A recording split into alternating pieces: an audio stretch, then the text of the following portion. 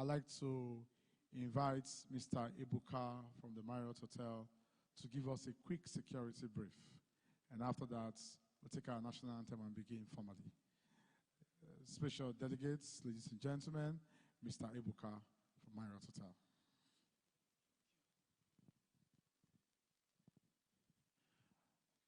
Good morning, ladies and gentlemen. My name is Ibuka Miracle. So this safety brief is just to make us know that the safety measures we've put in place in Lagos Marriott Hotel for this event. Welcome to Lagos Marriott Hotel, located in the heart of Joelogunaike, 122 Joelogunaike. During the course of this event, you should hear the sound of alarm. There's this sound of alarm that do come up sometime, and we have the smoke detector here. It comes up. So when it comes up, please, you are advised to evacuate the building. So during the evacuation, we have the ERT team. They call them the emergency rescue team. They come to brief you to know if you are to re-enter the building or to stay outside. And during the course of the alarm, when it's sounding, please, you're advised not to enter the elevator. Because when this alarm is sounding, the elevator goes offline. So you're not advised to enter the elevator. You have to use the exit door and find yourself outside to the muster point. All these doors here are all exit door, and they're also fireproof doors also. So we have the restroom. You have to use the restroom. The restroom is behind you there. There is one also here at the back. So the restroom is also for male and female, while the one behind you is also for male and female. So we have many equipment put in place just to fight this fire. We have the fire curtains, we have the fire extinguisher, the fire break glass, and also the fire hydrants. The Lagos State Fire Safety we're allowed to use. Okay, during the course of this event, we also have the backup of the in-house police. We also have the Area F police not far from us, just 1.1 kilometer over here. So when we have issues that we can't fight on our own, we also invite the Area F police to come and assist us. And during any medical emergency, we have the Duchess International Hospital not far from us also. They come to assist us for any medical emergency. So lastly, and this one is for our personal belongings, because I do say things about this, because here we don't have cameras inside this place. The cameras we have here is just the media guys. Please, we are advised to, when you're going out, please go out with your bags. Don't leave it for Mr. A, don't leave it for Mr. B. Please, we advise you to go out with your bags, go out with your come in also. And if you are going to the restroom, please don't be fast to leave the restroom. Always search yourself before you move, because we have many incidents, people forgetting phone. After the whole investigation, we find out that another guest is going out with the phone. So the one that happened last week, they met in the event. After meeting, connecting, just help me hold my bag, let me use the restroom. The guests moved with the bag. Despite the connection, the verticrates, they have their numbers. Trying to reach the guests, we could not go through. The number could not go through. So please don't leave your bag, even though you came with your friend. You know, devil have a way of doing his own thing. Devil have his way of doing his own thing. Please don't leave it for Mr. A. Go out with your bag, please. Thank you. MC. Thank you.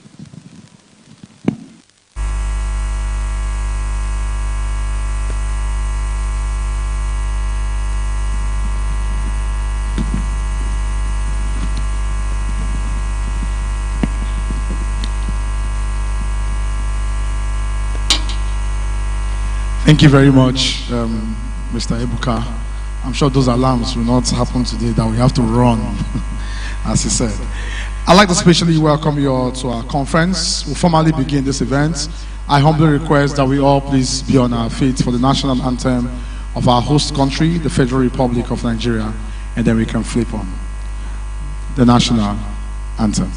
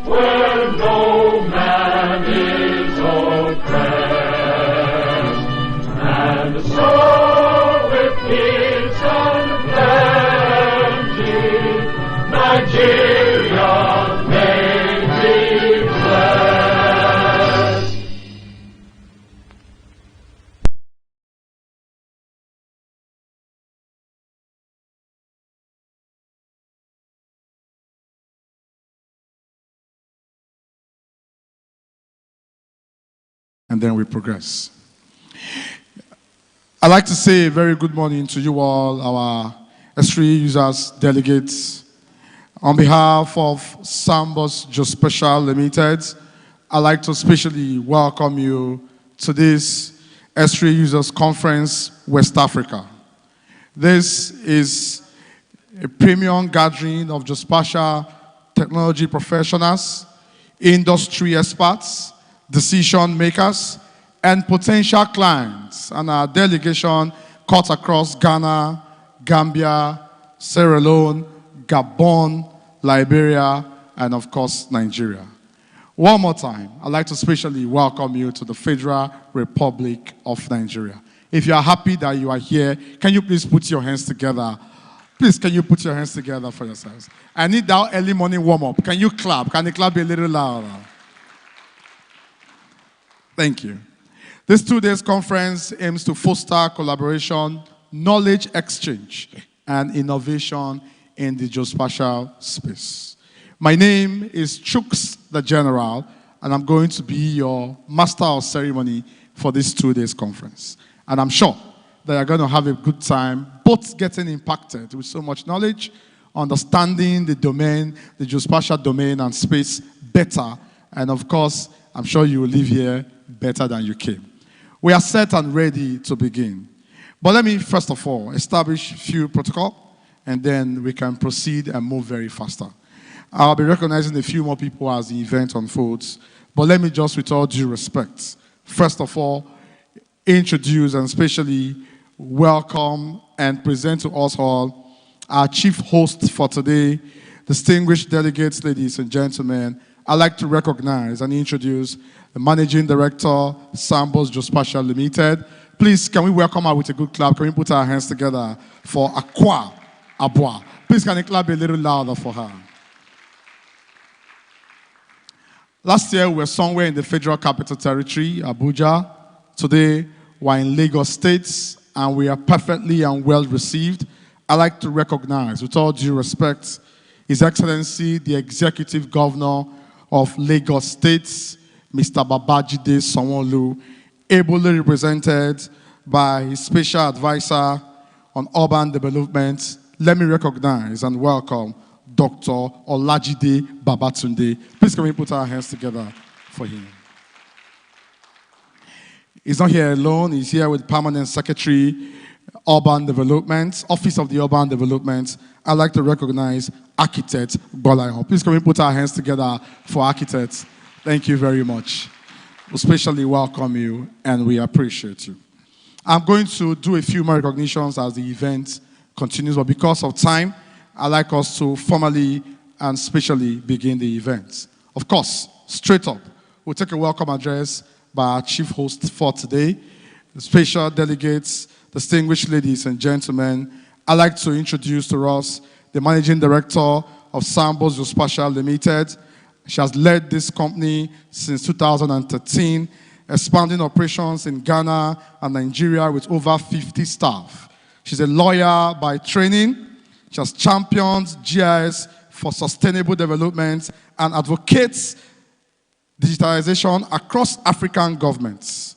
She's known for her values of integrity, innovation, and fairness. She also supports women, youth, and community initiatives. Distinguished delegates, ladies and gentlemen, I'd like to welcome to the microphone for our opening remark, Akwa Abuaba Abua. Please can we put our hands together for her? This clap will be 10 times louder. Please can the clap be a little louder for her, ladies and gentlemen?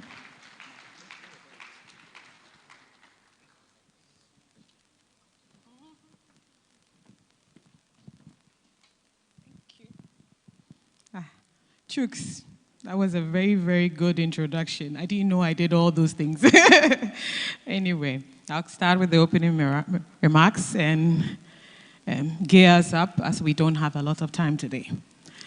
Good morning, the Executive Governor of Lagos, the Honorable Controller General of the Nigeria Customs Service, the Surveyor General of the Federation of Nigeria, the Director General, NASDA, the Executive Governor of Ekiti State, the Lagos State Commissioner, Ministry of Commerce, Cooperatives, Trade and Investment, our Esri team from Dubai, Karim and Adele, partners, customers, distinguished guests, friends, all protocols observed. On behalf of Sambus Geospatial, in collaboration with our global partners, Esri and Trimble, I warmly welcome you to the Esri User Conference West Africa 2025. We're truly honored to host you here in Lagos for this important gathering of geospatial professionals, innovators, and decision makers. Last year by this time, I think we were in Abuja, and it was an excellent conference. This year's theme, Envisioning Tomorrow, Geospatial Innovation Shaping Our World, reflects the urgency and opportunity of our time. Across West Africa, geospatial technology is no longer a niche tool. It's crucial to solving critical challenges in urban planning, agriculture, climate resilience, defense, energy, health, and governance. The statement, the science of war, is a phrase that calls to action, the ability to transform data into actionable geographic insights that improve lives, alleviate hunger and poverty, and drive sustainable development. For us at Sambus, our mission is, and continues to advance the use of geospatial technology in West Africa. From our beginnings right into our expansion into Nigeria and other West African countries such as Gambia, Sierra Leone, Liberia, Gambia, Equatorial Guinea, and all the other West African countries that we look to go into. We've remained on our commitment, which has remained the same, to empower governments, businesses, and communities with solutions that foster smart decision-making and resilience in our ever-changing world. Our values continue to be the same: commitment to our customers, honesty in all our dealings, respect for all our stakeholders, innovation across the West African terrain, service in exceptional quality, and trust for all sundry. Beyond technology, what brings us together today is collaboration. No single organization or sector can achieve transformation alone. This conference is a platform to learn from one another, share success stories, explore new innovations, and build partnerships that carry us forward and allow for data sharing among organizations for efficiency. As we begin the next 2 days of knowledge exchange, workshops, and networking, I encourage each of you to be open, to engage, and to envision how your work can help shape a better future for West Africa and for the generations to come. Let me take this opportunity to thank our partners, our sponsors, and every one of you here for being a part of this journey. Together, we are demonstrating the power of geospatial innovation to create lasting impact.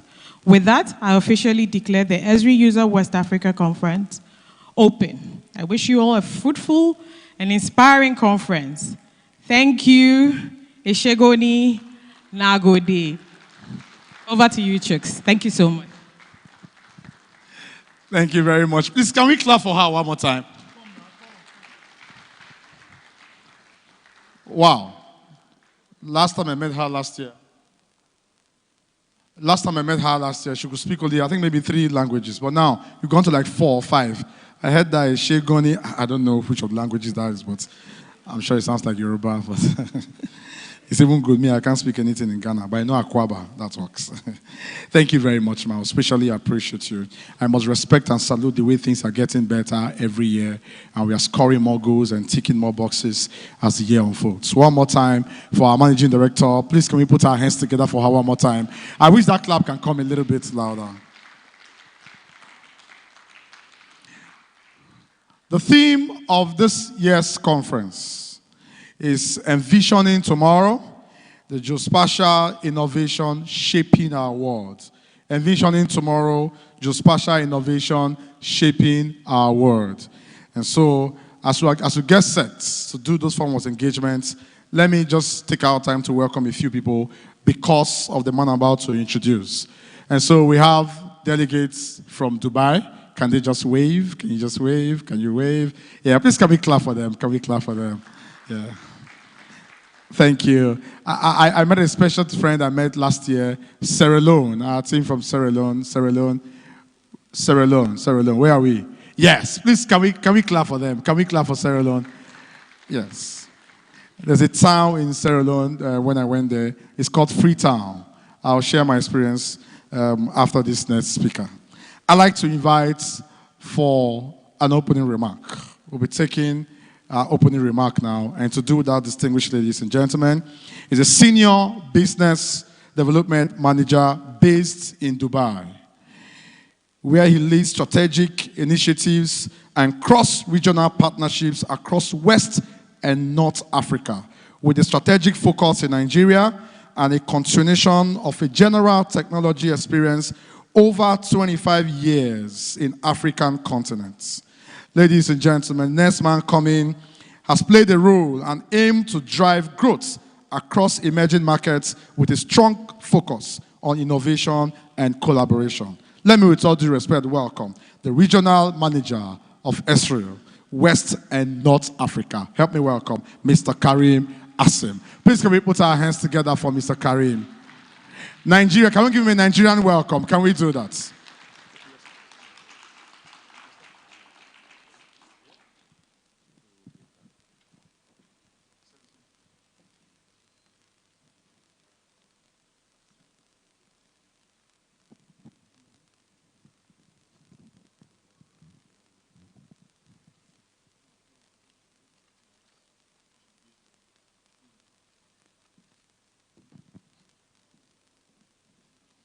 Okay, while that is tidying up, let me just quickly share this. So, our guys from Sierra Leone, I want to give you a special welcome. I assure you that I, as a person, not Sambus, I owe you a special gift. So, while we're tidying that media thing very quickly. So, Sierra Leone, can we wave one more time? Sierra Leone, can we wave? 1, 2, 3, 4, 5, 6. The 6 of you.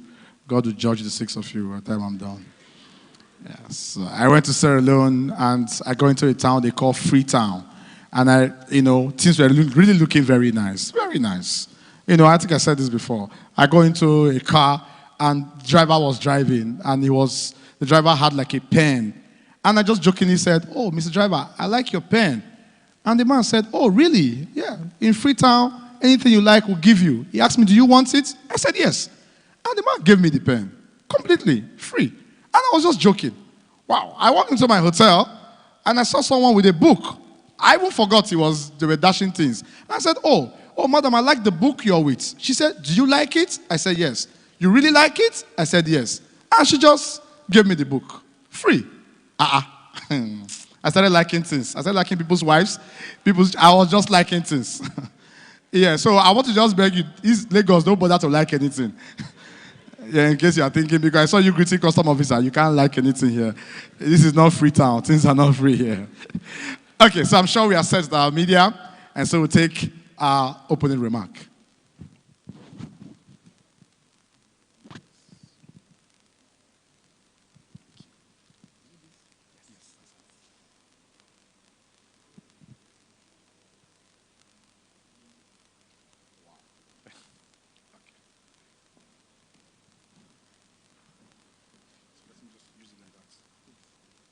And I can use this, huh? Yes.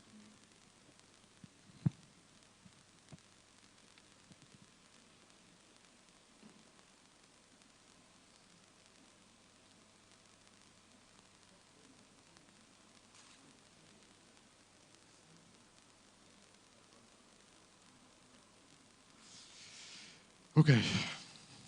So, good morning. Welcome, everybody, to the second version of the UC. It's always exciting to be around in Abuja, in Lagos. It's always exciting to be in Nigeria, and this is one of the important countries that Esri is focusing on. So, because of the continuous innovation, continuous mentality of adopting GIS in general. So, again, thank you for being here. It's always a pleasure to be around. Me and my colleague Adel were around, so we're happy to collaborate with you, get in contact with you. If one needs anything, any support, any query, we're always here to support you. And of course, thank you for Sambus team. Thank you for Akua for everything. Thank you for this good preparation. It's always a good thing to be around. Thank you. Okay, so again, and this is the purpose of having user conferences across the globe. So, Esri have been always looking forward into having its users, people that are interested into GIS in the main user conference in the US, and this is happening every year. Yet, Esri have decided to have Esri user conferences or user conferences localized, so running into specific countries. This is why we started with the user conference last year here in Abuja, and you will find that we are running several and multiple user conferences across the region that we're serving. So the region from Esri is looked at from our office in Dubai. So me and Adil we're based out of Dubai, and definitely we're moving around to serve so our customers. Focusing on West and North Africa, and again with a special focus on Nigeria. So the purpose or Esri is always looking into having these user conferences in multiple countries around the globe, because our philosophy is to have people around, to be able to collaborate, to be able to share experiences, and to be able to have the relevant connectivity when it comes to having sharing experience and learning from each other. So this is again what Esri is looking for. For you who have been in the user conference in the US in San Diego, this is the main theme, is to definitely learn about the new innovations that are happening from Esri, and also learning from different experiences for users that are using Esri platform. So Esri is having a global footprint. Esri have been founded in 1969. So we've been there for quite a long period of time.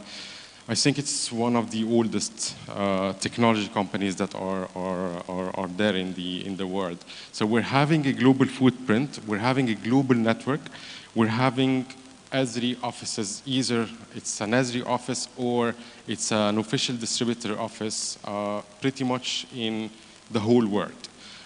So we're there. We're expanding our network. We're expanding our partner network, and so on and so forth. Esri now is serving over 10 million users across different industries. So approximately 30,000 businesses, 12,000 colleges and universities, more than 8,600 utilities, and so on and so forth. So we're there, we're growing, we're expanding. We're even innovating in our portfolio and our product portfolio. Nearly 30% of Esri's revenue is being placed in research and development. So, and this is something that is a mandate on Esri. So we're showing 30% of our revenue into innovating into having new features, new functionalities across our products and our infrastructure. So the mentality about mapping is to provide common ground into common ground into considering all the factors that are around a platform or an infrastructure. So taking into consideration the social aspects, the economic aspects, the environmental aspects, by grouping them into one infrastructure, not necessarily consolidating them, but grouping them, grouping the data, understanding the complexity, understanding how we can analyze the data that are around all these factors, so that we can understand the patterns, discover the relationships, and be able to take decisions. In the coming, so across today and tomorrow, there will be several tracks, several presentations for you to relate and for you to understand how we can integrate things, how can discover data, how can analyze data, and so on and so forth.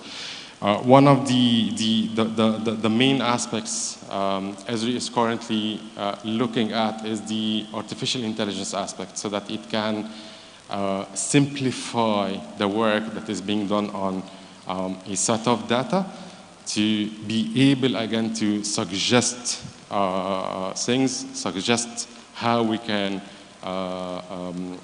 manage the data that we already have, and how we can take decisions faster and faster.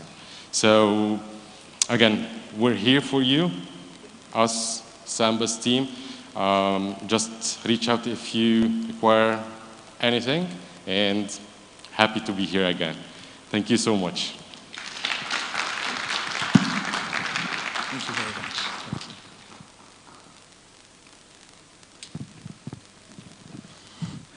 Thank you very much, sir. And always a pleasure to have you and to have you in Nigeria. We are going to try to move as quick as possible. So I've decided to just put together my protocol and be introducing them as they come for their speeches. So I'm sure you're seeing some powerful men I'm not recognizing, but because I know they will come for speech at some point, I'll do that. But let me just recognize very quickly one face I always see in this conference, a great supporter, an amazing gentleman, one of the most intelligent and creative people we have in the leadership space in Nigeria. He is Surveyor General of the Federation. I'd like to welcome and recognize Surveyor Adeyemi Abdulgani. Please can we put our hands together for him?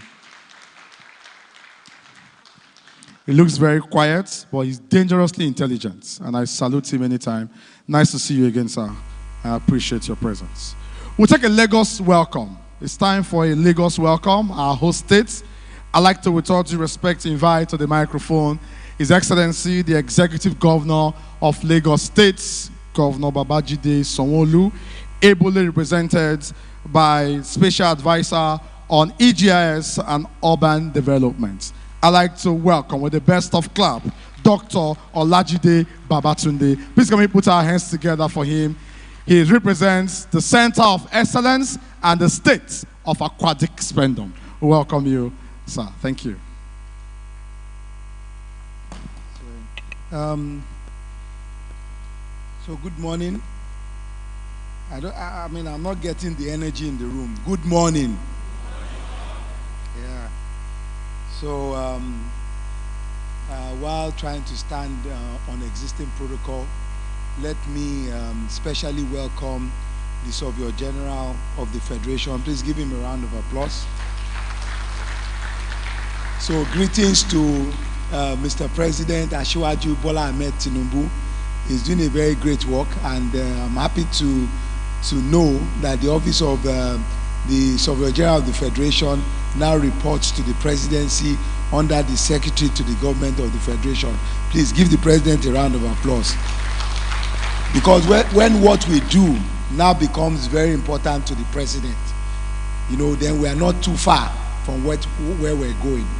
Also permits me to welcome the Permanent Secretary, the Office of Urban Development, you know, who has joined me here today, Architect Oluwagbolahan Owodunni Oki. You know, he's the Permanent Secretary and also the Onilegbale of Lagos. Surveyor General, so there's no way you will not need the Onilegbale of Lagos. So this is the Onilegbale of Lagos. Please give him a round of applause. The MD of Sambus, you know, you are doing a very, very great job. You know, and I've known about Sambus for a very long time, and I've come in contact with a number of your staff. I'm meeting you here today. Please put your hands together for the very beautiful Managing Director all the way from Ghana. You know, you are also, I'm welcoming you on behalf of yourself. You know, I mean, just to say a little bit, I was telling Architect Oki, I said, you know, Esri, because I'm coming to Esri now. Esri is a company that is founded together by the United States government and Jack Dindemond, but it became fully a company wholly owned by Jack Dindemond after a number of years. You know, I mean, we've had that it was created in 1969, but it will interest you to note that that company, you know, the founder of that company and the father of the MD of Sambus are very good friends, and they went to school together. So you see the relationship between Sambus and Esri, I mean, it's a very, very long time coming. So that's the relationship between Africa and the America. Please, can you give a round of applause to both companies? To the regional manager of Esri, who sits in Dubai, you know, and I mean, both of you have come all the way from Dubai. We welcome you to Nigeria. This is the first time I'm seeing you in Nigeria. I know a number of times Peter Ritchie, you know, has always gone to Dubai to represent us and also represent himself. Unfortunately, I've not been able to travel to Dubai to see your office from the time Caxton was there and to this period that you are now the one who is sitting down there together with the staff. You know, I think you brought Esri closer to us, you know, by moving to Dubai, you know, which is not too far, and also making sure that the president with Sambus, you know, is further sustained. You know, and then to every other person who happens to be in this room, because the MC, who is a general, has not given me all the names of the people that we have. The general decided to keep the names to himself. So I recognize everyone. You are all very, very important. And my duty here is just to give you the message of Mr. Governor. But before I do that, can we all just give a round of applause to ourselves? I was invited here, you know, as Olajide Abiodun Babatunde, you know, special advisor to the Governor of Lagos on Enterprise, Geographic, Information Service, and Urban Development. But a few days ago, you know, when I saw the manifest, you know, it manifested that I have to represent the Governor of Lagos State, Governor Babajide Olushola Sanwo-Olu, at this sitting. So I'm here not in my capacity as Jide, I'm here in my capacity as another Jide, who is Governor Babajide Olushola Sanwo-Olu. Please give him a round of applause. The last time I was sent on an assignment like this by the governor was in 2021. You know, I've gone to so many assignments, but you know, like this one, which is about technology, because you know, we also have a commissioner for science and technology. So when anything happens to be an event that is science and technology, then Tubos Walake will go. You know, but when it's something that has to do with spatial data infrastructure, the technology, the software, you know, the people, then the governor will send me. So the last time we had an event like this in this state, where the governor was invited, was when the Geospatial Society of Nigeria, also supported by Peter and a couple of other people, decided that they were going to bring all of us together at Intercontinental Hotel in 2021. It was a beautiful program. You know, the governor was given a special award and recognition. I mean, I see him putting on his table. Because what people do not know is that Governor Babajide Olushola Sanwo-Olu is not just a governor. Governor Sanwo-Olu is a surveyor. Are you aware of that? Are you aware of that, Surveyor General? You know, he's a surveyor. He's not just a surveyor, he's a businessman. Because he's a businessman, he's a banker. He worked in the bank and rose to becoming the treasurer of a big bank in Nigeria at the time. You know, he's also someone who embraces technology, because together with himself, with his friend, you know, they founded a company, and he sat in that company until when, you know, he came back to government, you know, to become governor of Lagos State. He's also a developer, because whatever we're doing here has to do with development, and that's why you see that he has asked the permanent secretary of the Office of Urban Development, you know, to be here with me. I was expecting my sister Folashade Ambrose, who is the commissioner with a lot of portfolios. I don't even know if I can remember everything, but she's in charge of cooperatives, investments, and so many other things, you know, and commerce. And so, I mean, there are like 4 different things wrapped up in one. You know, she's also like a very, very intelligent lady. I mean, it's good that you recognize us in Lagos and you have invited us to this August occasion, which is now not happening in August, but in September. So, I don't have a prepared speech, because usually what happens is that the governor will give you a speech to read. But because of the heavy rain, you know, I couldn't stop by my office to pick up that speech and read it. If I had to go to the office first in Alausa before coming here from the island, I will be late, and I would not want to be late to an assignment like this. So it's a beautiful day in Lagos, and Architect Oki has told me that anytime that he wants to do great things, it must rain. So for it to rain today, that means that in Konla Lanshe, you try to speak Yoruba, you know, so I don't know, maybe somebody will interpret that to you, but really I'll just tell you we're doing great things here, and we should give ourselves a round of applause. Surveyor General, for you to have a computerized land cadastral, all land must be mapped and surveyed. That is the first thing that we need to do. So we see the reason why the Office of Surveyor General of the Federation has now been moved to the presidency. Because when you understand that what we do, the answer is really what holds the country together. Like I say, surveyors, planners, architects, all of the people that design the space in which we live and define, you know, the building codes that we use. These people are very important. I hope that maybe one day all the ministers that are in charge of housing and urban development and all of that, I mean, they would work more closely, with the presidency, because the presidency needs to also work closely, with the state government. I saw when the president gave a speech at Dangote commissioning, when he was commissioning roads, he said that we should work with the office of the Surveyor General of the Federation on all the given setbacks. I remember that, the given setbacks.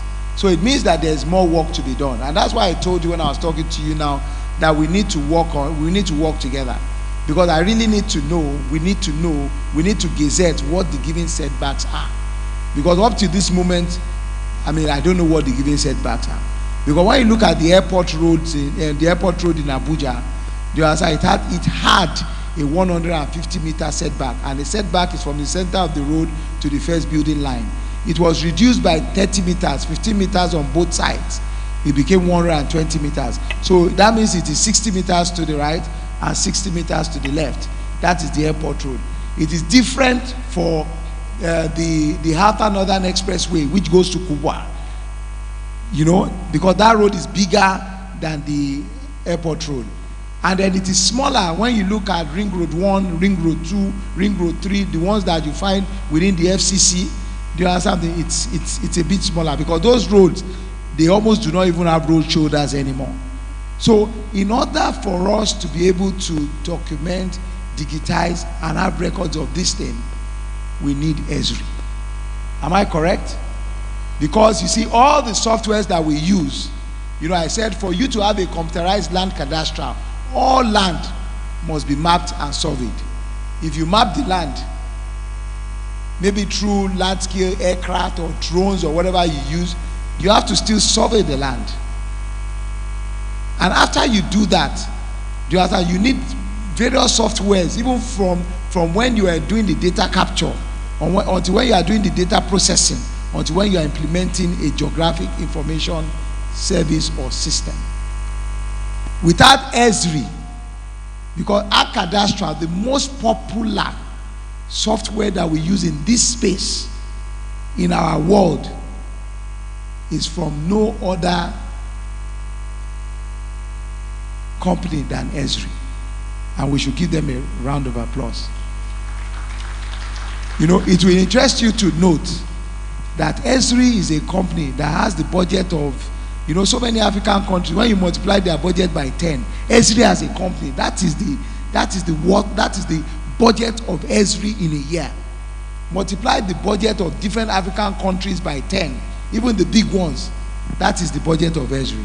So I was expecting when I got here today that I was going to see a room that was overflowing with people. I wanted to see people standing, because we need to understand that these are the companies that we really must work with.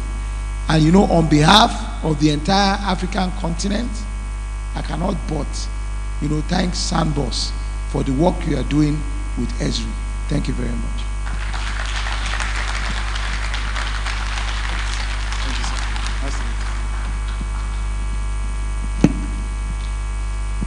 If this speech was given in my village, the clap would be louder than the one you gave. Please, can we put our hands together one more time for the very wonderful special advisor to the governor on EGIS and urban developments. Thank you.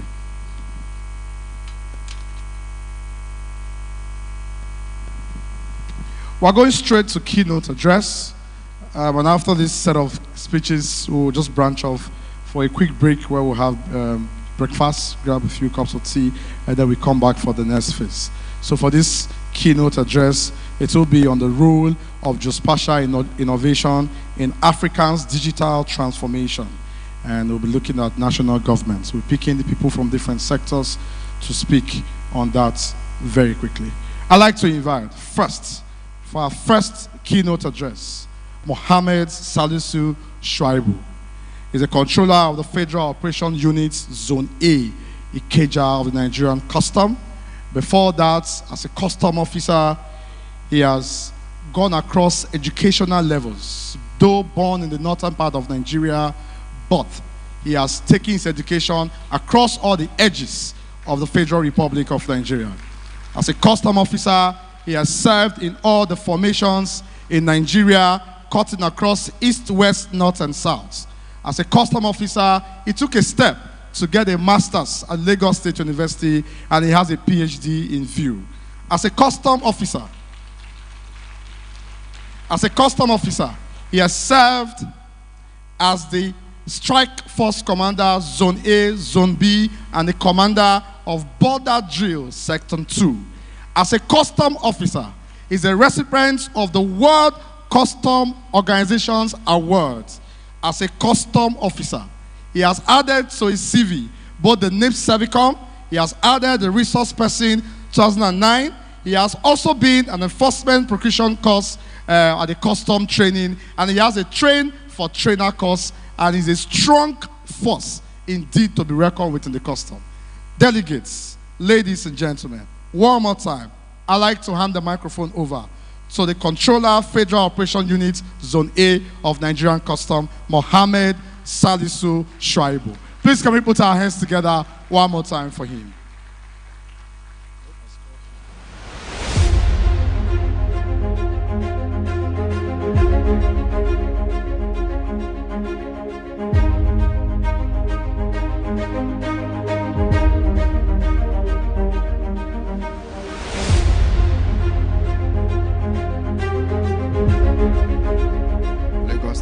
Ably represented by Special Advisor to the Governor, the Surveyor General of the Federation. Permit me to stand on already established protocol. The apology of my CGC, who is unavailably answered, but attending some other official engagements on behalf of the nation. My name is Controller of Customs, MS Shuaibu, that is Mohammed Salisu Shuaibu, Controller Federal Operation Unit Zone A, Ikeja, Lagos. Distinguished guests, colleagues, ladies and gentlemen, I'm excited to deliver a keynote address on a topic that is transforming operations across various sections in Nigeria. In 2024, at a major conference in Santiago, the Controller General and his team highlighting how geospatial technology is revolutionizing governance, security, and border management.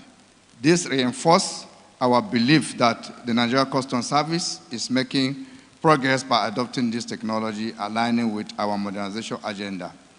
The Nigerian Customs Service has made significant progress in utilizing geospatial technologies.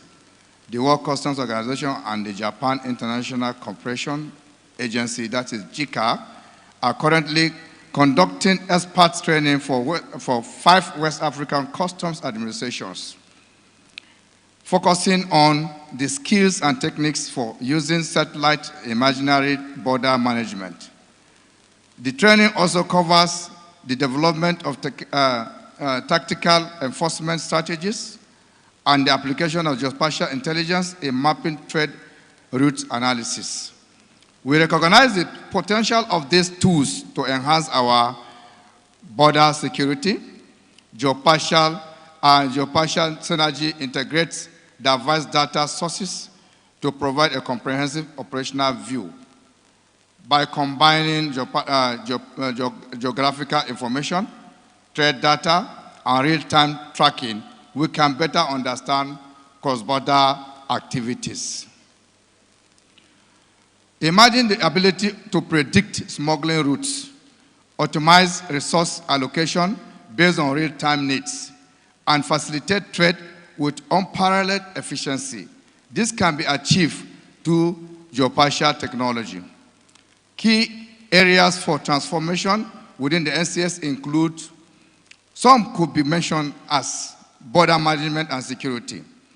This could strengthen most of the activities and operations that we carry out when this geospatial is inculcated into the system. Then we can also mention the trade facilitation. We try to look at that in order not to hinder the facilitation of trade. We try to make to streamline trade and then make it easier for UB operators. Then risk assessment, we can profile that, not trying to make things cumbersome for those who are coming into the trade industry. Then again, we can as well allocate resources to where we're supposed to, instead of looking at combining all other forces. But when you allocate your trade, you improve the development of personnel and equipment. Then we collaborate beyond the NCS. The collaboration between NCS is vital. We must partner with other government agencies and customs agencies worldwide to create a unified approach to security and economic development. Our implementation plan includes standardizing data collection in short term and building a fully integrated AI-assisted platform in the long term, just like the one we're talking about, the Esri there. Then, we now look at, again, we must address challenges such as infrastructure limitations and data privacy. We are committed to maintaining high standards of data protection, and that could not be achieved without incorporating geospatial platform. The involvement of all stakeholders is essential. We invite innovative ideas from within the NCS and our private sector partners to help shape our future operations. I call on you to look into areas like defense, intelligence, summit for the West African sub-Saharan region, aimed at tackling insecurity along the Sahel. Together, let us envision tomorrow with geospatial and innovation and shape the world. I know Esra, you can do it. Sambus, you can also come up, because what is happening today, based on security and challenges that we are facing, not only in sub-Saharan Africa, but almost all over Africa. With this, your geospatial and then the Esri, we can do better. Thank you very much.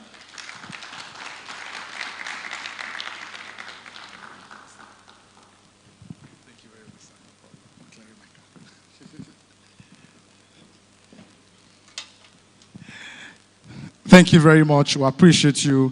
He spoke on this stage on behalf of the Controller General of Customs, Bashir Adewale Adeni, and he has spoken in his capacity. Please, can we put our hands together for him one more time?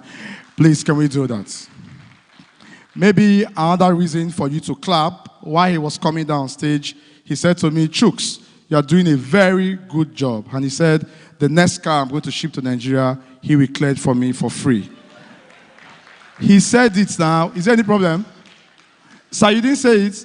Just say yes. Just help me say yes. Yes. Can you video him saying yes? I'll just go and ship one bulldozer coming. Thank you, sir. We appreciate you. We'll take our next keynote address. So we started our keynote address with Lagos State Governor giving us an opening in that. And when it gets to closing, I will serve you another governor. But before I get to that point, I'd like to now take the next keynote address.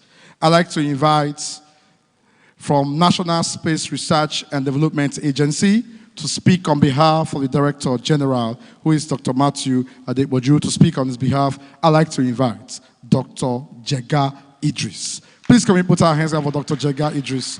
He will be speaking on behalf of the Director General of National Space Research and Development Agency. He's taking a walk to the stage. He deserves a clap to fuel his walking to the stage.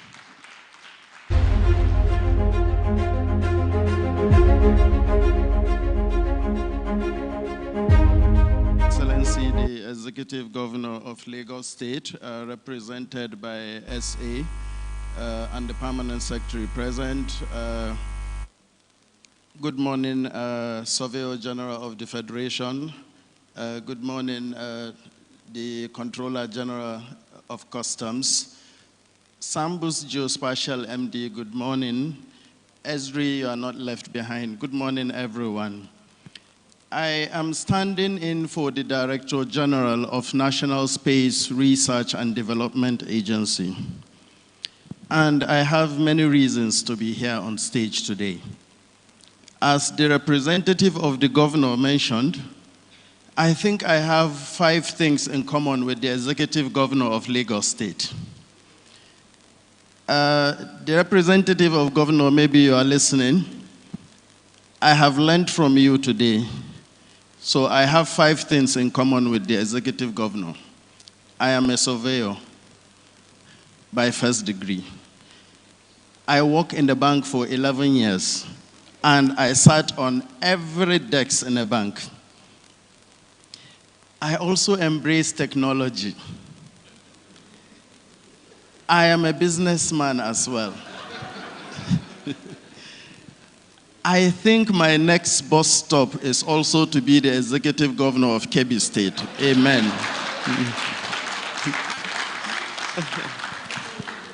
So, Sambus, I am not lost here. I have a master's and PhD in GIS. I also have an MBA. I am currently the acting director of Space Enterprise. You see where the business is coming in? At National Space Research and Development Agency. And I also double as special advisor on technical matters to the Director General of NASDA. So I will read his speech. I have his written speech. It wasn't raining when I left Abuja. I was able to pick it. So, good morning, everyone. I'm going to read the keynote address of the Director General of National Space Research and Development Agency at the Esri User Conference, West Africa, with the theme, Envisioning Tomorrow, Geospatial Innovation Shaping Our World.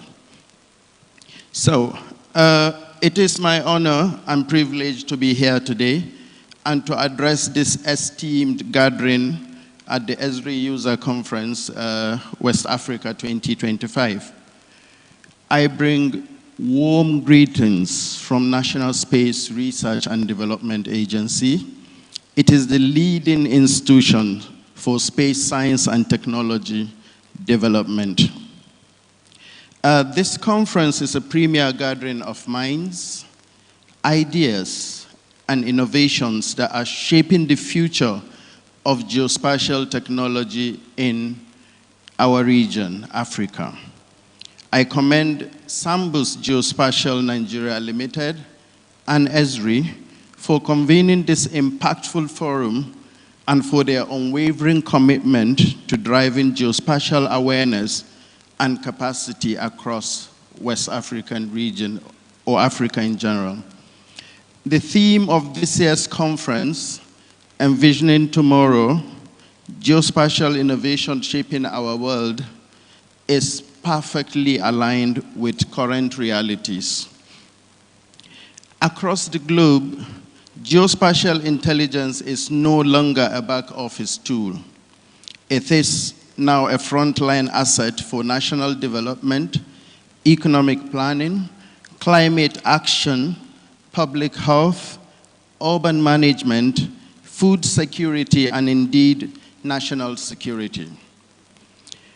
At NASDA, the space agency, we envision a future where geospatial and satellite data become core to every sectoral decision, a future where spatial thinking shapes how we build, manage, and protect our societies. In the last few years, Nigeria's space program has made significant progress in this direction. We have strengthened our Earth observation capabilities, invested in geospatial infrastructure, and deployed satellite technology to support disaster response, precision agriculture, environmental monitoring, and smart city initiatives. Our collaborations with MDAs, universities, startups, and private sector actors, many of whom are represented here today, continue to push the boundaries of what is possible. We are building platforms that not only visualize problems, but provide predictive insights and decision-making support that can transform governance at all levels. However, To truly envision tomorrow, we must act today. We must invest in geospatial literacy at all levels, from school curricula to executive decision-making. We must adopt open standards, integrate satellite data with AI and cloud computing, and encourage local innovation ecosystems. And perhaps most importantly, we must work together as governments, as researchers, businesses, and citizens to harness the power of local intelligence for inclusive and sustainable development. The future of West Africa, and indeed Africa, rests on our ability to turn data into knowledge and knowledge into actions. This conference is a vital step in that journey. Let me conclude by encouraging all stakeholders here to embrace the power of partnerships. The bridge between space and place, between the skies and the streets, lies in platforms like this. And in communities, lies in platforms like the Esri's platform, and in communities like this.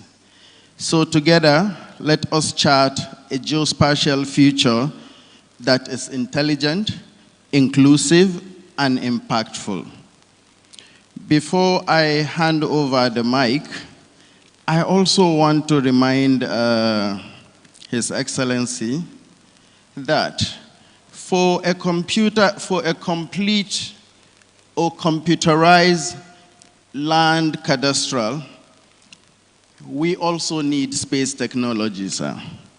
Thank you very much, and do have a wonderful deliberations.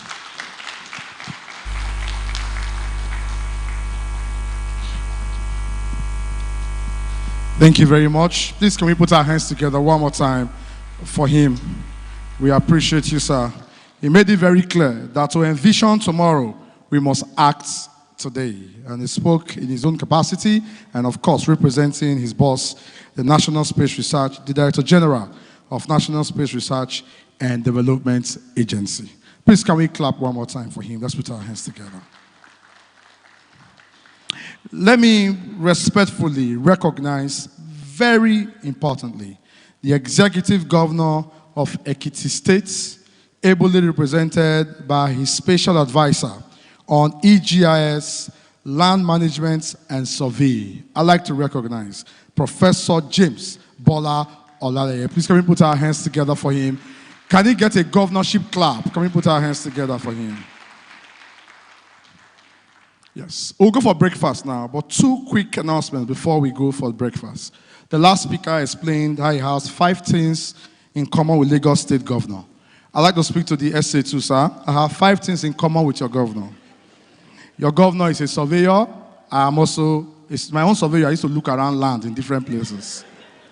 Your governor is a banker. He was a banker. I'd like to announce to you that I'm also a banker. I used to borrow money from the bank. Your governor loves technology. I love technology. I have a laptop. I have a phone. It's technology. Governor is also a businessman. I'm also a businessman. I'd like to announce that I also see myself as the future governor of Delta States. I'll be glad that you drop my message first before you drop his own message. It's very important. It's time for breakfast, but let me explain 2 things. First is that the breakfast will be quick, just like a cup of tea and grab something to eat, so we can come back for our main session when we're done with the breakfast. Second is that the movement will be very good and swift. So we have one exit door here, and so all our special guests, we just take through this exit door. We're going to allow them do that, the first row and second row. The controller has people behind, so with your team. So we'll have the first and second row just exit through this door, and then the rest of us will now use that door. Before I leave for breakfast, I'll be right back 1 minute.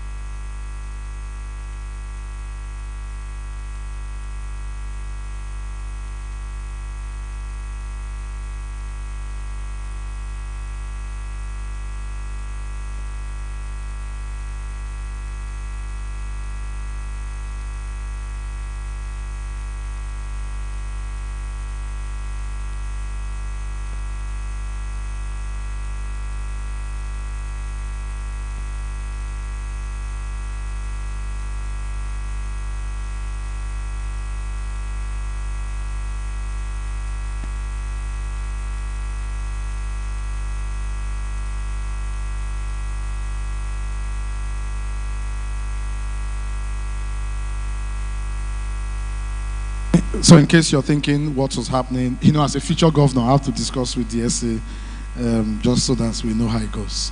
Okay, so breakfast is served, and just to let you know, something special will happen after breakfast. So I'd like you to be very eager to get back into the hall. Our first keynote address after breakfast is something very interesting, something we'll all be referencing, a person that you would love to hear speak to you. And so breakfast is served. The first two rows, we just use this exit door. I don't know who to say to lead us. So MD Ma, would you lead us to breakfast? So the first two rows, special advisor, Pam Sek, sir, the rep of the Ekiti State Governor, our controller, sir, and of course, Surveyor General will survey the meal. Custom will do clearance for the food. Ekiti State Governor will execute the food, and then we'll see how it goes. Then, the rest of the rows, let me explain how it's going to go. I have another door by that. I have another exit by that door, and then we'll go by that. So please, everyone will just go orderly according to our rules. So row 3 and row 4. Row 3 and row 4. Please, let's use the other exit door. Ushers, our hostesses, can you help me direct row 3 and row 4? Row 5, row 6, and row 7. Let's use the other exit door. I'd like us to please see how we can dash back into the hall as soon as possible. I see the reps of Nigerian Army. I need to come to you so that I can properly do that. Thank you for coming, sir. Yes. So we use the other door for row 3, row 4, row 5, row 6, row 7, row 8, row 9, row 10, accordingly. Thank you very much. In about 45 minutes, we'll be back for our next session. So let's get back from about 30 minutes so that we can catch up. 25 minutes, I wish to see you all in the hall. 25 minutes. Shout out to Edge, Mr. Edge Multimedia. God bless you all. Everyone for putting this together. Mike, if you like, be smiling. Edge for our multimedia sound and everything. Lights, digital podium, stage. God bless you, Edge. Let me also salute. Where's Emek? Okay, out of the hall. We'll be right back after this after breakfast. I'll come back to your face. 25 minutes. We'll be back. My name is Chooks the General. Thank you.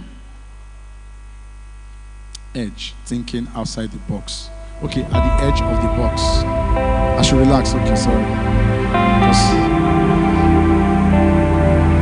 Please, Edge, help us to off this podium. Thank you. I like the sound. Let's go, sound.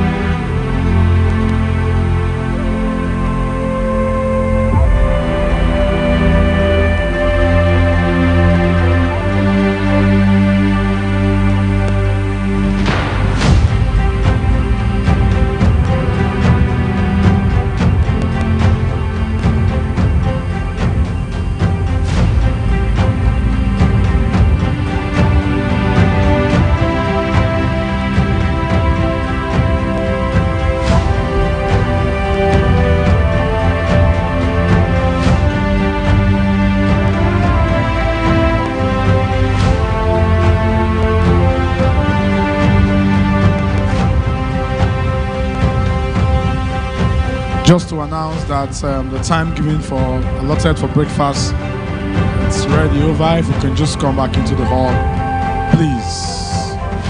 Everyone and anyone who can hear my voice, please. It's time for us to continue our conference.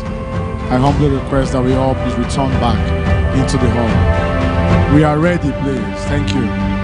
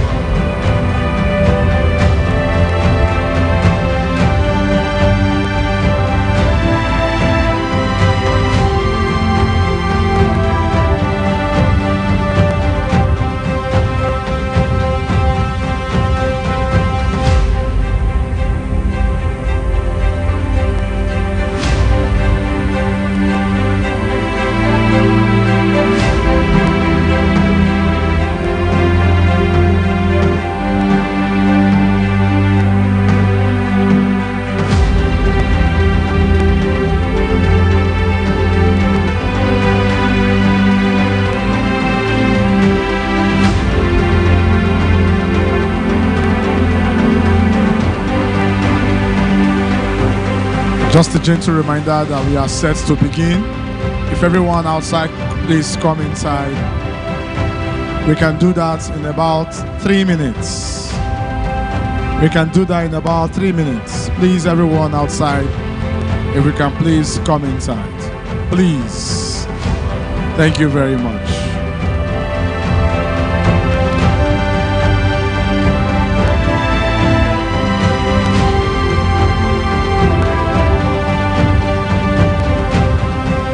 Gentle reminder, we are set to begin. If everyone outside could please come inside. Thank you.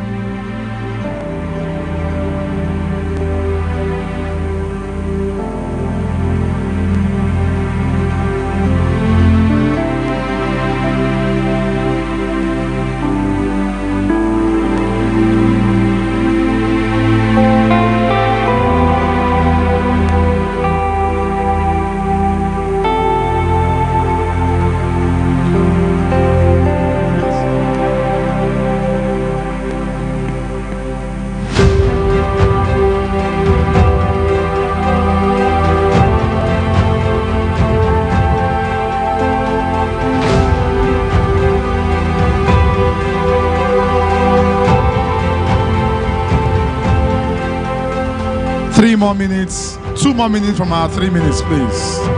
2 minutes means 120 seconds. Thank you.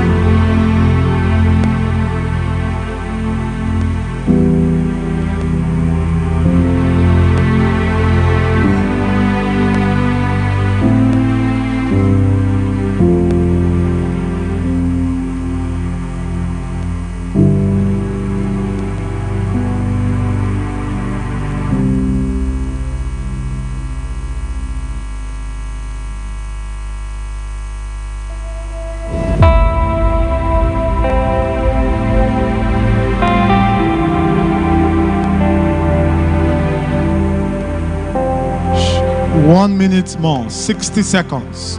Can everyone outside please come inside? Our hostesses can help us inform everyone outside that we are set to begin.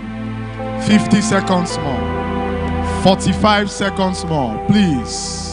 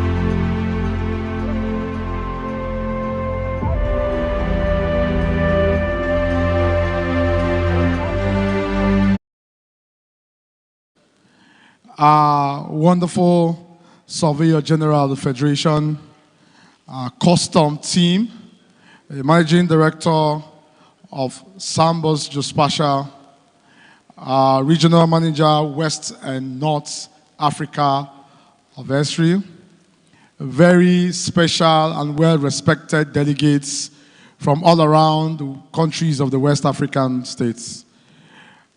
Wonderful guests, ladies and gentlemen. I'd like to, one more time, welcome you to the after breakfast session of our 2 days Esri Users Conference, West Africa. I will be inviting the next speaker. I'd like to say that this next keynote address speech will be done by a man that by every standard, I count this as a great privilege and honor to introduce him. He's a Surveyor General of the Federation. He's an accomplished professional and administrator. He has extensive experience in surveying and geospatial management. He's a dedicated team player. If you want to know what he brings on the table, he brings strong technical expertise, proficiency in survey software, and he has a commitment in service excellence and organizational growth. He is a fellow of Nigerian Institute of Surveyors. He is a fellow of the Chartered Economics. He is a fellow of the Northern Surveyors Forum. Very special delegates, distinguished ladies and gentlemen, I'd like to invite, with all due respect, the Surveyor General of the Federation. Let me invite Surveyor Adebo Abutugani Adeyemi. Please can we put our hands together, and can the clap be a little louder for the Surveyor General of the Federation? I thought he would get a little extra clap as he takes his walk to the stage. Let's do that together. Thank you, sir. Thank you, sir. The Shooks, the General, I want to say a very big congratulations on behalf of your team, and that is the media team. I want to sincerely apologize that my program is supposed to be for tomorrow, but we have to fast track it forward. And they're already calling that we should come down. But let's see how fast we can move and see how we do justice to this. The executive governor of my state, Mr. Babatunde Sanwo-Olu, represented by another Mr. Abajide. The executive governor of Ekiti represented my prof, those who are in the science of computing and programming. I want to say a big thank you, Alhaji Oki. I want to thank you for all you have been doing. I could remember an episode where you were relayed at Ikmori. I was laughing then. I said, yes, this is when we will know we are working. To so many people that have taught us, I still have one or two Professor Mojola here. I have one or two colleagues now who are professors. While some of us run away from UNILAG, they decide to stay and pin their tent there and say, no, you want to run away, we will stay here. I want to say a big thank you to the team from Dubai. I know it is now something that's a yearly reoccurrence. And to the team from Syria alone. What we are going to talk about today is going to be in two folds. We look straight into our eyes and we decide to see what is it that we want to give back to that society that made us what we are today?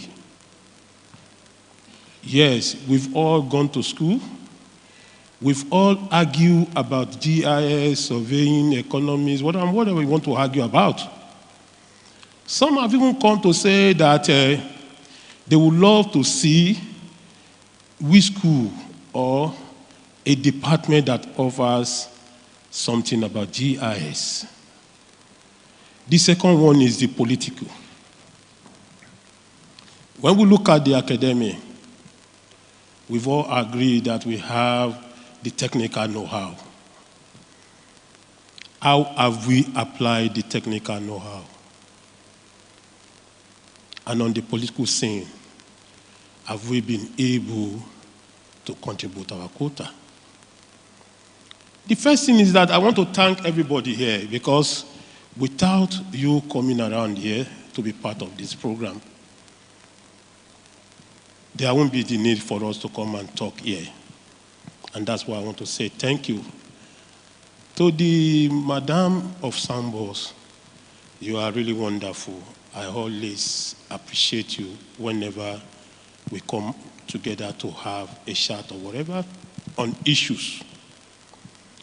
But to Africans, I really don't know what is our problem. I really don't know what is our problem. But we have so many erudite scholars that when you tell them to write theses, write books about GIS, you will read and it will be so much wonderful. But when it comes to implementation, we are not there at all. And I want to say that we've had enough of all these theses. It is now time for implementation. What can you do with GIS? What can you do with it, with the tool called GIS? Away from there now, it is an honor to be here to talk about this year's theme. How have we been able to reshape our mind to be able to face the challenges of the world? I want to believe that is what the topic is talking about.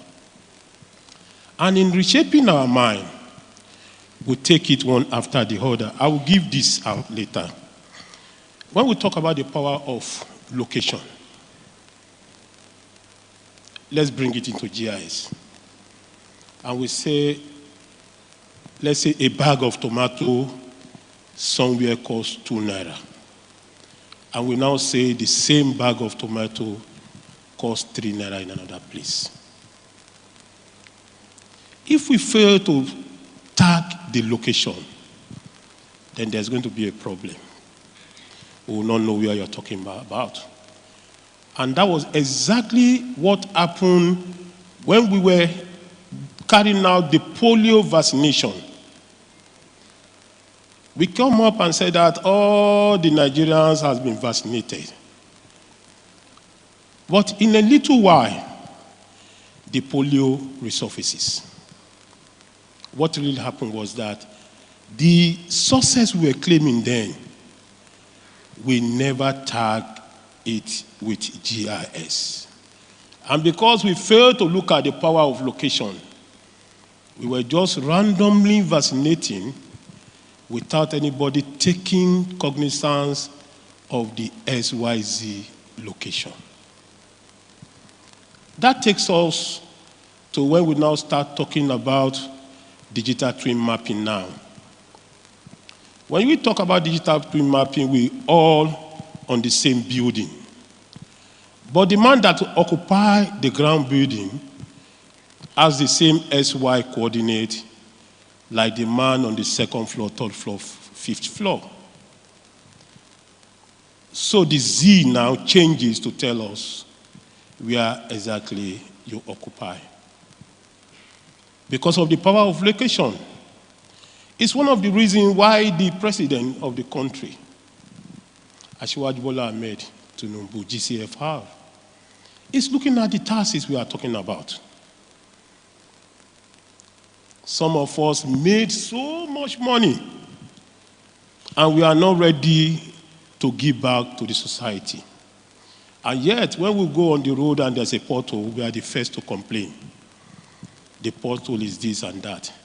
To the extent that the man that has little in his coffer is more taxed than the billionaires.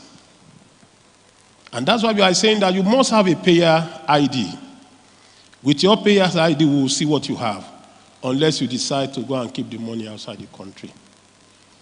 All these are the power of location in GIS. Away from there, we talk of the technology.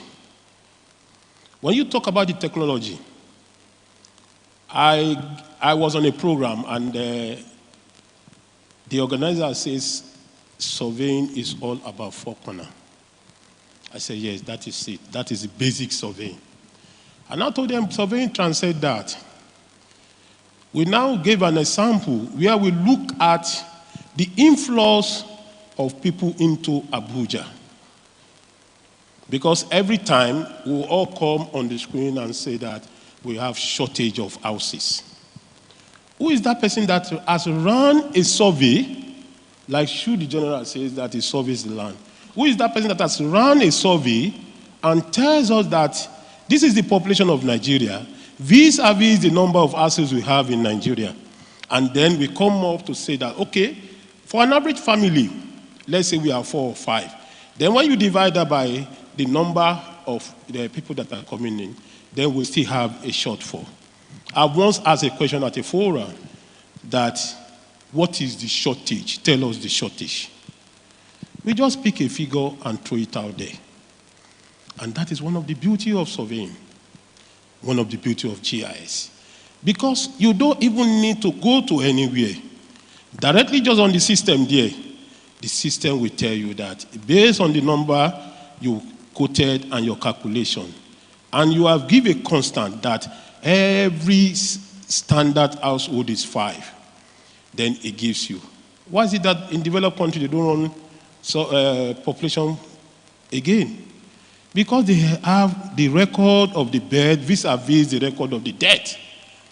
So all they do is they have a constant, and they now come to add or subtract that. And every year they predict accurately. They predict accurately what it is, the population of that country. So when you talk about smart city, I'm sorry, I still don't believe we have any smart city in the country. Like Oga said, that is the doing of GIS here now, in our midst. Have we been able to pick all the elements, be it the street light, be it the building, be it the road, and keep them on a server, and is easily accessible to each and every one of us? If it's easily accessible to each and every one of us, then on the click of the button, you can actually say, this is where I want to go to, this is where I want to be. I don't know if we have any GIS setup that can even tell us the number of street poles on this street. And these are some of the beauty of GIS. So, if we now talk of smart cities, we need to take everything that belongs to the state and sum it up and put it on a server. Like my brother said, this is now political. The problem with us in Nigeria is this is what belongs to me, this is what I generated, and I want to keep it to myself. Are we ready to share that data? Because that is one thing that is key. We must be ready to give out that data for decision making. If we are not ready to keep the data for decision making, after some time the data will lose its value. Because if somebody decides to come and break up a property he acquired and decided, let's assume it's a bungalow, you now put up a 3-story building there. There are two different things. We need to recapture that. So the data that you have with you, are you ready to release the data for Nigerians? Because the data was acquired using taxpayers' money. And that is political. If we are ready to leave the data for decision making, then it means on our part, both academically and politically, we have contributed our quota. So when we talk of smart city, we still have a lot to do. Something I don't know how we are going to go about it. Do we even have base map of where we are talking about? I was somewhere where they are talking about a smart city. And in talking about the smart city, I don't know, I just, out of curiousness, asked from the contractor that all these animations we are looking at, they are very beautiful. Where is he going to sit? I never knew I was going to cause chaos that day. And the governor gave a marching order that follow him. I want to see the base map. And the base map become a problem. Because they are not ready to tell the governor that if you still want to maintain this your GRA, just like we have OGRA here, you will need to pay heavily. So why not tell us that since we want to have a smart city, we need to go and look for a vacant land, now carry out all necessary, remove all necessary encumbrances on it, and have a base map. So we now find a way to throw this our design on it. So what the governor did was to cancel that project, because he later realized himself that he was being fooled. Because when you don't have a base map, and you didn't tell your principal that you will need to pay much of this trillion for you to be able to convert this place, the project will fail. So that is about then precision agriculture. We came with Operation Feed the Nation. They said we should have a farm at the back of our houses. We were not taught how to go into mechanized agriculture.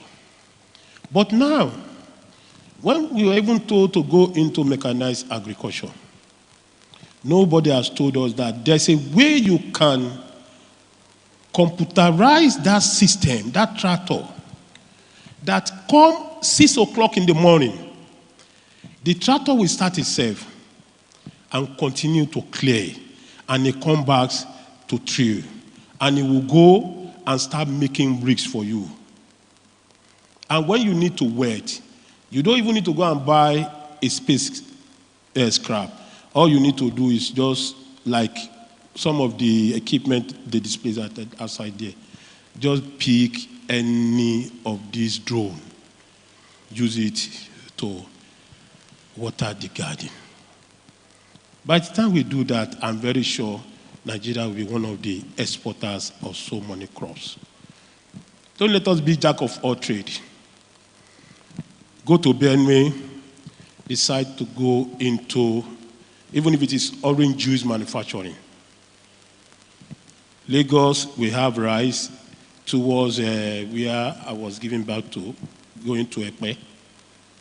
And I think that was why we have leek and Kebi rice. So pick a particular crop and face that crop squarely. It might interest us that when you go to Portugal, I have a friend, my lecturer says, we were lucky that they decided to join, what's it called? This European Union, EU.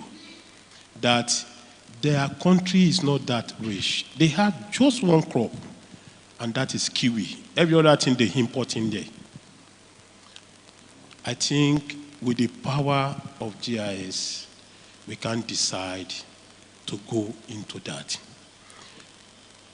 The security, I don't always like talking about security because most times they tell me, oh God, don't go and be talking about us again. So we'll leave security for those who are in charge of security to be talking about security.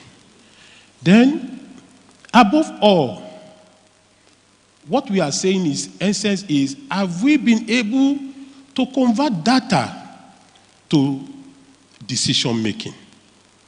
That data you gathered about hospital, that data you gathered about, electricity, that data you gathered about whatever you have gathered. Like, for example, now, if you want to talk about hospital all over Ikeja here now, you can query your data to the extent that you would say, tell us the number of hospitals you have here in Ikeja. You can decide to go further and say that, give me a buffer of hospitals within 10-kilometer radius. So what I'm saying in essence is that we should now apply solutions. We have more than enough data we have kept. We should start using that data to provide solutions. And one of the reasons why His Excellency the President decided to move the office away, when you look at surveying and mapping, we have a lot to offer. But have we been able to offer those solutions? No. So he now decided that, okay, if you have a lot to offer and we don't have much from you, come and be with me. So that when you move away, at least I will have been able to remove 60-70% of the problem disturbing you and hindering your performances. So that if you come to me, we will have enough time to be able to talk to one another. And once we are able to remove the bottleneck, then the administrative channels will be very easy for us to go through. So, as the Surveyor General of the Federation, I reaffirm the office's unwavering commitment to geographical innovation as a cornerstone of national development and resilience. And the office, we are glad we've been doing that in collaboration with Sambus, because Sambus and Esri, they are great partners. When we were shouting and we cried to them that we don't have the technical know-how, they offer free training to the office. Because there was a very great gap. Thank you, sir. There was a very great gap between the old and the new. And don't forget, there is no way you want to transform and people will not fight you. So when it comes in, just accept it like that, but don't lose focus. They are distraction. The moment you try to follow the crowd, please, the moment you try to follow the crowd, the moment you lose your aim. I could remember Mama used to tell us that when you go to the market, it is that person that you are buying from you face, because there will be so many noises around you. But the moment you try to see noise A, noise B, noise C, you will not be focused. And that is what we are doing now. That is what we are doing now. But we want to appreciate everybody. It is not only our effort, because there are some people that don't come outside to talk directly. But if they come in contact with somebody at the top or those who are in charge of the policies, they talk well about us. That is why I want to appreciate everybody. I want to say that we are open to collaboration. And in any case, there's no way you can do it alone. We have a challenge now. We have a challenge now. And the challenge was that we used the drone to map a sector of Abuja.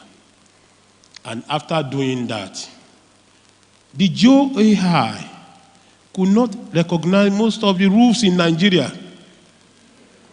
That's a great challenge. The GeoAI understood very well the roofs in most parts of Europe, America, and whatever. When we applied it, in fact, it gave us more work to do than digitizing directly. So we've been clamoring. It's a challenge 2 years now. It's a challenge 2 years now. We have a data, and we wanted to move, but the GeoAI is one of the hindrances we have now. We have tried. Some people said, no, we didn't train the GeoAI. We trained the GeoAI. When we finished training, it was able to do the same thing. We now say, go to Ibadan. He said he doesn't understand it. Because the roof pattern there was something nobody could understand yourself. So we still need to go into a bit of this science so that the GeoAI on its own will recognize an equal pattern. So it's a challenge we've been trying to see. Even if we have to come back and add maybe an octagon with a rectangular one, let it just give us so that we'll be able to move. So that's a challenge to all of us.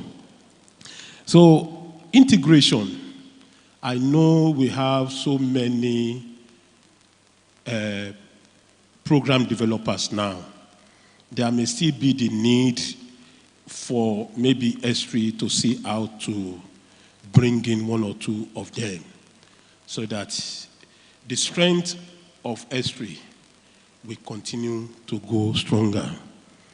So, a call for a nation. Now, under the call for a nation, we want to see results beyond production of maps. I am a surveyor. But I think I didn't know how you get to know. I am one of the members of Institute of Chartered Economists. And that takes us that most surveyors, away from surveying, you see us venturing into economy, law. In fact, we love law because of the amount of law we do while we're in school. So now looking at that, those maps we have, it's high time we start converting them. If you go into our office in Lagos, that man in charge of that place every time cries, "Oga, when are we going to convert all these things?" But I know we'll get there. I know we'll get there. Because that is one of the strengths of the office.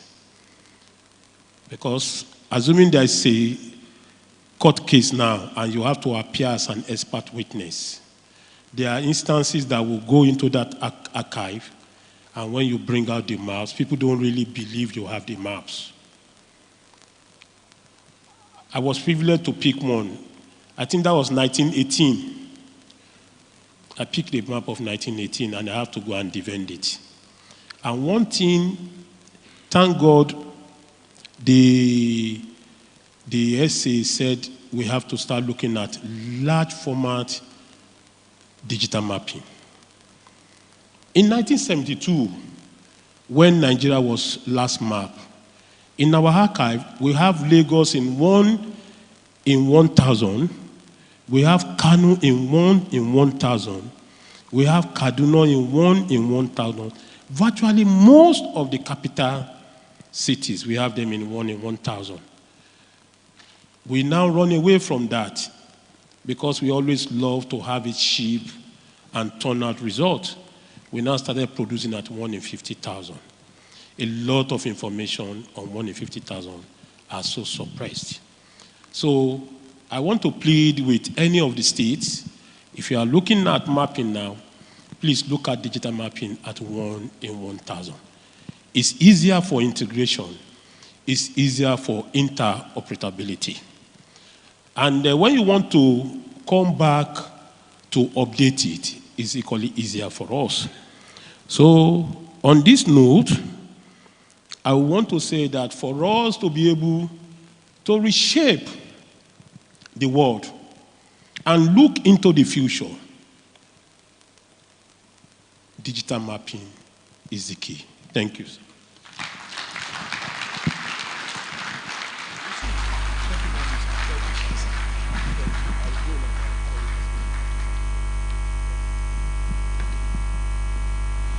Thank you very much, sir. In my opinion, that clap should come for him one more time.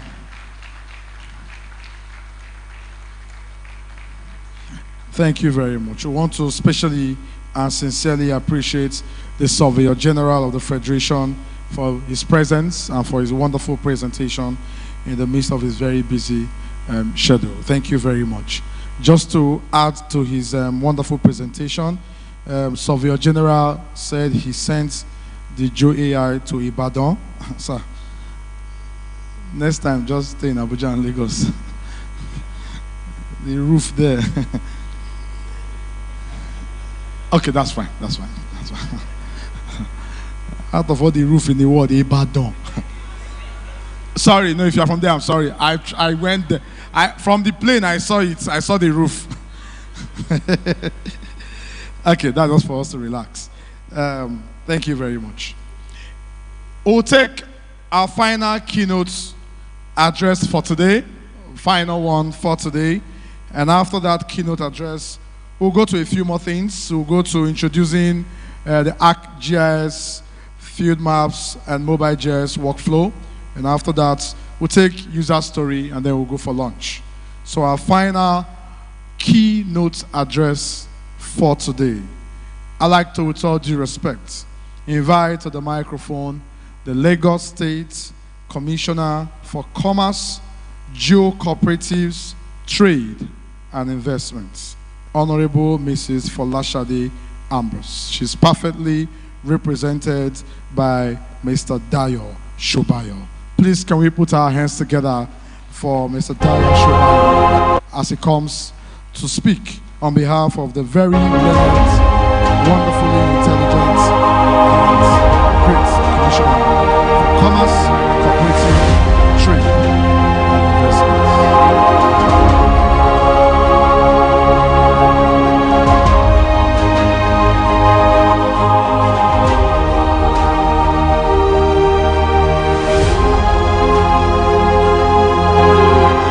As the Surveyor General of the Federation said earlier, GIS is the key to development. I quite appreciate that. And as well, it has broadened my horizon personally as a result. Thank you. I want to tender the unreserved apology of the Honorable Commissioner, Mrs. Ambrose, Bada Ambrose Folashade Kausarat, for unavoidably absent as a result of international engagement. Here I'm going to present a speech. Here the speech goes. It is a profound honor to stand before you at the Esri User Conference, West Africa 2025. On behalf of the Lagos State Government, I bring warm greetings and deep appreciation to the organizers, Sambus Geospatial Nigeria, in collaboration with Esri Incorporated USA, for convening this important platform for dialogue, collaboration, innovation. This gathering, which has brought together over 500 leaders, thinkers, and experts from across Nigeria and the sub-region, it is timely and vital. It is timely because the world is increasingly driven by data and intelligence systems. And it is vital because the choices we make today about how to leverage these technologies will determine the economic and social prosperity of our region tomorrow.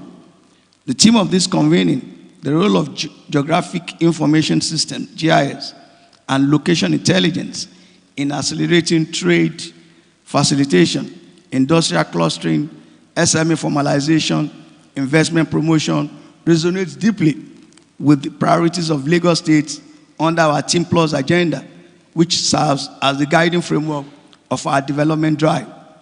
Lagos is Africa's commercial heartbeat, a mega city of more than 20 million people, a gateway to regional and global markets, and a land of boundless opportunity. Yet, like all vibrant economies, Lagos faces the challenge of matching its immense potential with infrastructure, innovation, and inclusive growth required to sustain its competitiveness. It is here that technology, particularly GIS and geospatial analytics, provide us with an indispensable toolkit. These technologies do merely produce maps, they produce intelligence. They enable us to see the invisible patterns of trade, identify logistical bottlenecks, optimize land use, guide investment flows, and above all, make evidence-based policy decisions that serve the people effectively. For Lagos, the deal flow and investment messaging remain key to positioning our economy as the premier destination for both domestic and foreign direct investment. For us in Lagos, deal flow and investment messaging remain key to positioning our economy as the premier destination for both domestic. In recent years, we've been deliberate in spotlighting Lagos' trade and investment agenda, strengthening export readiness, and building an incentives pipeline attractive to high-rent private sector players. But the question is, how do we accelerate this journey? The answer lies in geospatial technology. GIS help us model investment corridors, identify yield industrial zones, and design infrastructure around data-driven projections. It gives investors clarity, reduces risk, and provides the confidence that Lagos is not just a destination of potential, but a destination of precision. Equally significant is the role of digital commerce and our vibrant community of micro, small, and medium enterprises, MSME. MSMEs account for majority of our economic activity, driving job creation, innovation, and resilience. The use of geospatial analysis allows us to deepen formalization of this critical sector by mapping underserved markets, connecting businesses to efficient supply chains, and unlocking e-commerce opportunities through location-enabled services. For a state like Lagos, where logistics is a challenge, GIS already helping us optimize routes, reduce last-mile delivery costs, and link MSMEs to cooperatives that give them economies of scale. The digital economy, powered by geospatial analysis, is thus no longer a future aspiration. It is today's reality promise. Industrial policy and clustering from another pillar where geospatial systems are indispensable. Lagos is home to numerous industrial estates, special agro-processing zones, and burgeoning manufacturing hubs. Progress in these areas is not simply about putting factories together. It is about creating smart, data-informed ecosystems that ensure industries are optimally located, supported with reliable infrastructure, and connected to global value chains. With GIS, we are able to reap energy demand to renewable resources, align production with transport networks, and ensure last-mile infrastructure truly delivers. In fact, in partnership with private operators, Lagos has already begun leveraging geospatial insights to plan industrial parks in ways that reduce congestion, cut costs, and optimize productivity. Furthermore, public-private partnerships remain the backbone of our development strategy. By embracing data-driven collaboration, we can align Lagos Team Plus agenda priorities, which encompass traffic management, health education, environment, security, with capabilities of private innovators and global partners. The application of GIS in this context is both practical and transformative.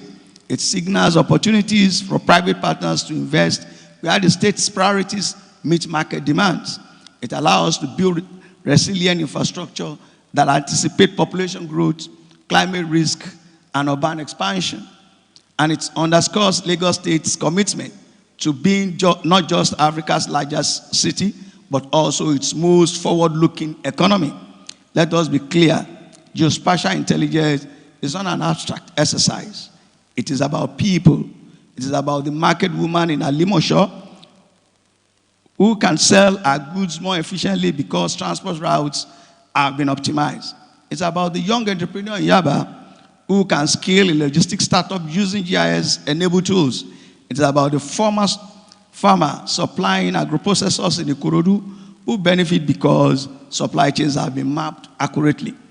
It is about the investor who chooses Lagos because data-driven decision-making reduces uncertainty. And ultimately, it's about the citizens of Lagos whose lives are enriched because their government embraces technology, not as a buzzword, but as a governance tool. At this point, it is worth reflecting on why all this matters, not only for Lagos, but also for Nigeria as a whole and West African sub-region. Our continent is not home to world's youngest population by 2050. Africa will be 1/4 of the global population. Urbanization is accelerating, demand for food, housing, and energy is rising, and the imperative of sustainable development is urgent. The traditional ways of planning, investing, and governing will no longer suffice. Only through the adoption of data-driven, geospatially enabled systems can we create inclusive growth, reduce inequalities, protect environment. Lagos, as a trailblazer, has a responsibility to lead in this regard, and we are committed to doing so. To the international community represented here today, I say this: Lagos is open for business. We invite you to partner with us as we expand industrial clusters, deepen digital commerce, and strengthen public-private collaborations. We are prepared to provide you with the data, the policy frameworks, and the incentives necessary to de-risk your investment. Our goal is not merely to attract capital, but to build partnerships that create long-term value for all stakeholders. And this is GIS. It's not just a tool. As I said earlier, it is the language of our collaboration. To our Nigerian and African partners, the message is equally clear. Collaboration is our strength. The challenges we face, whether in logistics, energy, urban planning, do not respect state or national boundaries. By sharing data, harmonizing standards, investing jointly in geospatial infrastructure, we can transform our region internationally, globally competitive, of commerce and innovation. In conclusion, Esri User Conference West Africa 2025 is not merely an event on the calendar, it is a milestone in our collective journey towards intelligent governance, sustainable development, and inclusive prosperity. As Lagos State takes the podium today, we reaffirm our conviction that technology and data, guided by vision and partnership, will continue to position Lagos as Africa's powerhouse.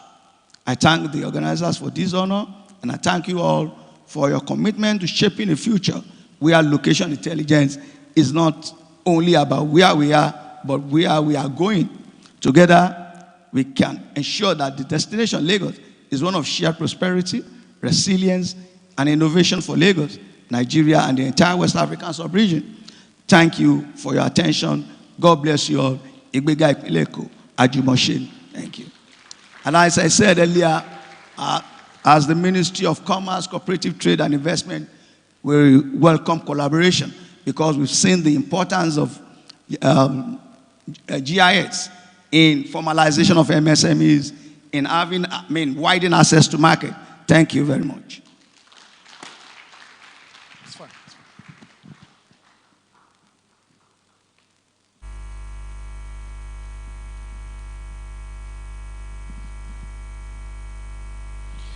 Thank you very much. Especially appreciate you, sir. Most of our challenges we face in logistics, in movements, and in urban planning, the GIS, application of GIS will play a very long role in checkmating it. I observed two things. I noticed that anyone who comes from Lagos that picks up the microphone to speak must quickly market partnership and must market collaboration I think I appreciate that for Lagos State. Can we clap for the rep of the commissioner one more time? So, when the video content of this conference will be played back, one of the major observations that will happen in that conference, in that video, is that everybody who gets done with the microphone, we go down and shake hands with everybody. And I've been with this microphone since. And I've been coming down, going up, coming down, going up. Nobody has stood up to shake hands with me. Okay, I didn't walk like this. What are we doing?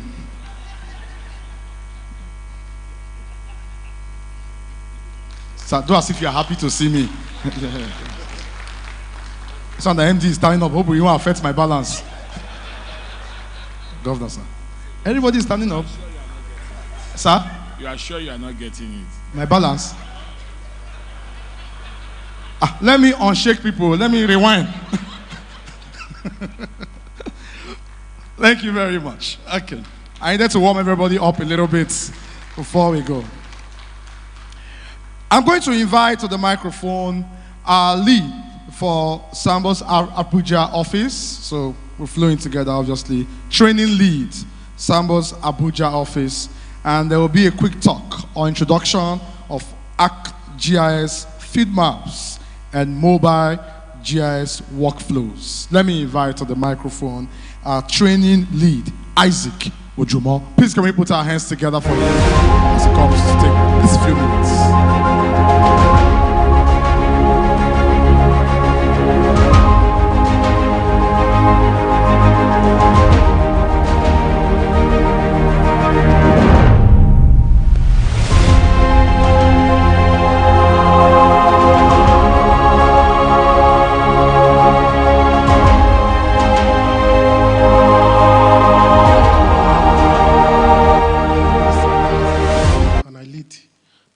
Training department for Sambus Geospatial Abuja. I'm very happy to be here, and today we will be talking about the ArcGIS field maps and some of the workflows that we have in them. Before I start, I would like to ask that how many of us have used the Survey 123 before? Can you raise up your hand? ArcGIS Survey 123. Okay, thank you. What about the ArcGIS Quick Capture? Okay. What about the field maps? Field maps, okay. So today we'll just be looking at what the ArcGIS field maps can do for us, the capabilities, and also we'll be looking at the workflow in which ArcGIS has been used to solve a problem.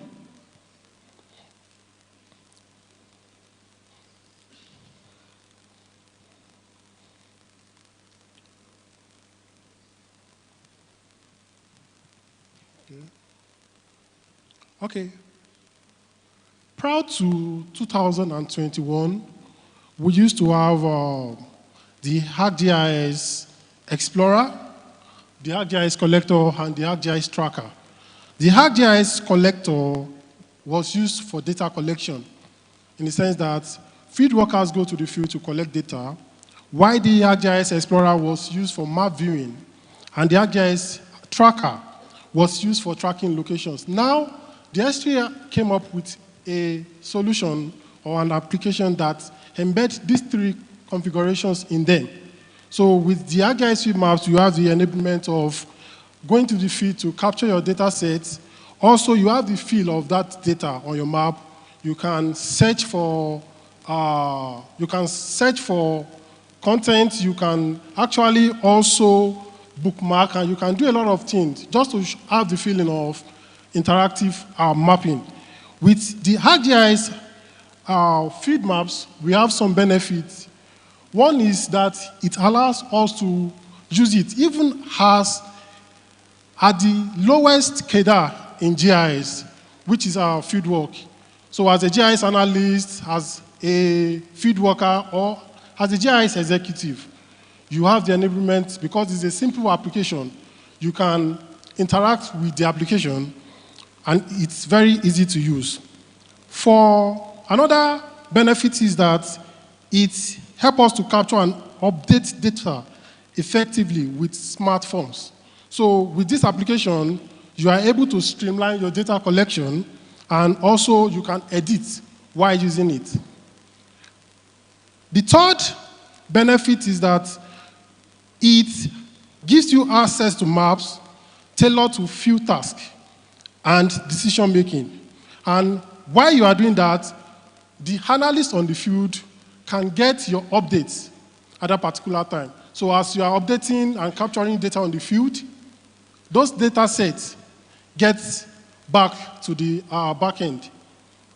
So in your office, when you are capturing that data set, you have that data being synced automatically at the back end, and also you can configure the application to work offline. So when you are in a network, in a situation where you don't have network, that is, you are not in a network-enabled zone, this application can be configured so that your field workers can use the application and capture data. And when they are in a network-enabled zone, they can actually push that data set. And whatever you have recorded on the field gets synced in the office. So I'll be talking about some capabilities that these ArcGIS field maps can do for us. The first one I'll be talking about is the data capture and editing. Because it has simple interface for data capturing, you can customize rules, logics, and also you can make it multi-page in the sense that when some workflows can exceed a page, you can actually configure this application so that you can make it, some of those questions that you want to ask, to be extended into the next page. And also it has very high accuracy, unlike Survey 123 and Quick Capture. The ArcGIS feed apps was configured so that you can have high accuracy. And also you can connect it with external GPS device. So for sectors that are very keen on high accuracy, like the building or construction industry, you can integrate it with an external GPS. So it supports that also.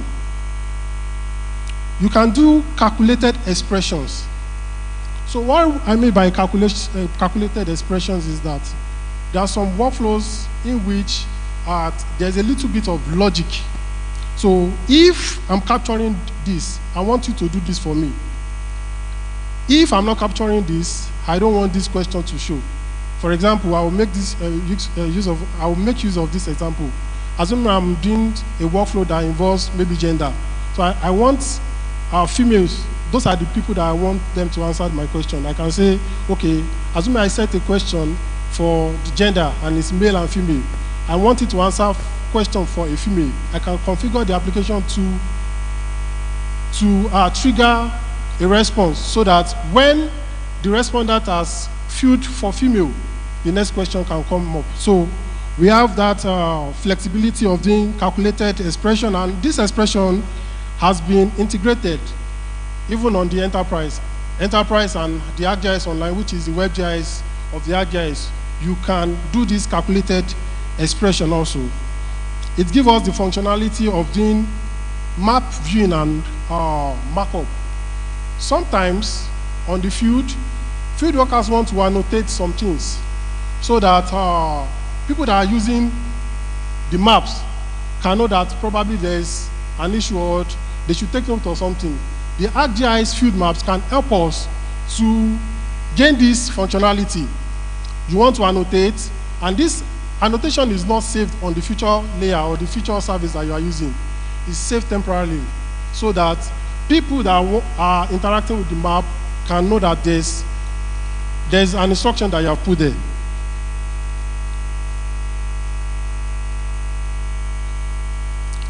In some cases, you want to restrict your field workers from going to some extent. So with the ArcGIS field maps, you can do what we call the geofence. So you can restrict them from going to a certain extent. And while designing the application, you can set an area of constraint. And when a field worker or a mobile worker enters that constraint or exceeds that constraint, there's usually a message that comes in probably you don't want them to go into the property, you can create a geofence around that side so that when they are moving into that property, a message comes up that probably they should go back. That is not their area of interest. With the field maps,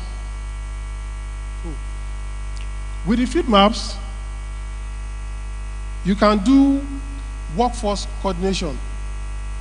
So it is imperative that sometimes GIS analysts or managers want to monitor their field workers. They want to assign tasks to them.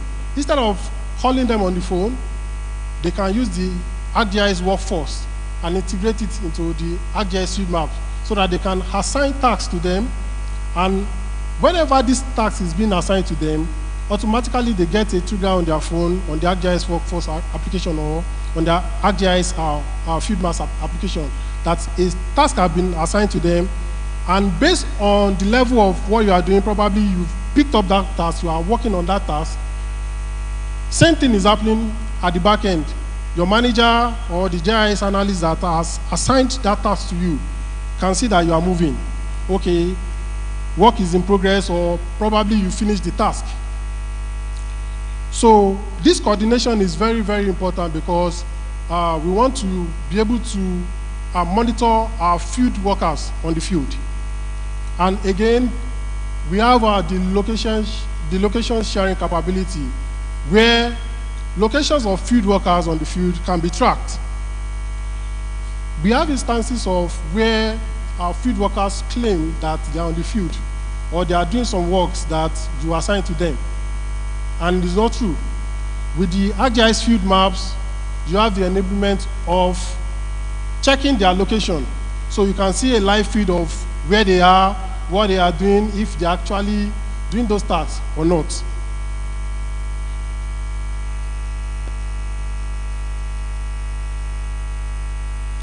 We have also a capability of dynamic label symbology and markup.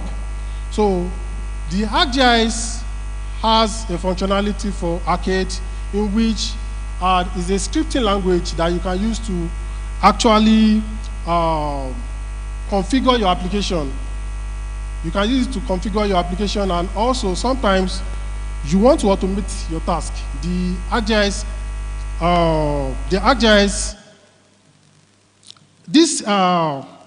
Arcade can be used to make sure that this workflow that we are talking about can be actualized. You can also pre-plan your workflow. So you can take your project offline. For instances where the fieldwork is in a disconnected environment, you can create the project and add an offline workflow to it, so that before your field workers get to the field, they can download that particular project offline and work with it. When they get back to the office, they can submit those data sets that they've collected. One interesting thing about the ArcGIS field map is also the enablement of utility network. Field maps can make use of utility network, which is the main component users work with, especially in utility companies, telecoms, and some organizations that make use of, that does water, gas, and all those kind of workflow.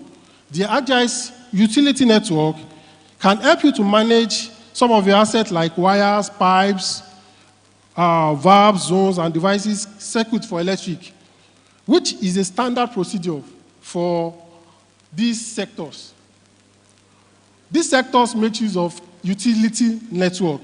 So it is important that if we fall into this category, we look beyond the area of shapefiles and only using feature classes for our work. We can upgrade for data integrity to use the ArcGIS utility network. And with this utility network, the ArcGIS field maps can view connectivity, it can view structural attachment, you can view constraints, you can trace a network, and you can edit a network. Also, you can use ArcGIS field maps for automation. You can use it for automation. About the workflow, I want to show us how the workflow is being done. First thing you have to do is to prepare your feature layer. And once you have prepared your feature layer, you share your feature layer from your ArcGIS Pro to your ArcGIS Enterprise or your ArcGIS Enterprise or your ArcGIS Online. Either ways. Then after you have done that, you prepare your map on your map viewer, you design your application on your field maps designer, you share with field workers and collect. For published feature layer, sometimes it is very, very important that you obey the data integrity. So this is done by setting up domain, subtypes, and sometimes you also set up your topology so that you can be able to know errors from the field. Same thing is applicable if you are designing your feature layer from your ArcGIS Online. You will see from the downside, the spellings of some of those assets that are being collected. You can see compressor, and the other one is showing 1S. When you query this data in your database, you are going to have different answers, isn't it? So why we always want to use subtypes and domain is just for data integrity, so that you can give your field workers options when they get to the field. They don't have to be typing those answers when they get there. So it is very necessary that you use domain subtypes when you are going to use this kind of workflow. So this small demo that we want to show you is just out of an incident that was happening in Abuja, where Babambola were vandalizing street lights. So ArcGIS field maps was used to configure this application so that field workers can go to the field, collect data sets. Field workers can go to the field and collect data sets, and when they get to those places, they can fill in those details that are found there. Then people that are in charge of maintenance can also go there in case they are doing maintenance. And with this, they are making use of a related record they are making use of a related record from a form. You are working on the feature layer, you are also working on a related record so that the related record can get updated. You know,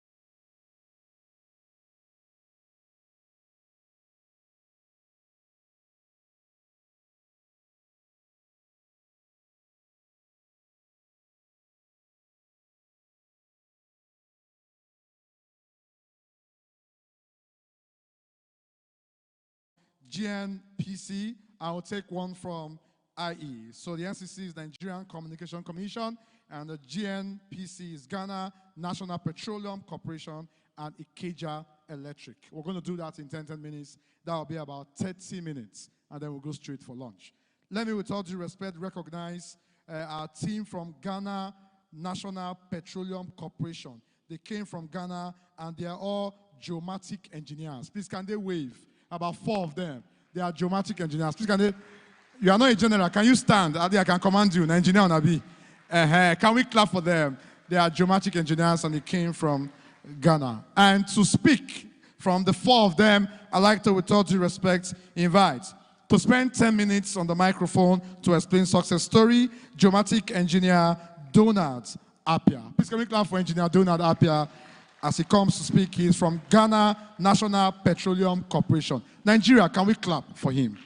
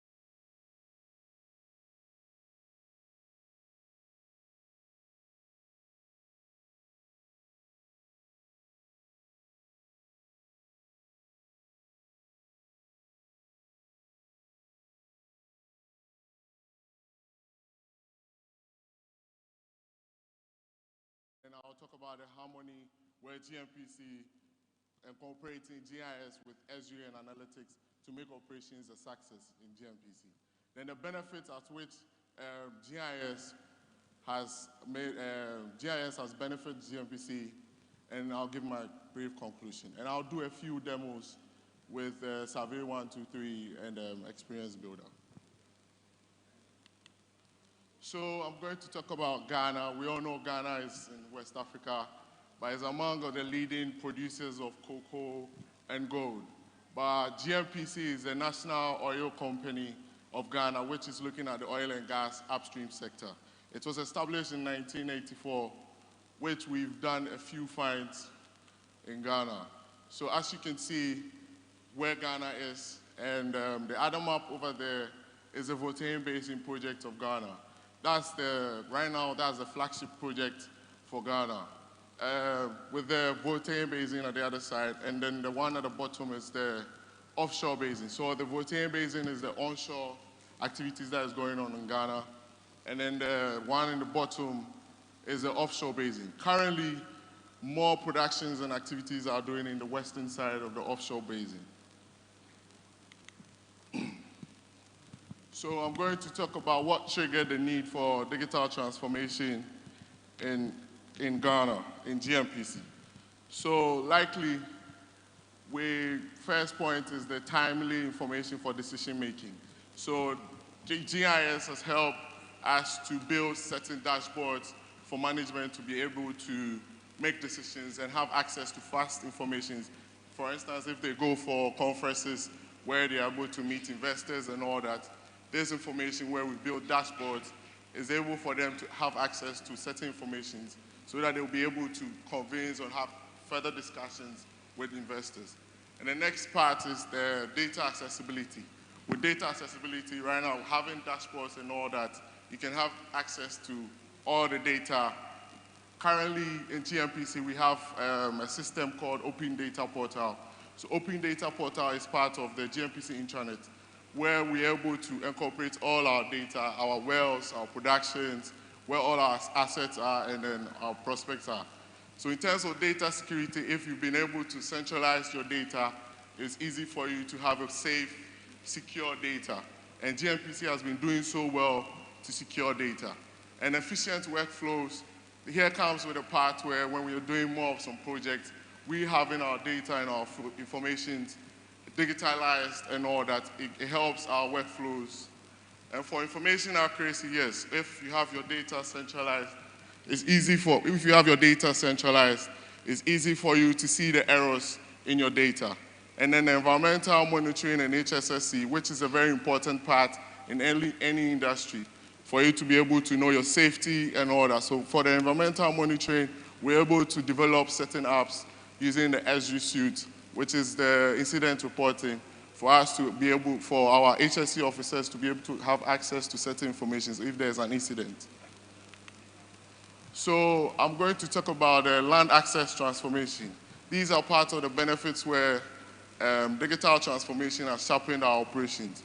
So as you can see, these are field workers. So for the land access transformation, there's a story behind, or there's an operation where we started our 2D seismic acquisition on the onshore. With the 2D seismic acquisition on the onshore, you know, when you're doing the survey, you end up destroying people's crops. And you destroying people's crops, you have to access the places that are destroyed. Then we build a compensation plan for them. So then for the manual, the traditional way we're doing, we go to the farms and we had a paper sheet where we're taking the bios of these farmers that we destroy their crops. So for the digital transition, we were able to build the Survey 123, where with the Survey 123, we're able to have all the information on the app, which we're able to have an in-situ calculations for the compensations due every farmer that their crops were destroyed. So I'll show a snippet of the Survey 123.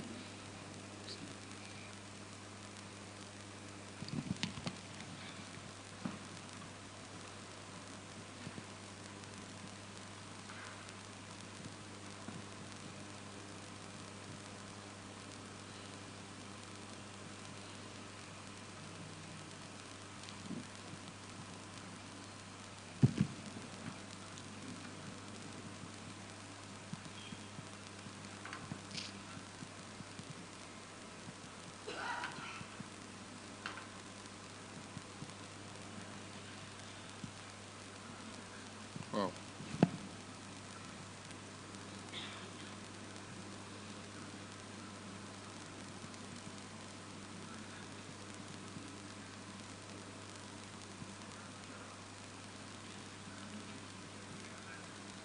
It looks like the access to the app, internet.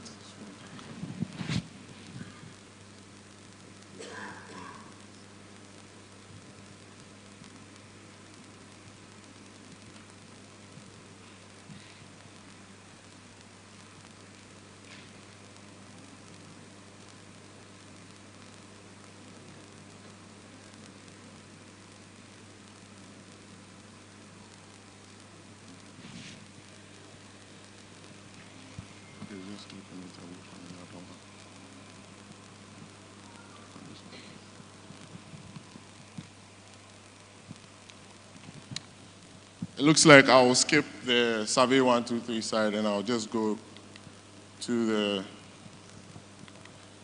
next one.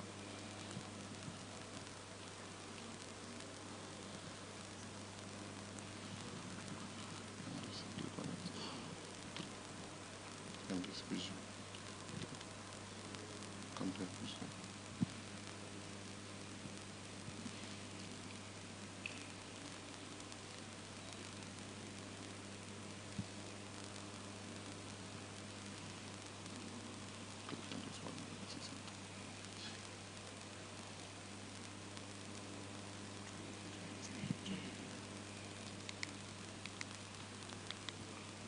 Okay, so I'll go next to the enhanced topographic analysis, whereby Esri GIS has helped us in terms of our workflows. So earlier on, we used to have our data analysis in terms of topographic analysis using Excel.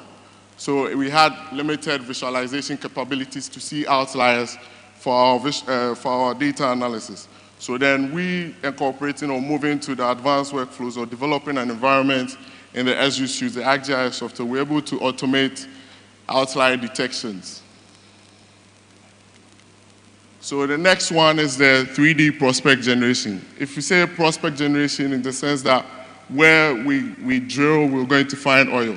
As you can see, the image on the top is a prospect, is a Sinomanian in the, one of the blocks offshore.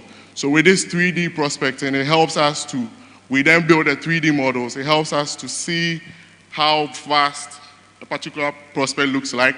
In part of our drilling processes, in terms of risk assessment, this 3D generation helps or aids in risking and potential racking for the drilling processes. And also, as you can see a cylindrical black pipe going through this 3D. It helps us to see the placement of a well, if it's the right place to place a particular well.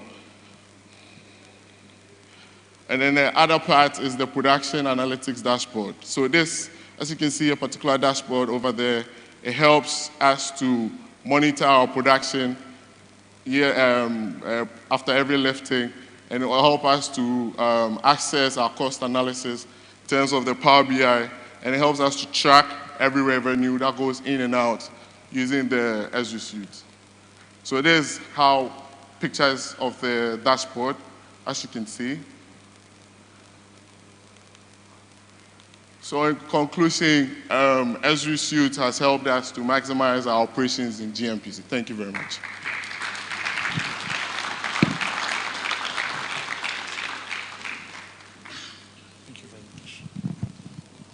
Thank you very much. Especially appreciate you. That was Mr. Donald Appiah. He's a geometric engineer from Ghana National Petroleum Corporation. Please can we put our hands together one more time for him?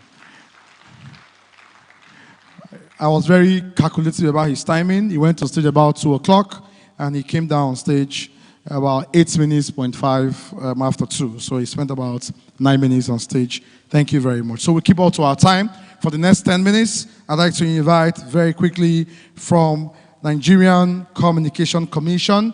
I'd like to respectfully invite, okay, just to say that the man coming to speak next will be speaking for NCC, but is here with his boss, Mr. Jumo. Can we acknowledge his boss very quickly? Please, the Zona Coordinator is representing the NCC boss. Thank you very much, sir. We appreciate your presence. But I'd like to invite to speak on behalf of NCC, Mr. Emmanuel Avula. Please can we put our hands together for him as he comes to speak. From Nigerian Communication Commission, it's time for them to do their presentation. I think the clap should be a little louder for him.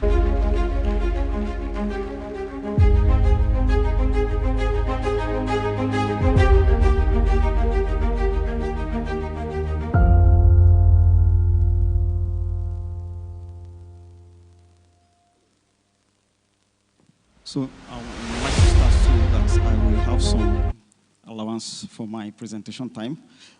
Good day, distinguished ladies and gentlemen. I'm honored to be here to present on behalf of Nigerian Communications Commission in your present very highly revered professionals from the geospatial environment. I will be presenting in the perspective of the telecom regulator, a very, very high tech sector, and it's very important that the organization that is regulating such kind of sector should also apply technology that will be able to match and be able to see through the sector in that manner. So thank you very much, and I wish to stand on all existing protocols. Okay, so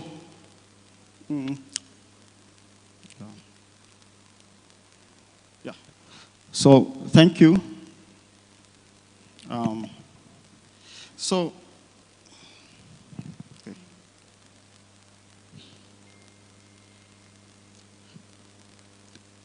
So this is not my presentation. Can you please?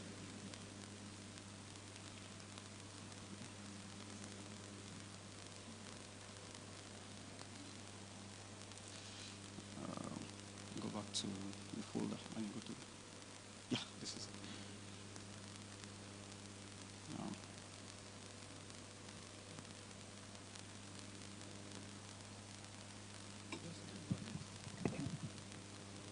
can't go ahead without my presentation. So close the other one, please.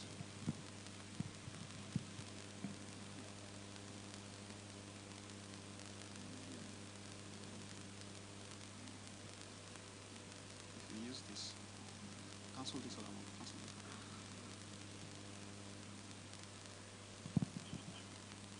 I hope my time is not counting.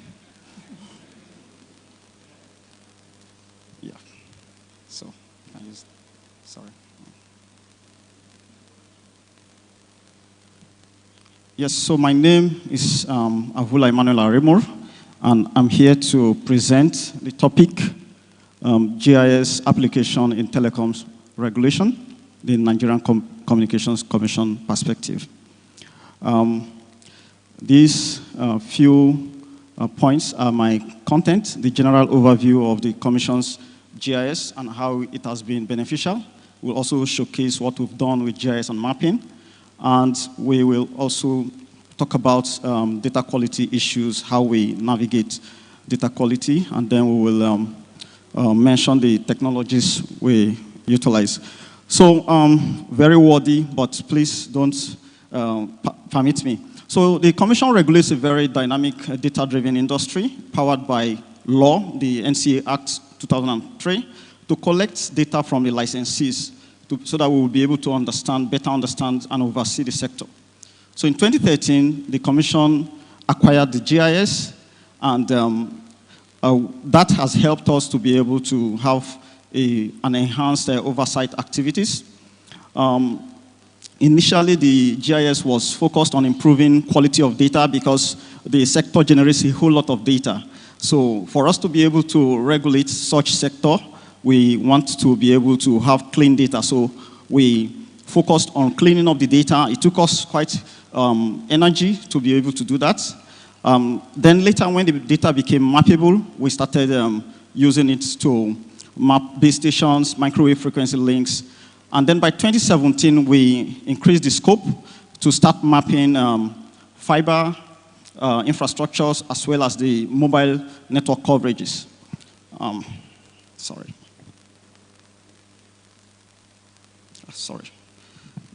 Okay, so let me just mention, after then, we started using field applications, and then we also started automating as a result of how we want to change the way we serve our users. And after then, we started automating because most of the requests for data became more frequent and we were unable to meet the manual methods. So while location intelligence really matters, I believe I have already mentioned some. So location intelligence matters because most elements of the telecoms ecosystem, from the infrastructures to the intangible wireless signals, and even the demand drivers for telecom services, they are all geographically distributed, making it essential to adopt GIS technology in our day-to-day regulatory activities. So it's important to mention that without GIS, geographic insights, it is difficult to regulate the sector. These are 10 outlines, 10 points, benefits, and I would just like to mention a few. GIS has given us a clear visibility of the telecoms infrastructures as well as services, the providers providing those infrastructures and services across the country. And with this, we are able to see clearly the underserved and the unserved population. And with that knowledge also, we are able to systematically drive the universal meaningful connectivity goals of the ITU, that is the International Telecommunication Union. GIS and mapping has also empowered us to make better decisions through insights drawn from spatial relationship. It's also giving us the ability to assess and improve data that we use in carrying out our job. And we just don't blindly approve new sites or decommission new sites. We had to carry out consumer assessment to see whether it will improve the quality of service or it will not affect the quality of service. We also use GIS for our, in order to capture data from fields, taking off the paper manual methods. And then we are working on public-facing mapping. Very soon, the Commission will put it public for all of us to be able to access those maps. So this, going forward, we'll be showcasing some of our products, our map products. First, we have our coverage maps. We have the 2G, 3G, 4G, and 5G coverage maps. They are the signals that I and you use in communicating. And so we use these maps, they are static maps, and we use these maps to monitor the growth. For example, in 2020, we were the 4G, which is what most of us are using. We were at 37%, and today you can see it's 84%. So we use this as reports, it's a quarterly report. This is another layer of the network. The first one is the access part. This is the backhaul infrastructure part. So it is this that backhauls communication that you carry out closest to the base stations, and is able to backhaul it, move it from the base station to the BSC, and from the BSC to the MSC, and to the international gateway, making it possible for you to be able to communicate globally. So we have these infrastructures, over 52,000 links, carrying about 15 terabytes. So we use this statics map to be able to monitor the growth. Let me go. So this is the left-hand side, or should I say the left-hand side is the fiber infrastructure map, also very dense, more than 100,000 kilometers. As of today, it should be more than 100,000 kilometers. And then we also use this to monitor the growth. As of 2020, when we launched the broadband plan, it was about 54,000, and today it's almost 100,000. This is what we use in carrying out the national broadband expansion,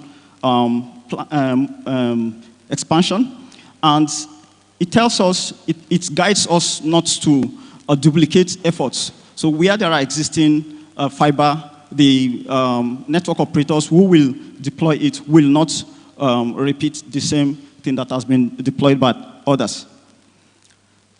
This is just a larger scale. It's also required by the management and decision maker for us to provide this at a larger scale. So we use the Esri map series technology to be able to do that, giving us for each state the operators in those states as well as the total distance coverage, which is very important for our monitoring. This is an interactive map. The interactive map is like we normalize population. We try to work on the base station distribution across the country at different levels, at the country level, state level, and the local government level. So we try to aggregate it and normalize with population to know at each level how many persons are being served per base station, informing decision makers to be able to take decision in that regard. So let's just take a look. So when you click at a particular state, it gives you enormous amount of data about that state based on the number of base stations, the distribution, the count per operator, and even the aggregate configuration type per base station for each of the states. And then you check that state with the national level. For the national level, we have about 4,500 persons per base station. So in Abuja, we have about 1,700. When you zoom further, it's scale-based, so it gives you the local government level, and you are also able to get most of those details as you find in the state. So it helps us to be able to see if the state is faring well, what about the local government inside that state? How good is it faring? And that helps us to be able to channel resources accordingly. This, I will not be able to speak because of time. This is the technicalities behind it. This is network coverage map. It's an interactive coverage map that we built. This is the about. It's meant to empower users to be able to walk within the map, anywhere within the country, for you to be able to see the operators in those locations, as well as the technology provided in those locations. You can zoom in and get more granular details. You can toggle between different layers based on the technology types. And you can also search the location of interest. So if you, here I want to search my community in Bayelsa State. And when you search, it will take you to the community where you are interested in, and then you'll be able to click and get the actual services in that location. Here, this is also the technology that we utilized. Because of time, I really wanted to go through it, but we use the Uber's hexagonal hierarchical index to bin over 1 million of cells in Nigeria. This also more details. These are dashboards. Dashboard is a common GIS this thing, so I wouldn't bore you. This is, the other one was the base station. This is the microwave frequency dashboard, very useful for our internal users. This is a very, very useful map. Our USPF guys that are here, they are doing a great job. We use this to drive services to the underserved and unserved population. So they use this map. It is reviewed every 2 years. And this map is clustered. As of 2020, we had about 114 clusters. And today it has reduced to 87 clusters. And the sizes are also reducing. So it helps us to be able to identify those areas that need intervention. So they use this for intervention purposes. This also, aside what USPF is doing, the Commission is also doing a lot of work interacting with the operators, trying to see those communities that are yet to be served, and to, educate the operators. Your infrastructures are closer to this unserved population. Why not take your services to those locations? So we gave them details, the bearing, the distances from their existing infrastructures. This is about the quality, data quality issues. We see data as the lens through which we regulate our space. And so without data, it's difficult. But the operators send us data, and garbage is garbage out.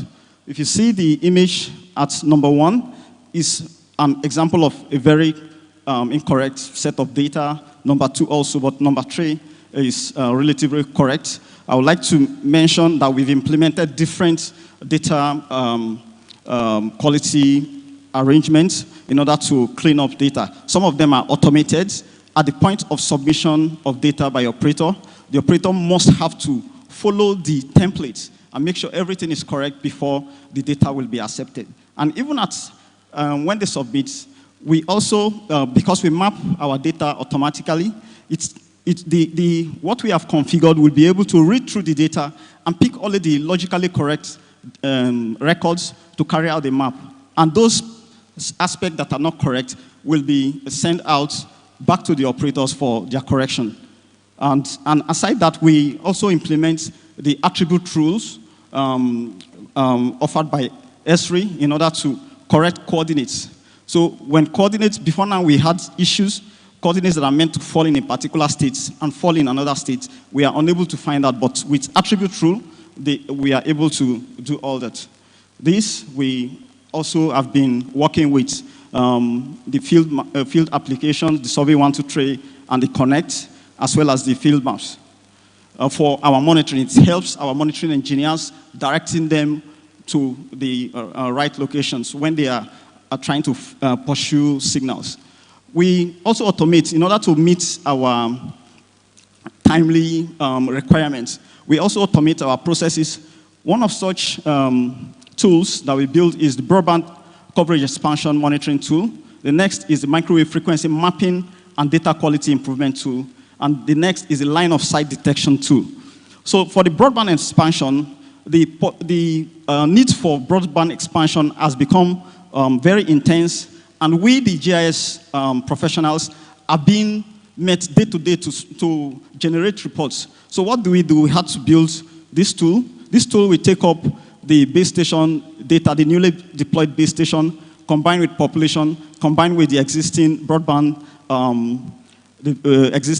broadband maps, and then run through, and it will be able to automatically give us reports in less than 20 minutes. Before, it would take between 1 to 2 days. And the next one is this line of sight detection. Very important to, for me to be able to start. We've seen 2 use cases. One is microwave frequency interference resolution, and the next is frequency assignment evaluation. Very useful for those 2 assignments. So before we explain, how does this tool work? So it's good to explain exactly how it works. So links that are along the same line of sight will interfere if if both of them are sharing the same channels.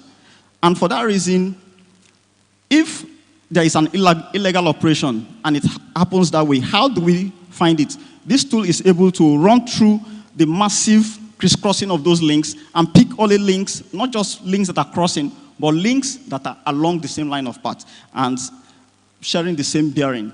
This is the tool. And then, so let's just watch the video, please. So this is the interfered link. And you will it has some parameters you will vary. You will vary the search distance, the backwards search, and the forward search, as well as the search width, as well as the tilts, the angular tilts of the line. These are the explanation. So by the time you run this tool, it will go through. So now you are running it. It goes through and search within those links, and it has created a corridor and the links that are within that line of sight. So you can see the attributes of those links. So you are able to find 2. Before now, our monitoring engineers will go to fields and spend hours looking for the signals. But before they go to field, and we give them a guide. So this serves as a guide that now we have relaxed the search parameters. It has given us more number of links that satisfy our search parameters. We saw up to 8 of them. This also is for automatically generating these 2 maps. It will symbolize automatically. When the tool is run, it runs through, picks the different data sets submitted by operators, combine all of them, search through it, look for those that are logically correct, and use it to plot. And it completes this over 52,000 links in less than 2 minutes. So you can see, and it symbolizes immediately. So just to mention, these are the tools. It's not by our powers, it's by Esri, and so that we have been able to go through all this success. So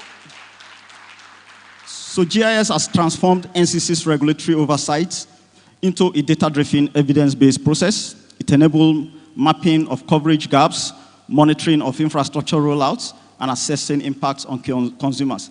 Supports planning and tracking of national broadband plan. Spatial intelligence ensures targeted intervention, promoting equitable access and efficient regulation. It demonstrates how location-based can drive more inclusion, transparency, and responsive telecom sectors. Thank you very much. I wish I have the time to take my time and go through this presentation. Thank you.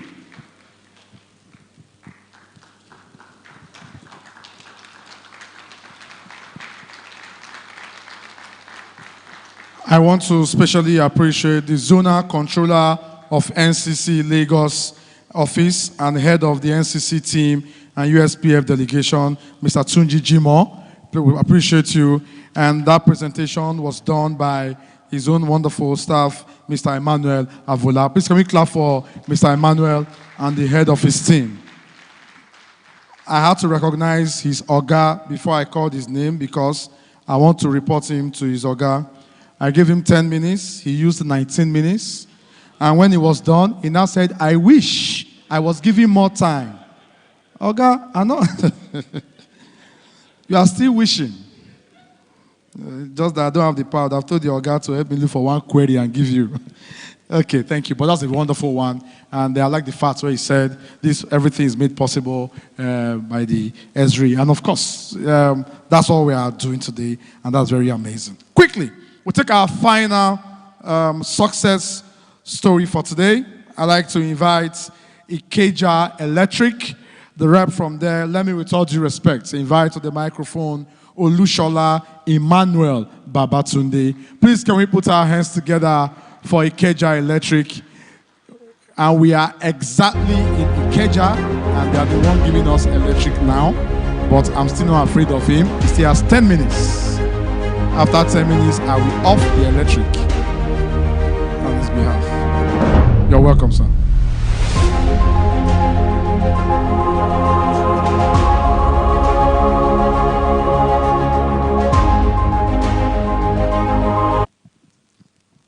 Good afternoon, distinguished ladies and gentlemen.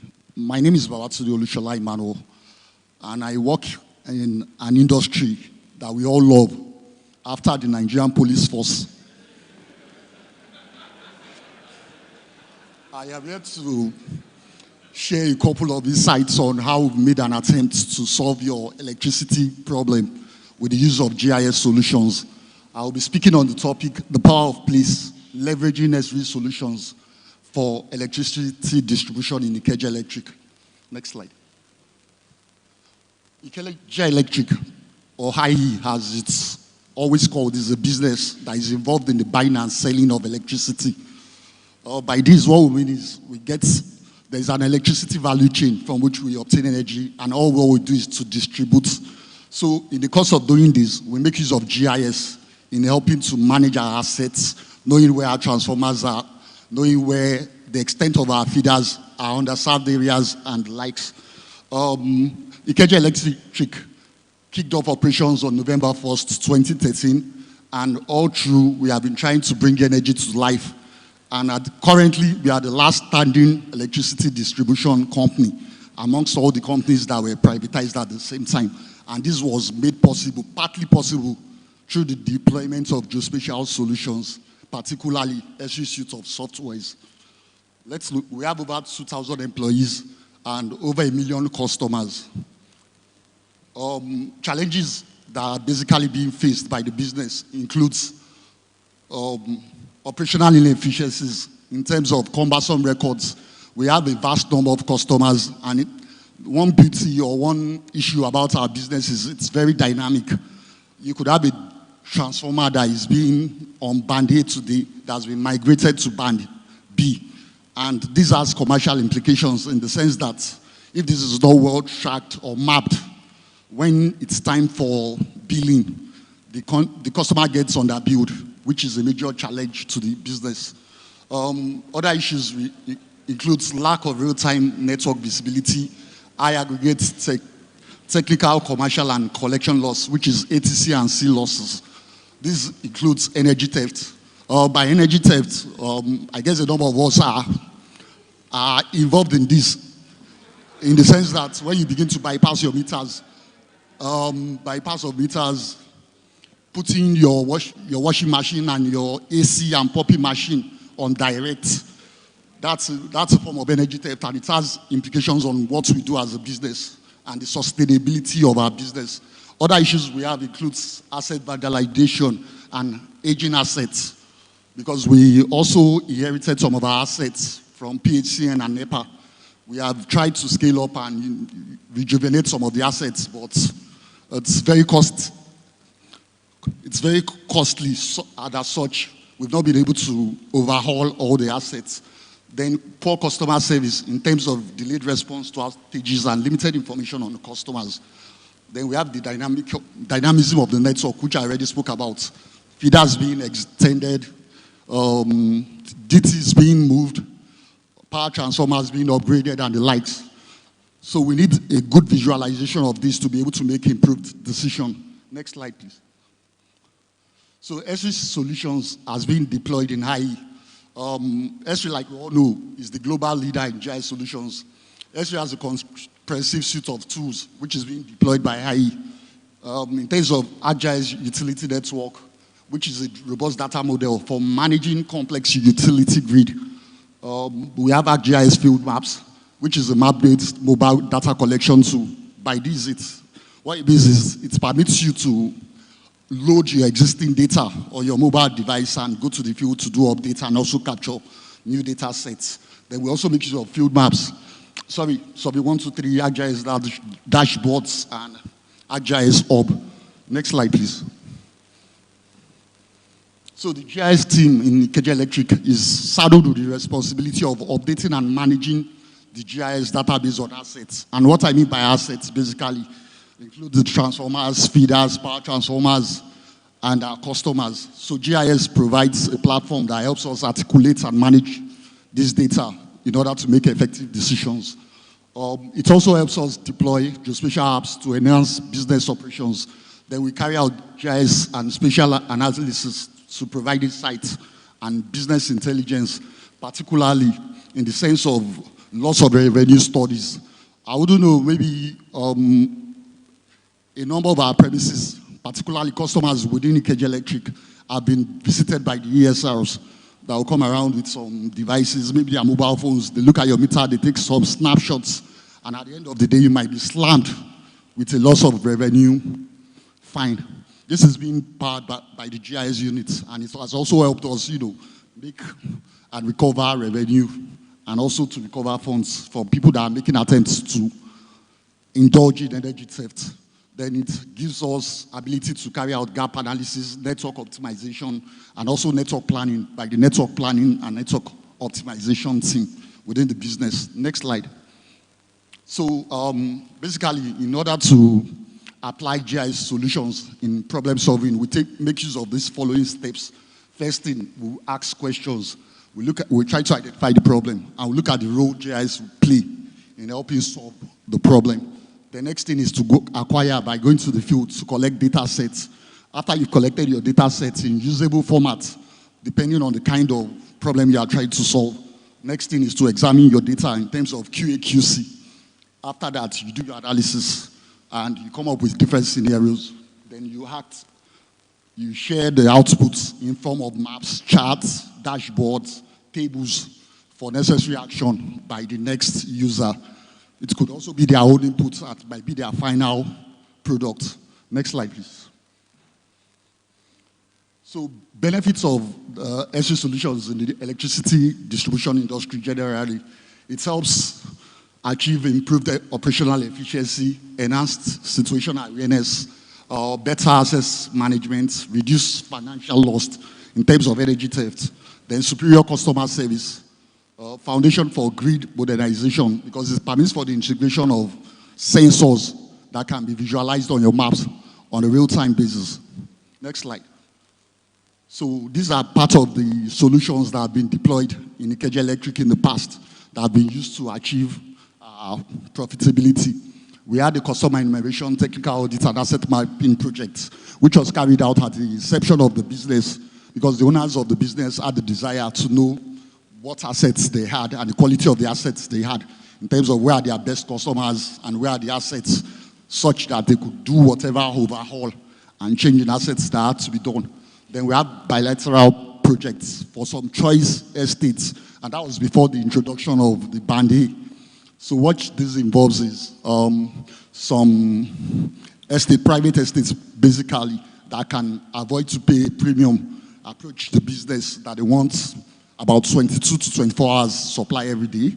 And it is the duty of the GIS unit to deploy apps that is used for enumeration, such that we would have to know the number of customers that reside there. Those that have meters, where are their meters, is it within the premise or outside, so that we can correct and, whatever anomaly is being observed during the enumeration will be corrected. We had the GNMS, which was a real-time monitoring project that was deployed by members of the GIS team. And this involved the use of sensors, so it's such that it gave a real-time view to what was happening on the field. And it was a project that was done for a competition, and members of the team won the star prize for that competition. And they were handsomely rewarded. Then we have our loss of revenue monitoring. That's to combat energy theft, like I mentioned earlier. Then we have QR tagging of customers and assets. Next slide, please. GIS is also used for harmonization and monthly maintenance of our assets. What this involves is our assets are very dynamic. So we have changes in the status of our assets. New DTs are being brought in, private DTs, public DTs, and the like. Existing DTs, the status of existing DTs also change during the month. So at the end of each month, the GIS unit, in conjunction with the energy management and energy audit team, carry out an audit to provide a real-time status and current status of the assets. Then we have our asset dashboard, which shows an overview of all the assets that is being had in the network. We would get to see what the dashboard looks like. Then during the Light Up Lagos project, which was a project that was initiated by the Lagos state government, the GIS unit played a vital role in terms of enumeration of customers, particularly within the Alimosho environment. And it was a PPP project between the Lagos state and Ikeja Electric. Then insurance claims on ISS data. There was a time there was a fire outbreak within the ISS, and you know the way it is when it comes to insurance claims. Survey 123 helped us to provide evidence of all we had within the ISS, and as such, we were able to lay claim to the right items within the ISS. Then DTPM and focused feeder maintenance. This has to do with preventing maintenance on DTs, which is being done monthly, such that it helps us prevent our transformers from being spoiled. There are indicators and KPIs that could lead to DTs having issues.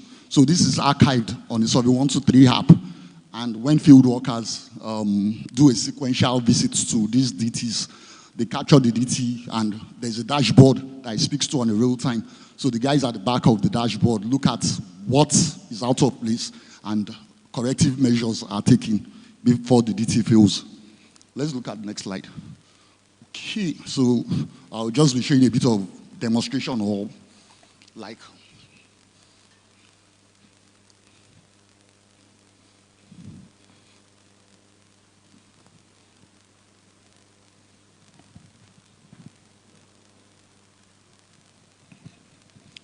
So while I was talking earlier, I mentioned the assets dashboard. This is what the DT assets or our assets dashboard looks like. You can see the total number of DTs that we have in the business. Those that are private, the number of public.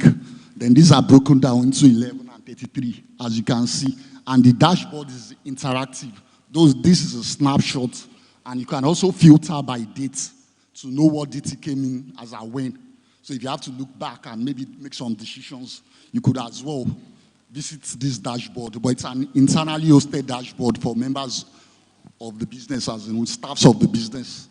So it helps beyond the GIS unit, it helps members of staff to have a view of the number of assets.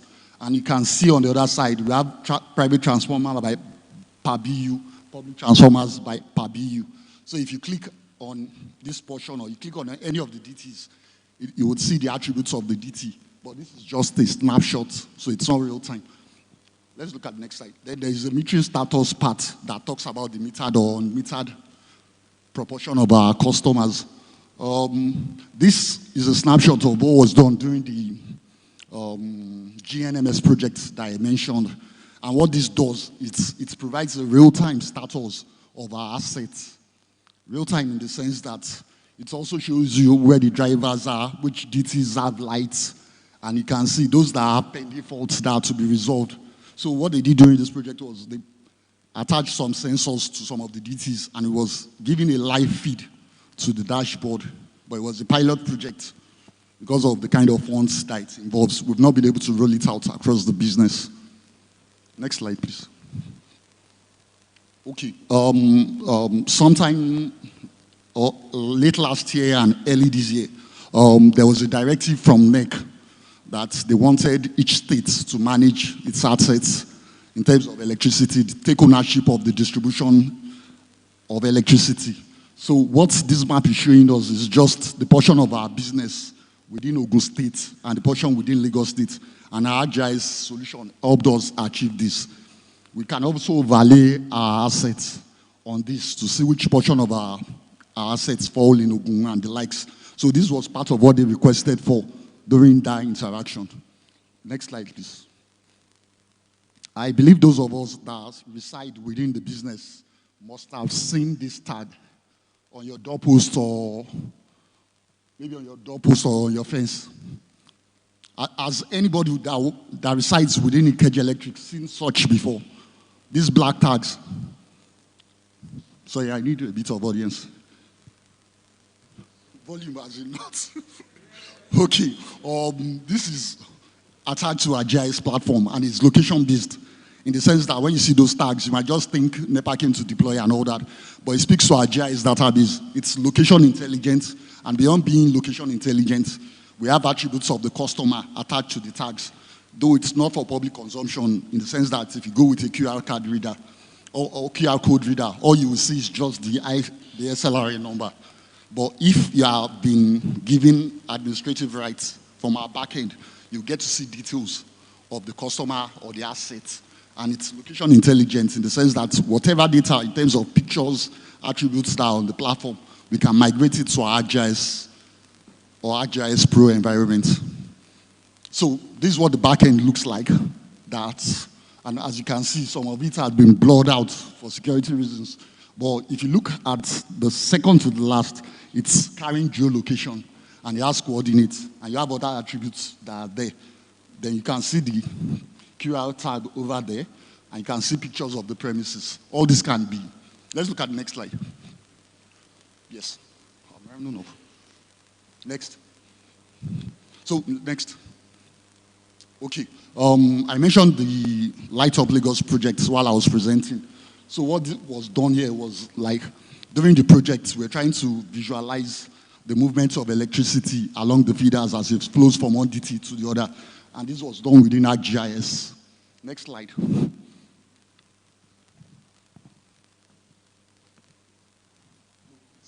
The PowerPoint. Sorry. No, the PowerPoint. You can do away with this.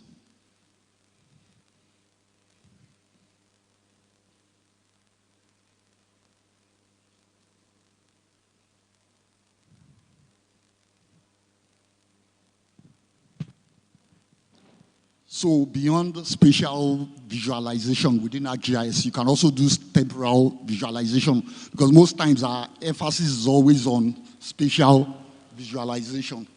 Kindly click. Sorry. Okay.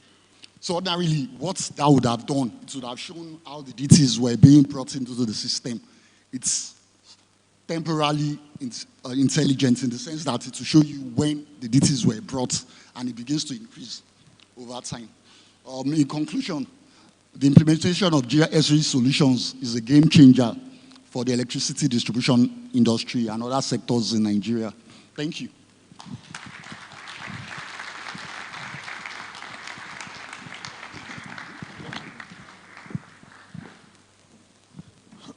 Thank you very much, sir. He did a presentation representing the most loved sector in Nigeria after Nigerian police.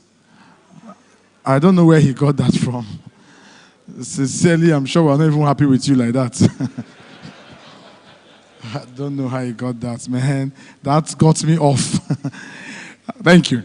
So we're down to, meanwhile, I needed to also explain to him, sir, you saw the way that last slide was not showing. That's how we feel when you guys take lights. It's the same feeling, so help me talk to your boss, all right? They should leave the lights on, so your projector will be on. See, it just came on now, you see? Exactly how we feel. When we are going out, people will bring lights. When we come in, the office. But it's okay. Thank you. So I think I'm really very inspired with the success stories we got from our users. It's been very amazing. We are going to step out on the break and come back for the final lap. When we come back, the final lap is going to be very interesting, very brief. That will be very straight to the point, more engaging, and I'm sure you're going to enjoy that. So I humbly request that we all come back. Second, the launch will be a little quicker than the breakfast. It will be faster. So breakfast was about 25 minutes, but you guys used about 35 to 40 minutes to do that. I want to request that this one should be 20 minutes, and at the second minute after 20 minutes, we'll start calling for 5 minutes to go. Can we all just please come inside? So you grab your meal and you come back into the hall. Third information, we're doing two things with this break. First, we're going to inspect the booths. We're going to go and inspect the booths. We have some very amazing booths around. We need to go around, open the booths officially by our MD, and then the rest of us will go engage as we have our lunch. So we're going to go according to my order. So it will be row by row. For the first set, where they are doing the official opening, it will be the first 3 rows. There's nothing on the first row. Maybe the first 4 rows. Does that work? We'll take the first 4 rows. 1, 2, 3. Okay, yeah. So the first 3 rows, if you remove the VIP row. So 1, 2, 3. So it will be led by the MD. She'll officially open that space, and then we can take it from there. So distinguished delegates, ladies and gentlemen, one more time for the MD. Please can we put our hands together for her? She lead the first 3 rows.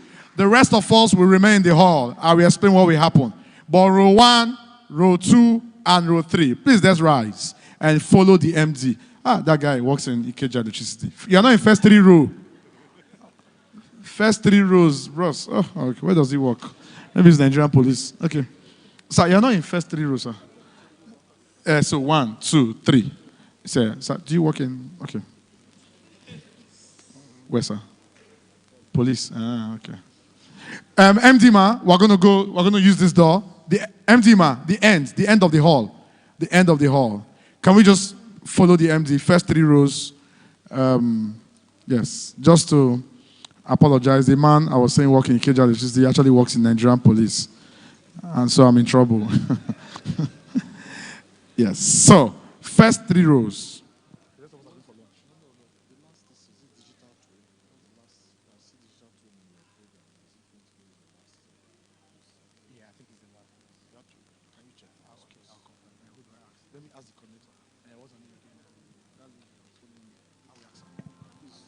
I'll get back to you shortly. Is it today's program? Yes, it's today's program, but you know sometimes you will make changes. Anything will happen to them. Are you sure? Yes. Can you confirm that? Can you confirm that? I'm MC. I'm sure. Everything will run to that will happen to them. How long will that last run? That's the one that will change. Some of the timings will change. I'm trying to squeeze because we're already. No, we're already behind schedule, so people don't stay here.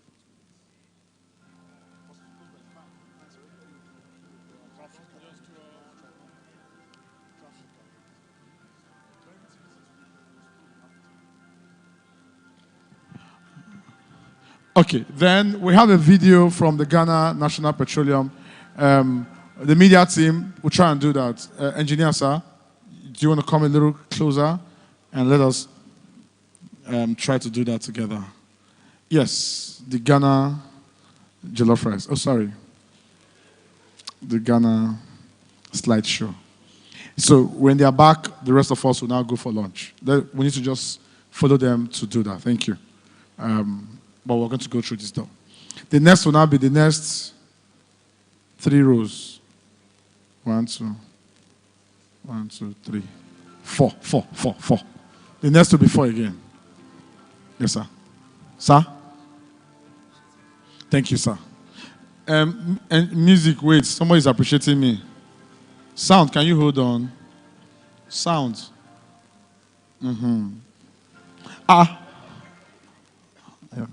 Sir, let them hear what you said, sir. I say you try.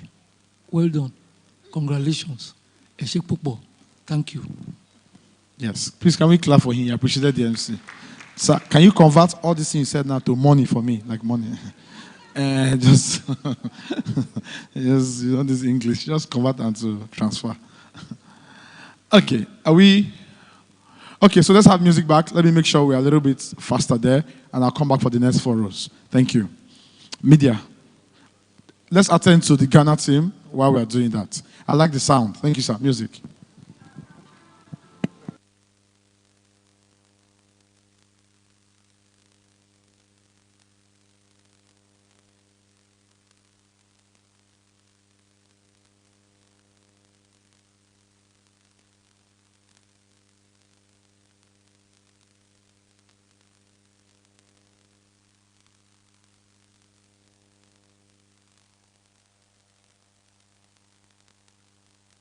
I can actually do manual flight. The distance is close to the ground. The penetration. Yeah, the one that. So how many?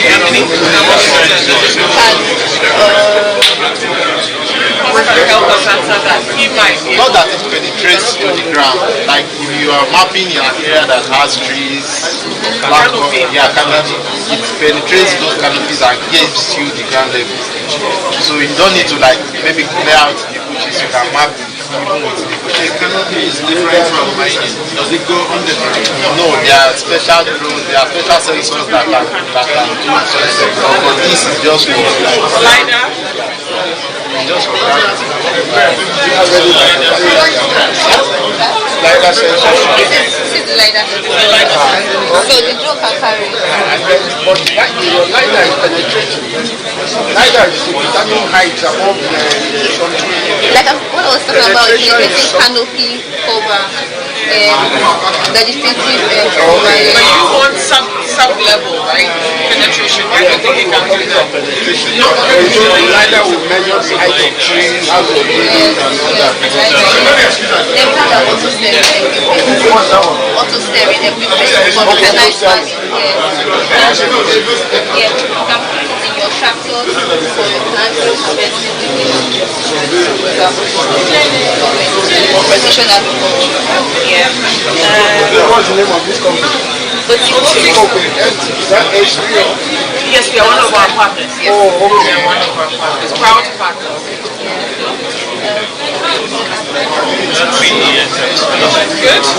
We should take a picture. You guys come. Let's take a picture. You want to step back and then take a picture of us? You see the steering. Of course, you have a good one over there. Oh, yes. Actually saw this slide. Yes. You saw Okay, the photographers, are you taking the picture? Yes, let's take some pictures. He wants to join.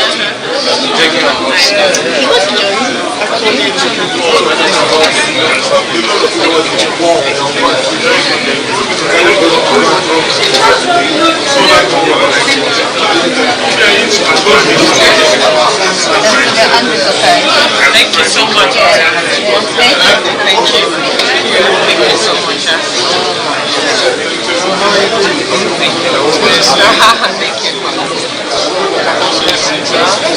So we have Stack Radio. Who's here? Who's talking to us? Please come forward and let's talk.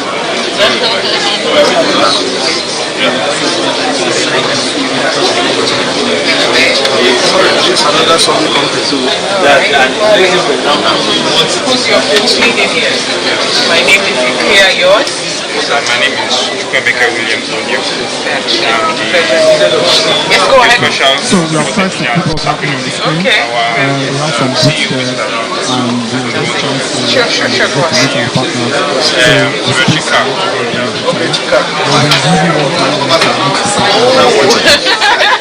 Small world, huh? Thank you for being here. Special. Sell Can you show us something that you sell? Hardware, software, solution. Sell to solutions, the root, RCS, RNS, and the TASOS. We also have the hand scanner, the root hand scanner.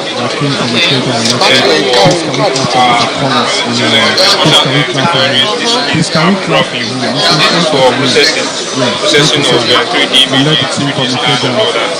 This is the CPU for processing speeds. We also have Genesis. Is there any project you've done that you can show us on the screen? Thank you, Mr. Collins. Yes, we have. Definitely. Yeah, so we have that. Do you want to come forward with it? Do you want to come forward with it? Okay, sure. We'll show you something we did at ARC at Gambia University. Just made a proposal, and then we also scan the stadium, one side of the stadium. So we put up 3D image for the point cloud got from it. That client has also present.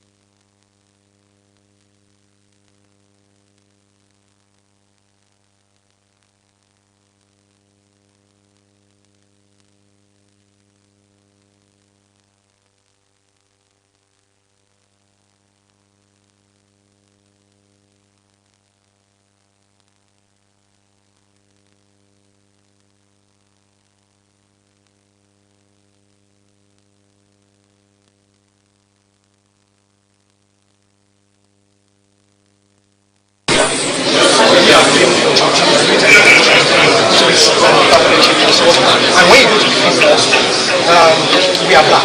And then one of the problems is accuracy. People don't go to the people can just, if you send people to Lagos, you can sit in Mario and then report about what's happening around the kitchen. So we have been able to create systems where we have to force people to collect the right data. And this happens by the geofence. And the geofence and geofence in the way that it's smaller. This here is a tool where we can geofence. All of these are data that have been collected in real time. She puts her logo on it, she puts her color on it, she shows her client that she has an application without writing a single line of code. So we do the heavy lifting of going to the field, building these applications to ensure people like you can shine. So practically, our business systems are already built with the application, such that when you go to the field, all you have to do is just tap on the screen.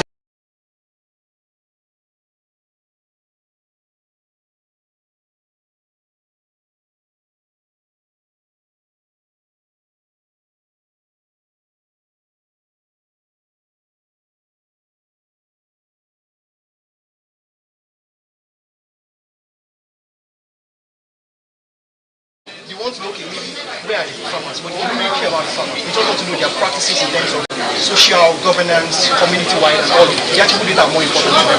So we designed this questionnaire or schema in this slide. But we step down to geospatial data for only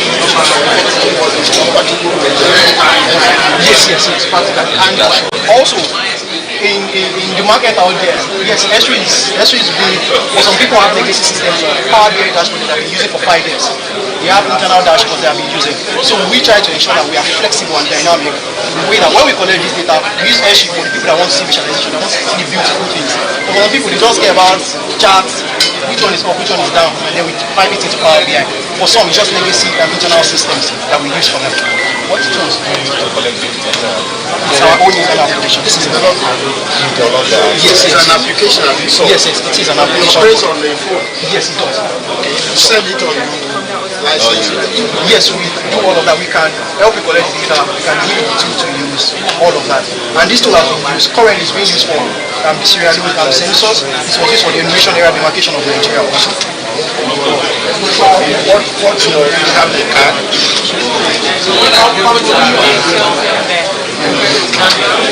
Who is your boss? Are you the owner of the business?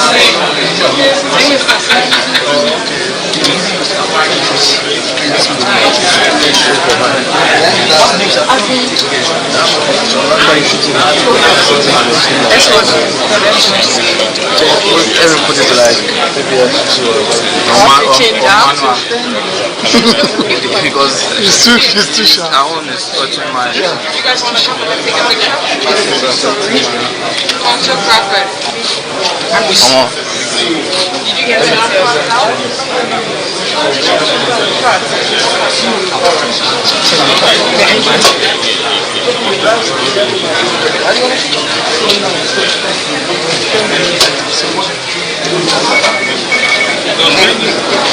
Many of you not do what we did, but I was doing what we do with it. Yes. I like to hear it because I only.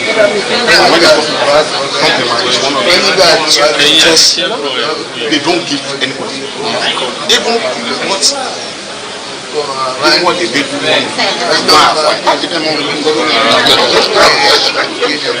so now what we got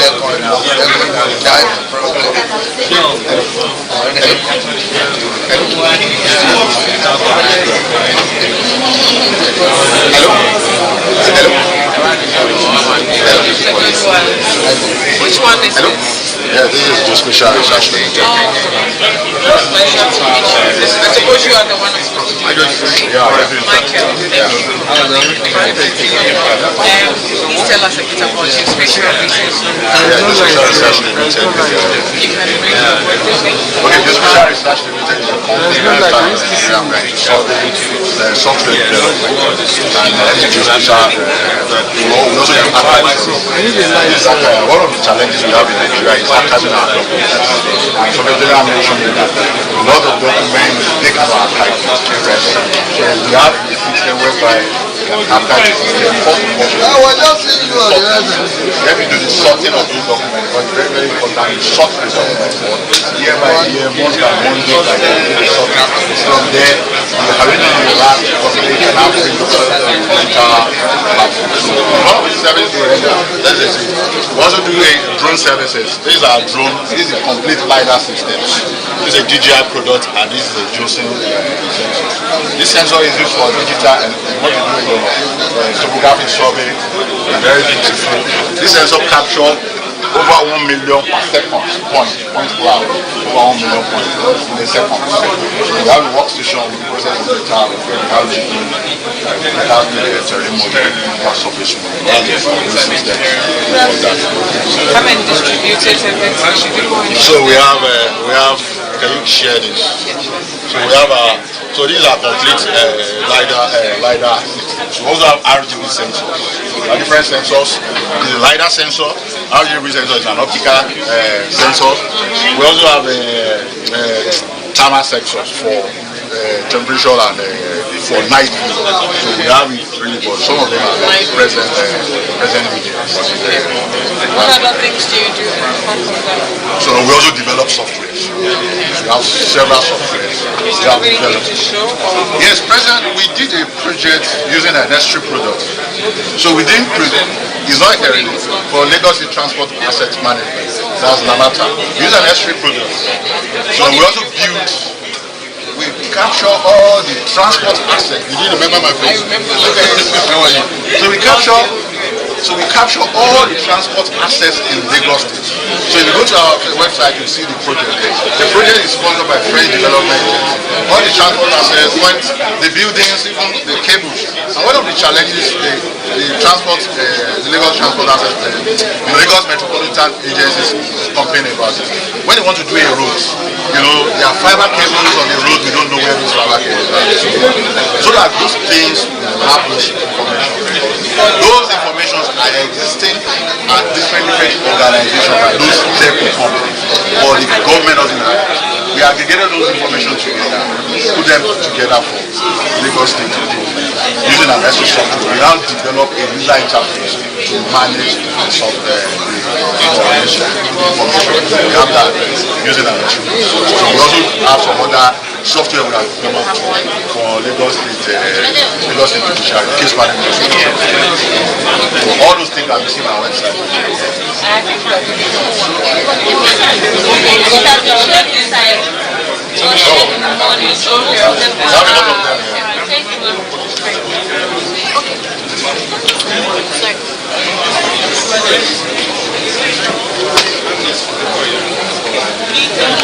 Maybe come by, let's take a picture. Oh, thank you.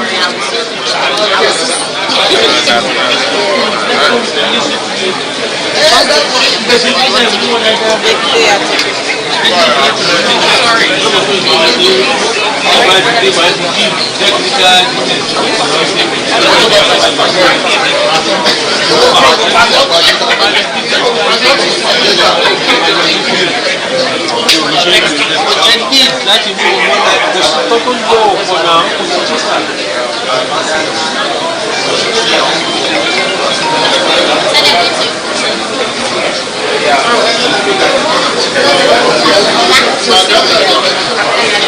Where is Jola? Yes. He's gone out here. So who am I talking to here? Chevrolet is my name. Bonjour.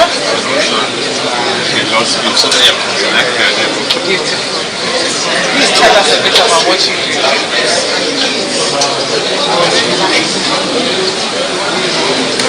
Gospel Limited owns a company called Globadit. Globadit is a company that is registered with Trillium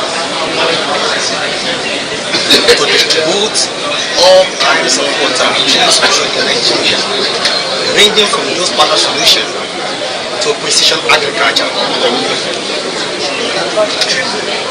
As I have said, Northfield has a land acquisition solution called CLASS, Comprehensive Land Acquisition Solution.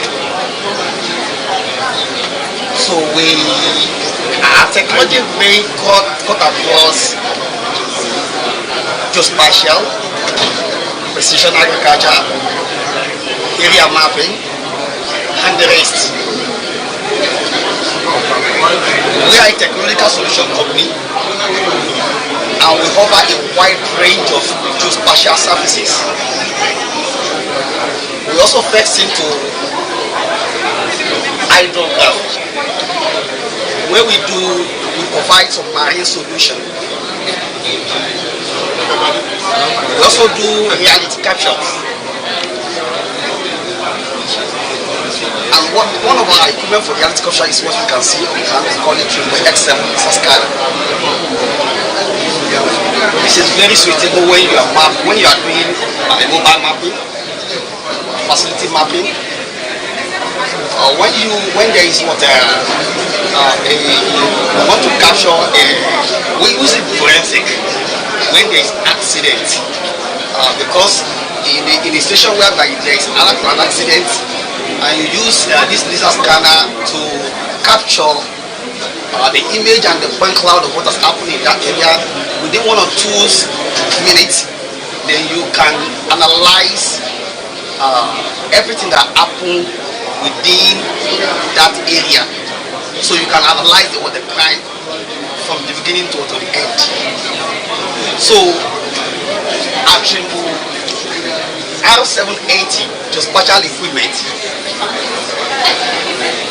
This is a very sophisticated GNSS receiver that has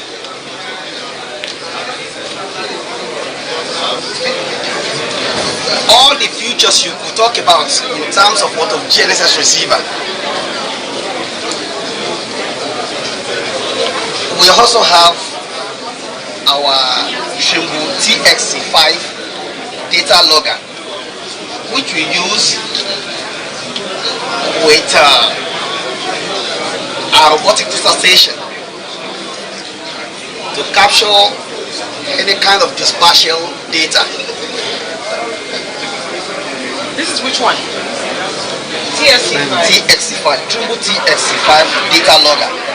We use this with our robotic tester station, Sambus X9 tester station, X7 tester station, and the rest. With this, you can fetch what a design into this, maybe not in DXF5 format, in DWG5 format, even what is show file, a layer map can come from this, and you can do whatever you want to do with it. We also have what a construction equipment. We call it what rotary laser, which we use for building alignment, column alignment. So we have all those technology as well. We also press into precision agriculture, as I've said. We have what several agric solution ranging from land leveling to we have land leveling. We also have a solution that plants harvest, a solution that do crop monitoring, and we also have a solution that we can use to detect infestation of water, infestations of pests invading your farm. We have that kind of solution. But the one we just recently brought out is what we call CLASS, our comprehensive land administration solution, which we currently bring out now. We also have a solution for calls. We have solution for calls. So we just completed a virtual reference stations in Ekiti State, a PRS network, 5 stations in Ekiti State. So we are currently running a project in Ekiti State. We are doing their area LiDAR topographic survey currently in Ekiti State now. So we have done it in Gombe, we have done it in Nasarawa, we have also done it in Adamawa for Ministry of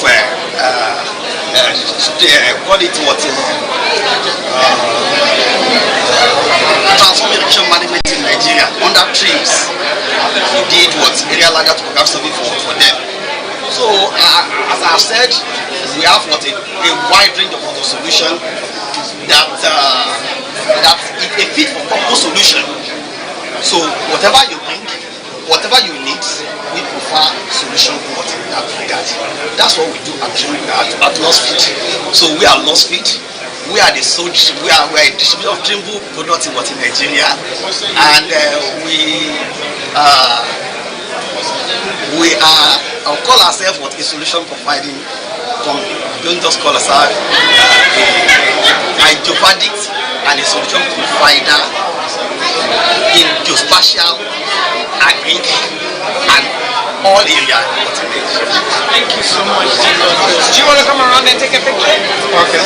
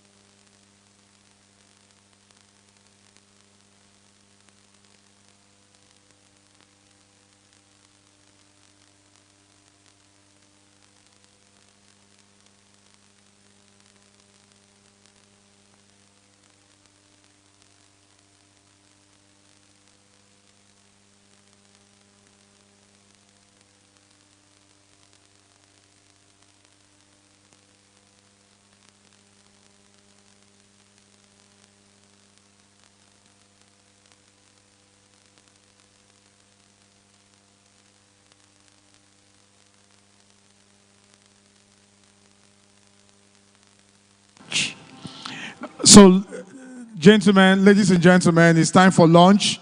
Lunch is served already. Let's approach the buffet point, grab something to eat. We need to be back in 15 minutes.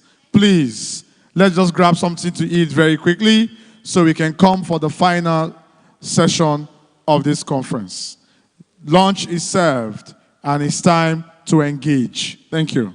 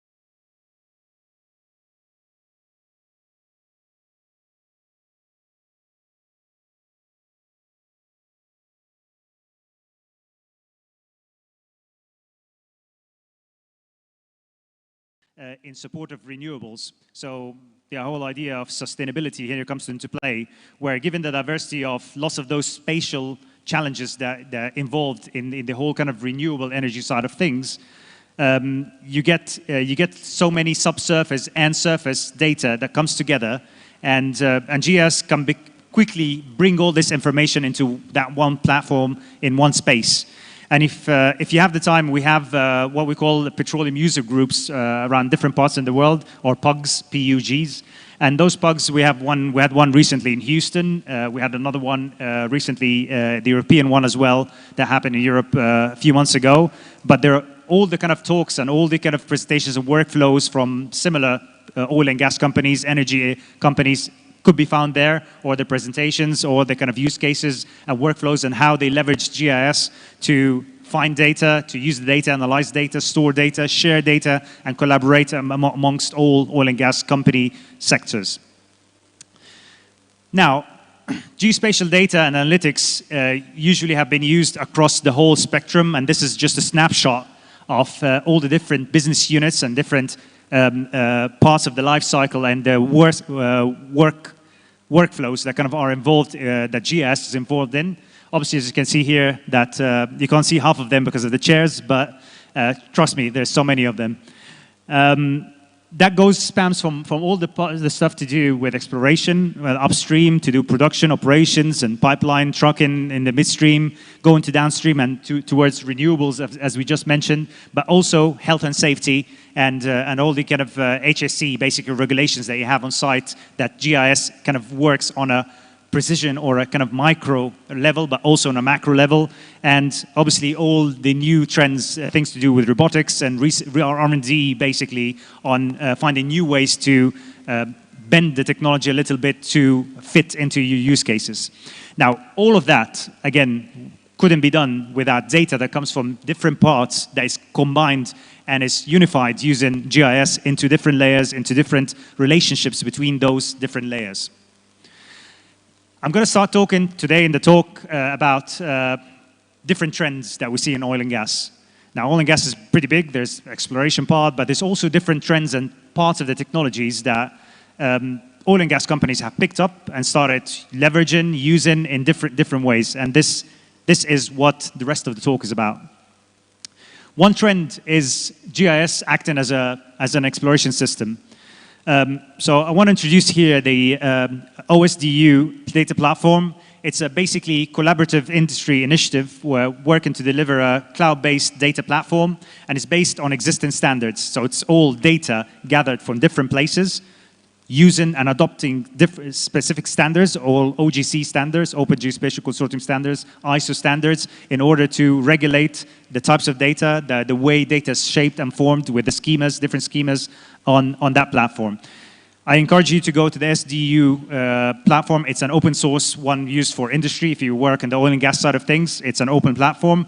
And the core goal of it is to help energy companies drive innovation by integrating modern digital technologies. This eliminates things like data silos and enables new workflows and analytics. At the time that we kind of compiled this deck, there were around 226 companies signed up and contributing to the effort. So it's an open source sort of platform. Many oil and gas companies have jumped on it. They started contributing data, started throwing standards into it, trying to kind of adjust the schema to kind of focus on those standards. And it's an open platform for anyone to investigate. Now, Esri is obviously supporting this development with the OSDU, Geospatial Consumption Zone, which will enable, so it's the geospatial part of it, because obviously this is a data platform for everything, but the geospatial part of it, Esri sponsors that. It kind of manages it. We're throwing people, experts from Esri on it to try to contribute the right standards, cater the right standards, gather the right data sets, engage energy companies to put in their geospatial data or any type of geospatial data that they find online in order to contribute to this bigger platform. And this obviously enables things like geospatial workflows, analytics, visualizations, and out-of-the-box things using that platform. Now, this platform is a universal platform for everyone to use, all oil and gas companies to use. Obviously, there have been so many other organizations that have been trying to do just that. And an organization such as Petronas, for example, in Malaysia, they created a big ArcGIS-based exploration framework that kind of connects all data sets from all different departments and enables, it provides a tool for any department, anyone from any department, to discover data within that tool. Uses a technology that we have that's called ArcGIS Hub. ArcGIS Hub basically connects and helps people discover and search, pretty much like Google search, data sets using metadata, using tags and things in order to find the right relevant data to the workflows they want to work with. Now, other examples are vast. So there's Wood Mackenzie, for example, bottom left.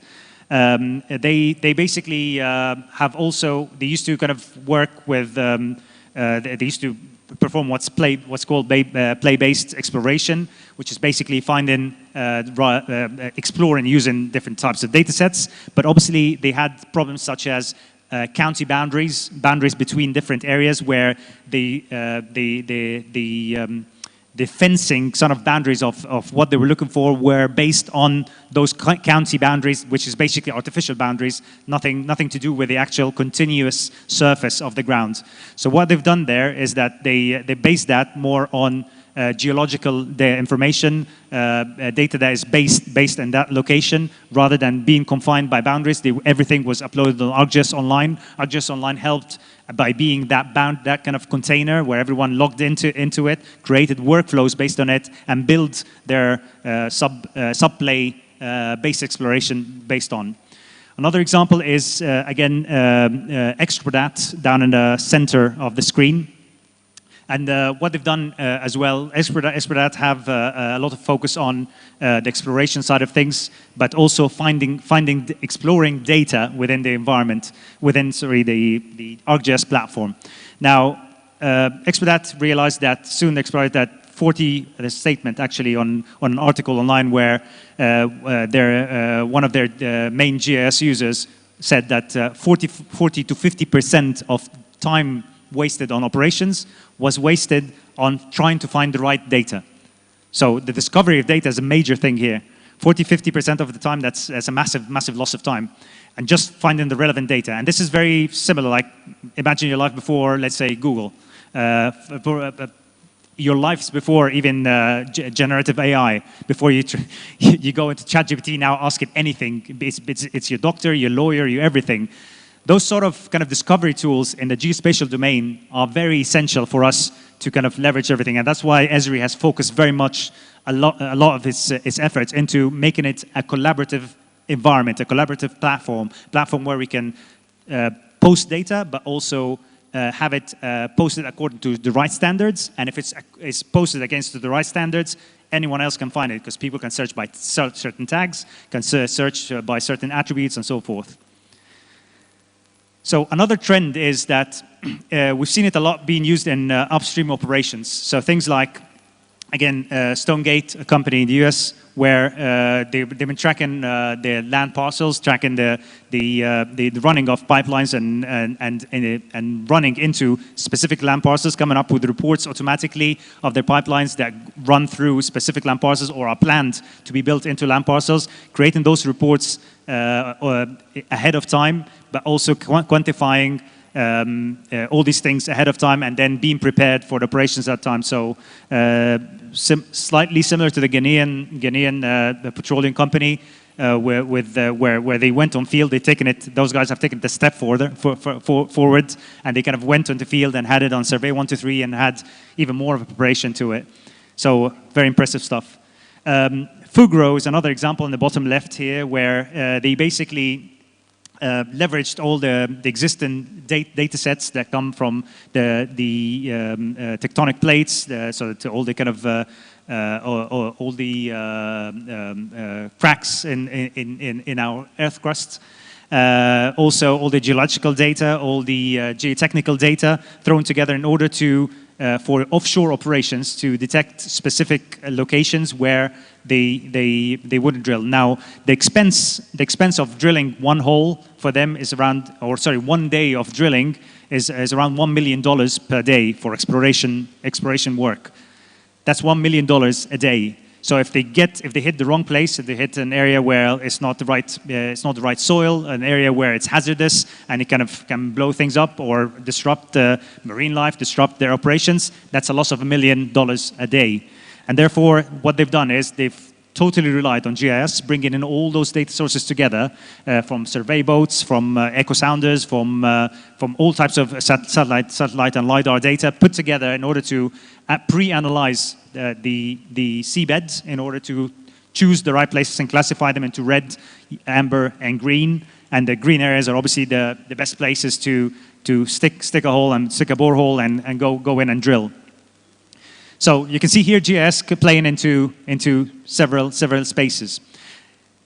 Now, digitalization advancements allowed companies like British Petroleum or BP to rethink how they capture and store and use AIS data. So AIS data is the data, vessel data, common open source data that's available online. I'm sure lots of you are working with AIS data. The data of every vessel that exists in the offshore, basically. So what BP has done, because they have so many departments and teams, they kind of need to have real-time information of this AIS data. They used to all go into their own silos, and they used to all serve their own departments and have a snapshot of that data, have real-time service, kind of going into one dashboard that kind of helped downstream guys, middle stream guys, upstream guys, in order to do different operations or port operations and so forth. So what BP has done is they brought all that into one app. So it's one app to help everyone. It's one service that kind of gets all AIS with certain visuals, with certain details, with integrated into all the other systems that BP has across, and opening up the data, making it performant and accessible to everyone. And that has led to so many use cases for people to come up with. Now, the very silly thing, but sometimes you're sat in the office doing your day-to-day job, and suddenly you realize, like, if I had that data, that would have been good. Actually, that data is available online, and then you'll be like, that's fine. I mean, I don't have time for that now. I need to do my job. And that's what we're all consumed in. That's when digital departments within organizations or IT departments, their job is to make this data available for you, make these workflows and technology tools, our GIS platform or others, available for you. And part of that is what BP took upon them. They took their digital strategy is to make data available for every department, to get departments the accessibility that they wouldn't have otherwise. They would have bright ideas, but they don't have the right tools or data sets in order to achieve those ideas. BP had made that real, and similar with ExxonMobil with our data sets, and One Oak, also another company that kind of it's basically a US midstream operator, and it did the same exact thing that BP has done with AIS data, but it's done it for weather data. So it's gone on weather services, brought in local services and global web services that is available in ArcGIS online, pulled in all this data into one weather app. That weather app is accessible to everyone. Everyone can start understanding things to do, again, with a change in weather conditions and the forecasts that are ahead of us. But also, basically, they modernized their approach and of having every department being siloed, having their weather kind of local, either sourcing the weather data from a local organization or from a global web service, and bringing that all together into that one weather app to benefit the whole business.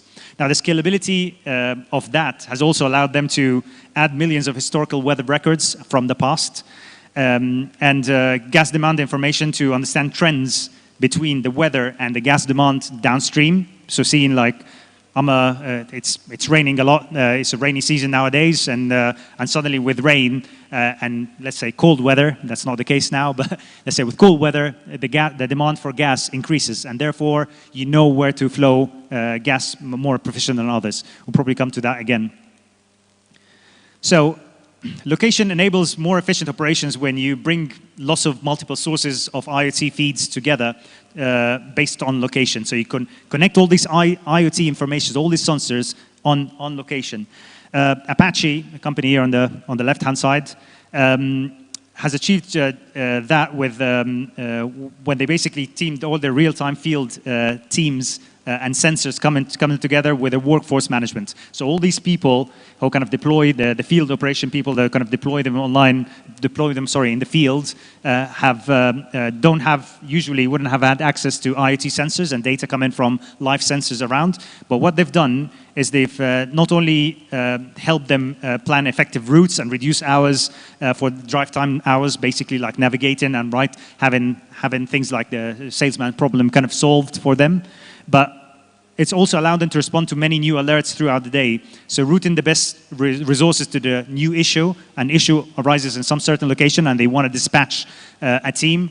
You find the nearest person who doesn't have anything that's high priority or critical, and it goes, and if he has already a job that is high priority or critical, it goes to the next closest person in terms of route and distance and kind of allocates that job to them. So workforce management at play. And that's all connected from the source of the problem coming, from the IoT sensors triggering those alerts into the workforce management and finding and allocating the right person to fix that issue.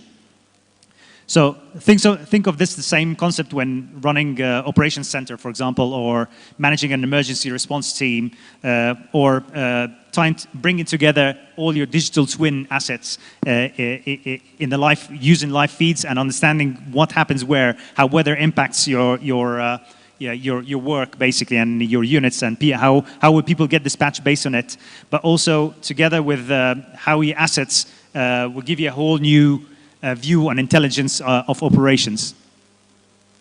So coming back to the OSDU platform that I kind of mentioned earlier on, it's just, again, open source community, open source data that's out there. It's a collaborative platform, very useful. It kind of allows you using standards or standardized operations, things again like all these kind of operations up there. All these are standardized.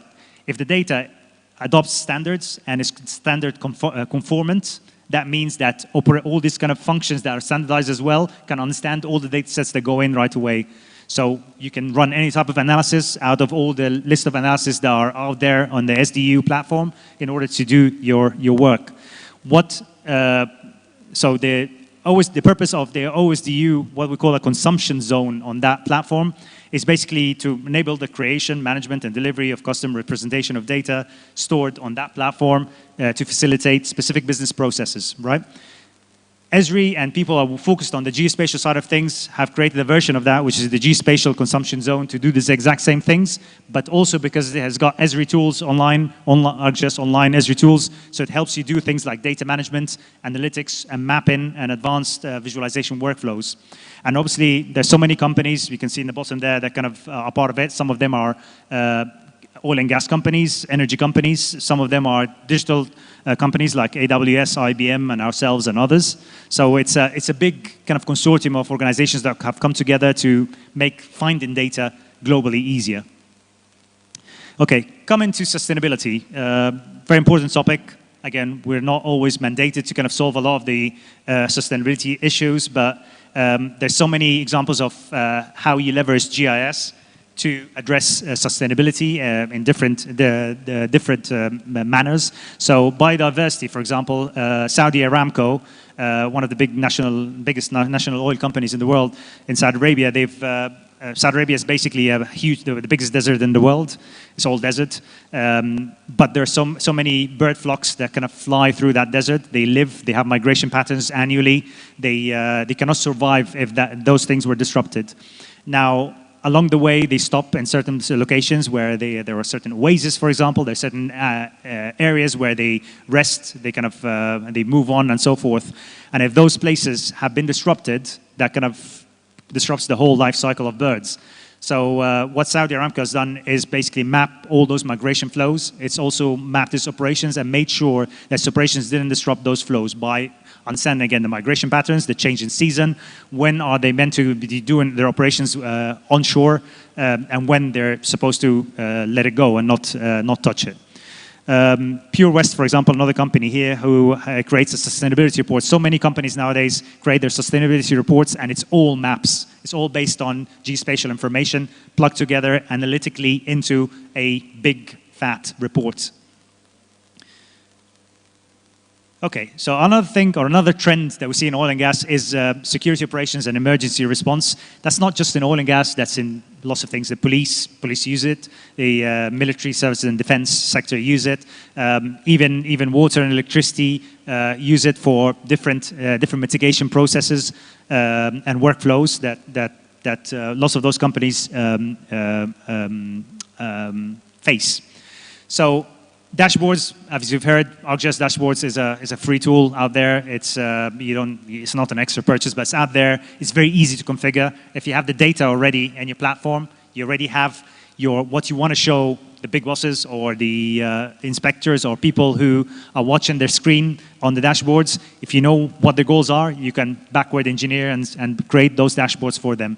Total Energy, Shell, BP, so many of those kind of companies use dashboards for so many different reasons. Some of them are for sustainability stuff, some of them are for IoT dashboards and other sources of data sets that they want to monitor, assets that they want to monitor, workforce management and seeing how many people, how many engineers are working, which kind of areas, what areas of the operation services and sites are mainly are advancing, productivity maps, things of that sort.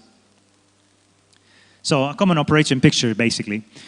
Another trend is pipeline solutions, and Esri has invested a lot of R&D time into pipeline solutions, and that's very diverse, and it kind of goes into so many aspects. So it goes into basically the downstream side of things. So the One Oak, for example, a company in the US, what they've done is they created a weather, like I mentioned before, a weather map.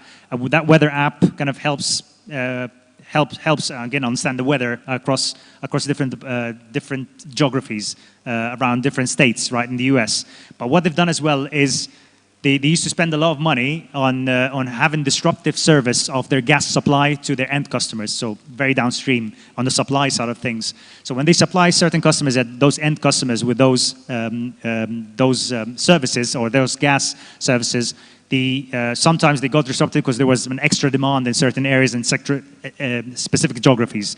They didn't have a scientific way to calculate it. They said, you know what, I know in summer these areas will probably use more gas because they need some cooling, or these guys use more gas because they need more heating and so forth. So it wasn't really methodical. There was no science behind it until they said, you know what, we already created this weather map. Why don't we, just like Zara and I don't know, all those kind of big brands go and they market to their people based on their demographics, the location they live, their income and so forth. It's the same, but for oil and gas, it was, well, the weather. If the weather temperatures go high, and we estimate it to go high in the next 24 hours in certain locations, we need to make sure that there's a good gas flow into the pipes into these specific locations. So it kind of helps mitigate all these kind of issues that you might face in the future. And it's very much, again, like a retail problem, understanding where your customer is or where your customer demand increases. Okay, another trend is, again, the field operations or field apps. And we probably heard there was a colleague from Sambus who was talking about all the field apps and all the different types of apps that you can use. Very, very, very interesting in the sense that location is very important for those workflows. And on the bottom left there's BP, for example, onshore US team.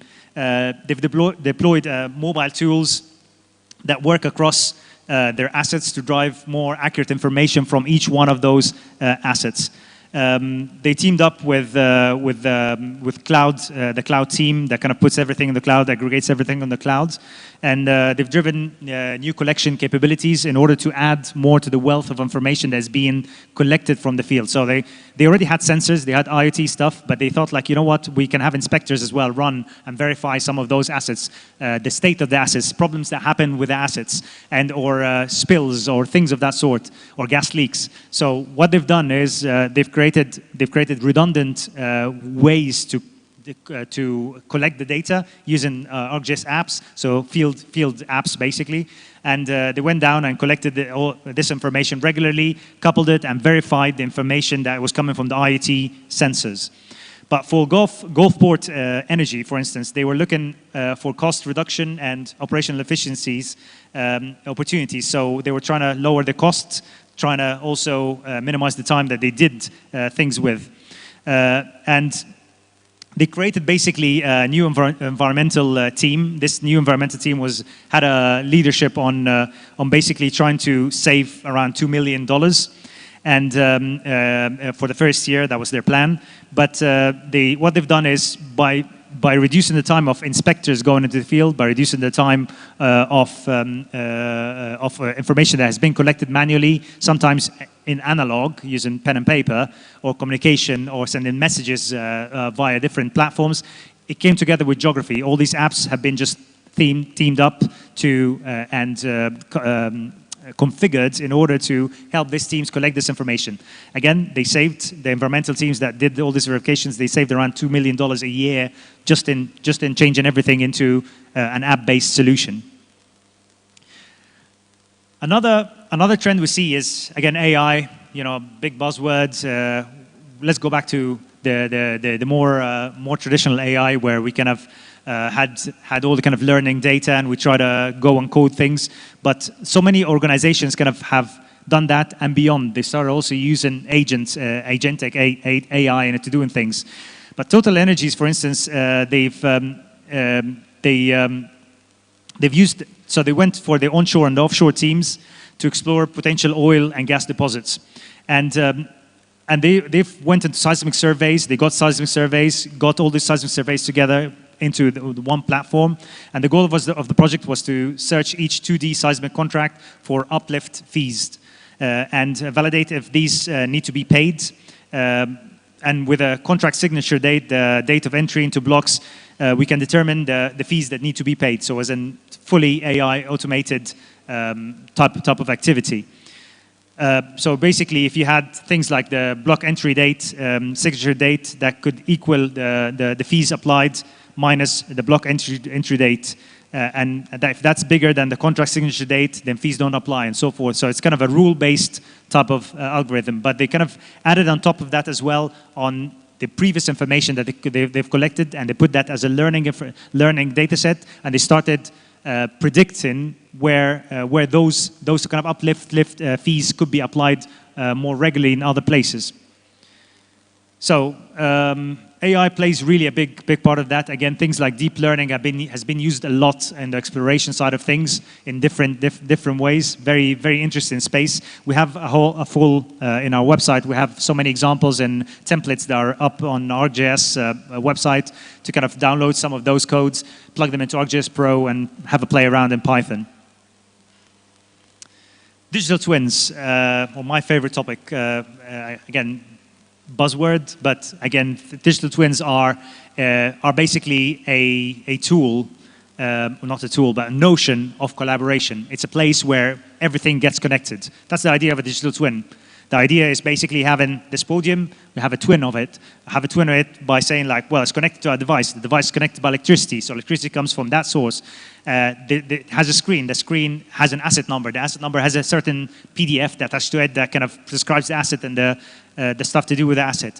This is also geographically located in a certain location, as opposed to other podiums that are located in other stages and other locations. That's the idea of the digital twin. Digital twin, basically, as we define it in Esri, it's basically GIS, but it's not just GIS that is connected to IoT devices that also has certain processes and workflows that connect or regulate those workflows of those assets with one another. That connectivity helps in the oil and gas side of things. It helps in those 4 areas. So the data capture integration. So we have so many tools that kind of help you with the data capture aspect. I think we've heard earlier on one of the talks, utility network, for instance, being one of them, working with utilities underground.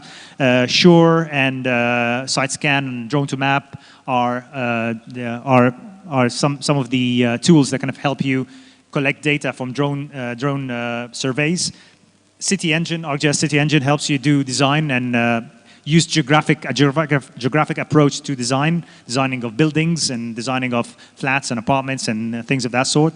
But then you also have a visualization side of things in real time. So we have a few tools as well that help you with that off the screen that are time enabled. They also help you visualize and interact with a 3D model, with a BIM model that's uploaded.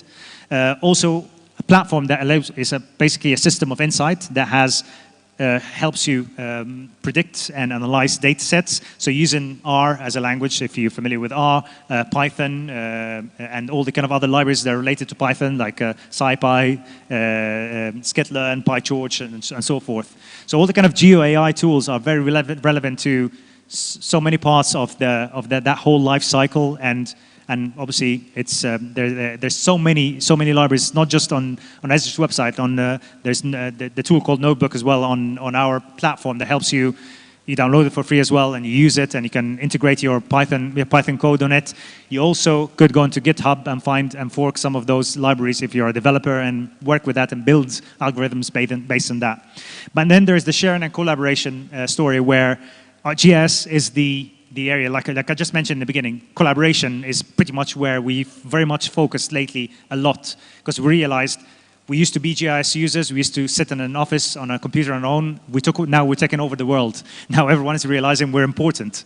This information is relevant to me as a department in the commercial side of things, and retail side of things, and downstream, upstream, and so forth. So for them, geospatial information now is becoming more and more relevant because it's available and because it's easy to use. Why? Because it adopts to standards, it's discoverable, it's easy for us to access it. That's the reason why.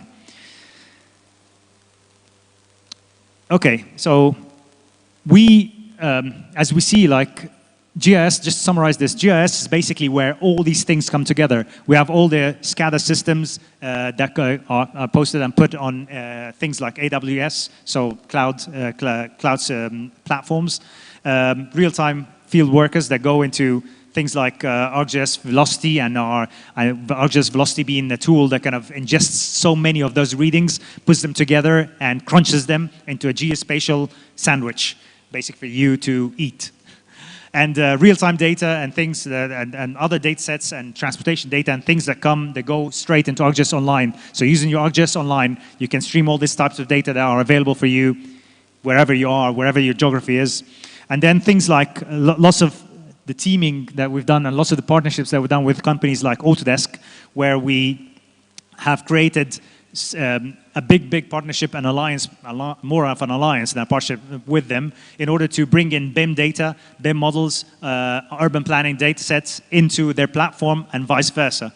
So whatever happens on the design side of things, you get subcontractors going to oil and gas companies submitting things, or municipalities or others, or building societies, and uploading BIM models to them. That's all now seamlessly integrated into the ArcGIS platform and vice versa. You can view it from both sides.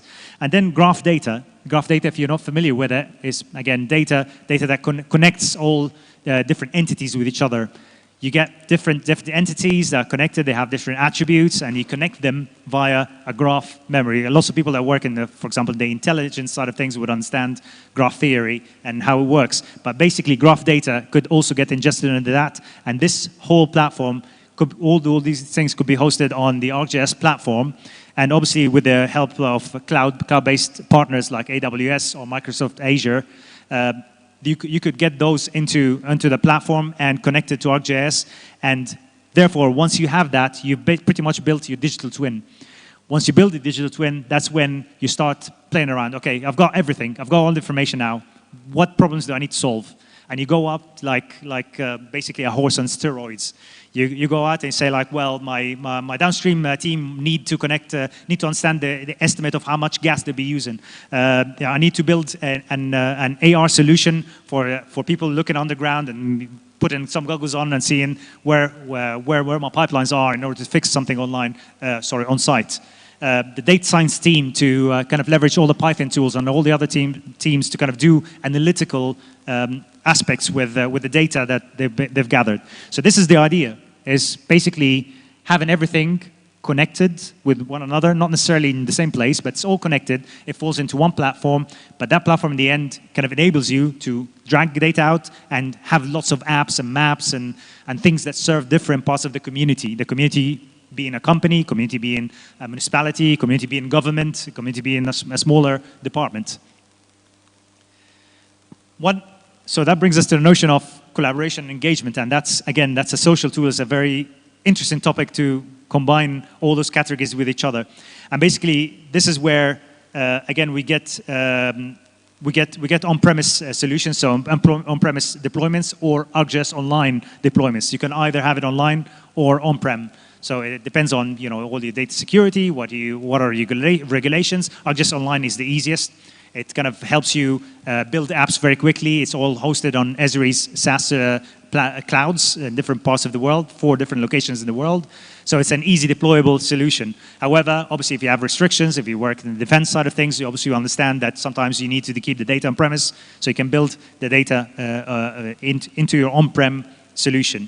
But then it allows you to do so many things like content management, and create that collaboration platform where you can publish data, create workflows, tools, products, and think of it as your geospatial data asset. It's an asset. It has an asset number. It has every layer has an asset number. Every metadata is also an asset that you have, and you don't want to get rid of that. GIS helps you keep that and not lose this information from one department doing something and then throwing the information away, and another department picking the same information, trying to build the same information. GIS is the platform, or ArcGIS is the platform that brings all this together for you to benefit by everyone.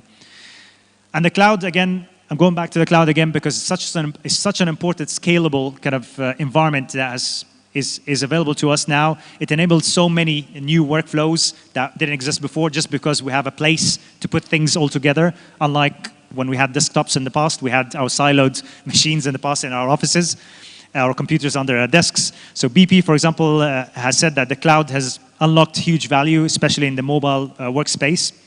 And it also enabled easier external data sharing, so you can very much share with your contractors. BP obviously has thousands of contractors, and the ability to scale to data sets and analytics that were very difficult before, like the AS example, for example, that we mentioned earlier on. And obviously, the OSDU data platform is one thing that you can also leverage, as well as the tools, your data sets, the data sets that you put together to serve the rest of the departments. Now, again, another trend, or one of the last trends I want to talk about is obviously is having an integration of ArcGIS, Esri technology, with lots of other technologies. And we've been working collaboratively with virtually all the large IT organizations to embed GIS components, services in their technologies. So you have Autodesk has some of Esri maps inside of it. Microsoft and all its tools, if you've seen in even in Excel, in other tools, in SharePoint and so on, has a map, Esri's products inside of it. Salesforce, same story. Even Adobe and the Acrobat Reader side of things, you have a geographical plugin from Esri for it. Trimble has one as well, SAP as well. So we're trying to work very collaboratively with all those big partners of ours, our alliances, in order to make sure that if you have any one of those systems in your company, in your organization, you know that there will be an Esri plugin to it, and there will be a two-way interactive side with them. And the last slide here that I have is just pointing you towards the PUG Knowledge Hub. So PUG is the Petroleum User Group that we have globally, and it's a place online. It's a site. Feel free to visit it. I don't know if you can see the QR code down there, but try to visit it. Go online. You'll see so many stories, so many workflows, and places where you can borrow ideas to build in your own environment, in your own energy company side of things. It's been there for more than 20 years, and it kind of serves pretty much everyone from upstream to downstream. And thank you very much. I'm gonna pick up probably the ball tomorrow on digital twins. Talk about digital twins sometime in the morning to kind of further elaborate on that. But for now, thank you very much for having me on stage.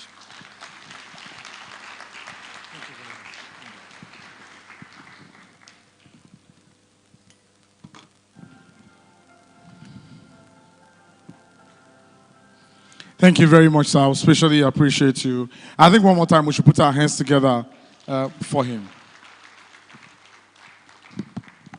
Okay, so some very quick adjustments, and I will give you a hint about tomorrow, and we can take our last item on today's program. First is that he said that already, for digital twin, we'll be taking that tomorrow. Yeah, since someone asked me that before lunch, I told you it was today, but I had to come on stage to correct that. We'll take that tomorrow because of time. We need everyone to go rest today and come back fresher and healthier tomorrow.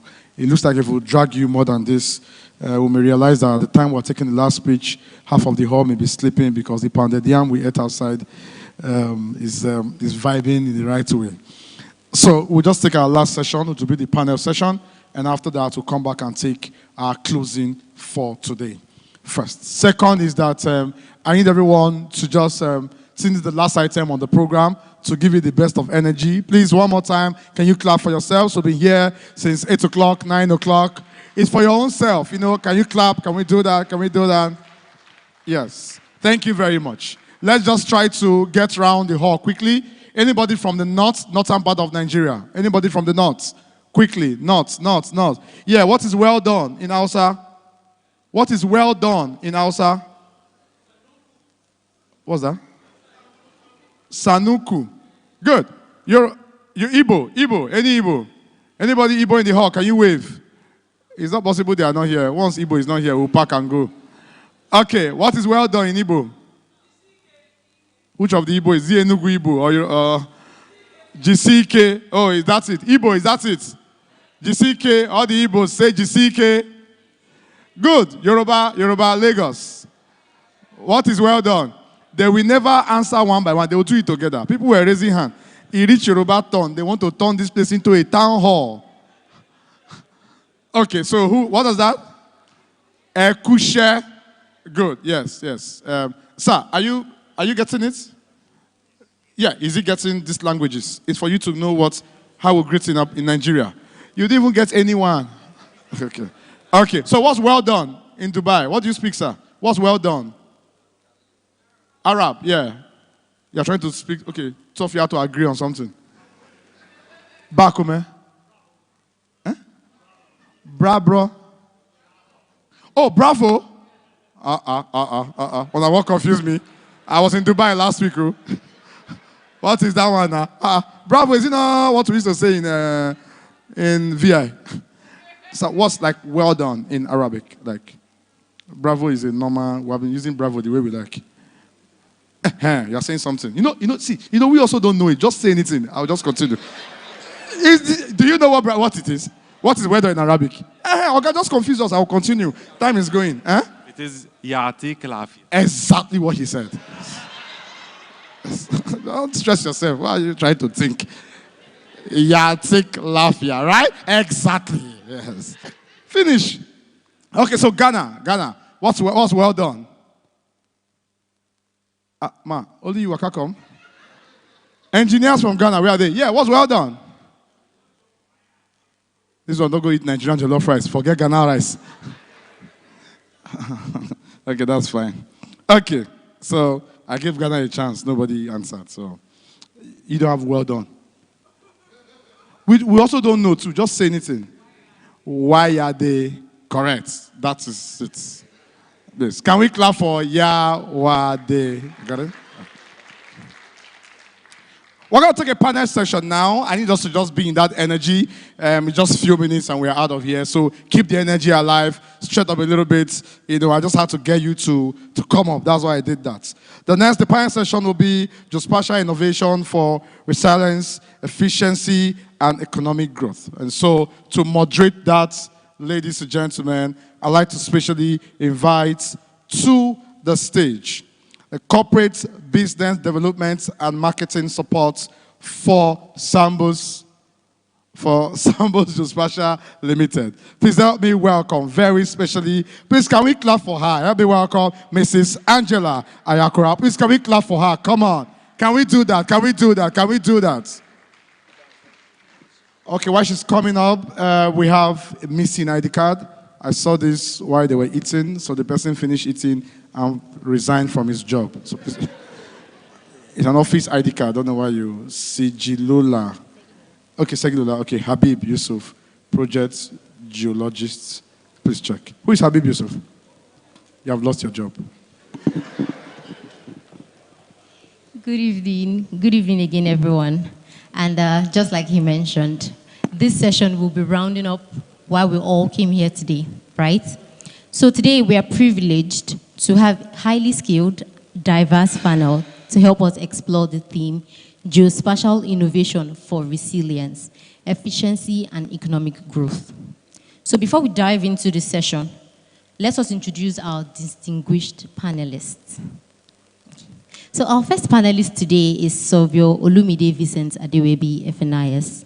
He's a fellow of the Nigerian Institution of Surveyors and a highly respected leader with nearly 4 decades of expertise in surveying. He also has institutional leadership and professional ethics.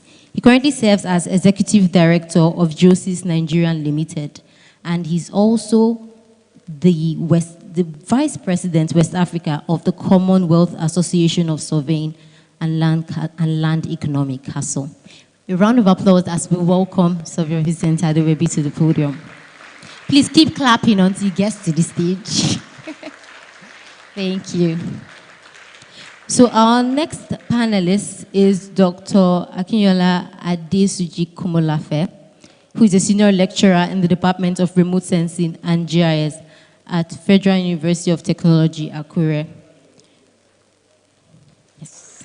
So a round of applause for him as he comes up the stage. He also has expertise that spans from GIS-based flood risk assessment, disaster damage modeling, and climate change impacts. Welcome, Dr. Komolafe. The third panelist is Mr. Fotu Busayo, the Senior Manager for GIS and Data Analytics at the Directorate of Global Health Informatics, eHealth Africa, with over 12 years of experience across multiple countries. A round of applause for Mr. Fotu Busayo. Please keep clapping, keep clapping. Mr. Busayo is catwalking to our stage. All right, while we welcome our fourth panelist, Miss Juliet. Miss Juliet Igvenibu. Hope I did not murder that name, Sha. And you told me like 5 times today.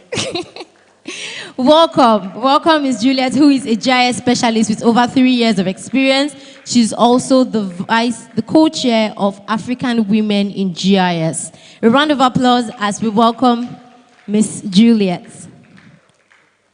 So, and finally, we have Mr. Moyowa Ezekiel, popularly known as Moyowa Original. He is a seasoned geospatial expert and public administrator with more than two decades of experience at the intersection of GIS, election management. Please just kindly welcome Mr. Moyowa, who is representing INEC today.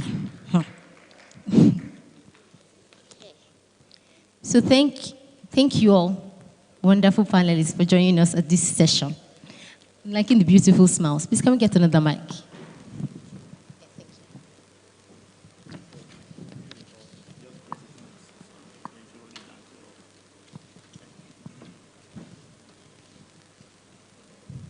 Okay, so it's a pleasure to be here with such inspiring. Oh, okay, thank you. So as you face people, it's not supposed to be this serious, yeah? Okay, so it's a pleasure today to welcome all very inspiring, highly educated, and very, very distinguished panelists today. So today, without wasting so much time, how we would go about this, I would rotate the questions among panelists, then we will move just very briefly, 2 minutes each, to just speak about the question that would be asked. Okay, now dive straight into the panel questions. So to start us off, I would want to ask, what does geospatial mean to us? You can say it from different perspectives, different sectors, academia, government, whatever way you feel resonates with you as a person. So I'll start with Dr. Vincent Adewebi. He's just right beside me. Yes, so. Sir, I am adding to your already distinguished biography. Make it a native doctor then. Hey, no. No, sir. Okay, so I would start with you first, sir. Please, what does geospatial mean to you?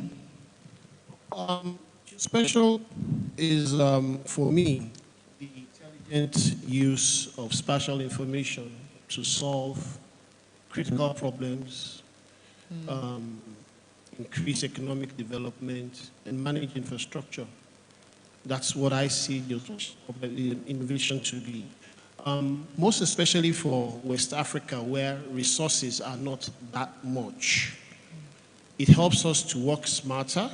We're able to do more with less. So that's what geospatial innovation is for me. Amazing. Thank you very much, Sir Vincent Adewebi, for that wonderful, very precise answer. Over to you, Dr. Komolafe. Okay. You're talking about geospatial, right? Or geospatial innovation? Geospatial innovation, yes, sir. Innovation, actually. Yes, I want to define that as the continuous, advancement in tools, in methodologies, and not only that, and the approaches of acquiring data, and of course storing the data and analyzing the data, and also presenting those data. All these are actually an advance in technology that is actually different from the traditional ways of analyzing our data. It is very important because we live in a complex environment. We live in complex art systems, and it requires integration of various data. And that's why advancing technologies will help to integrate those data and to inform decisions, and of course to help in making decisions, especially for the stakeholders and policymakers. Thank you very much, Dr. Komolafe, for that very concise answer. And I like when you mentioned about different perspective and integration of various data sets. That's why if you notice on the panel today, see we have people from various sectors, So I would love Mr. Foto Busayo to also give us that e-Health Africa perspective. Okay, from e-Health Africa perspective, geospatial intelligence speaks to your perception of what you see around you.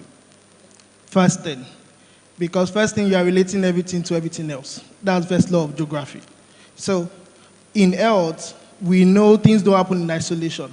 So you need to understand every other thing within your space to be able to model and answer the questions of why is this happening? What are the factors contributing to this? And how can we mitigate against this?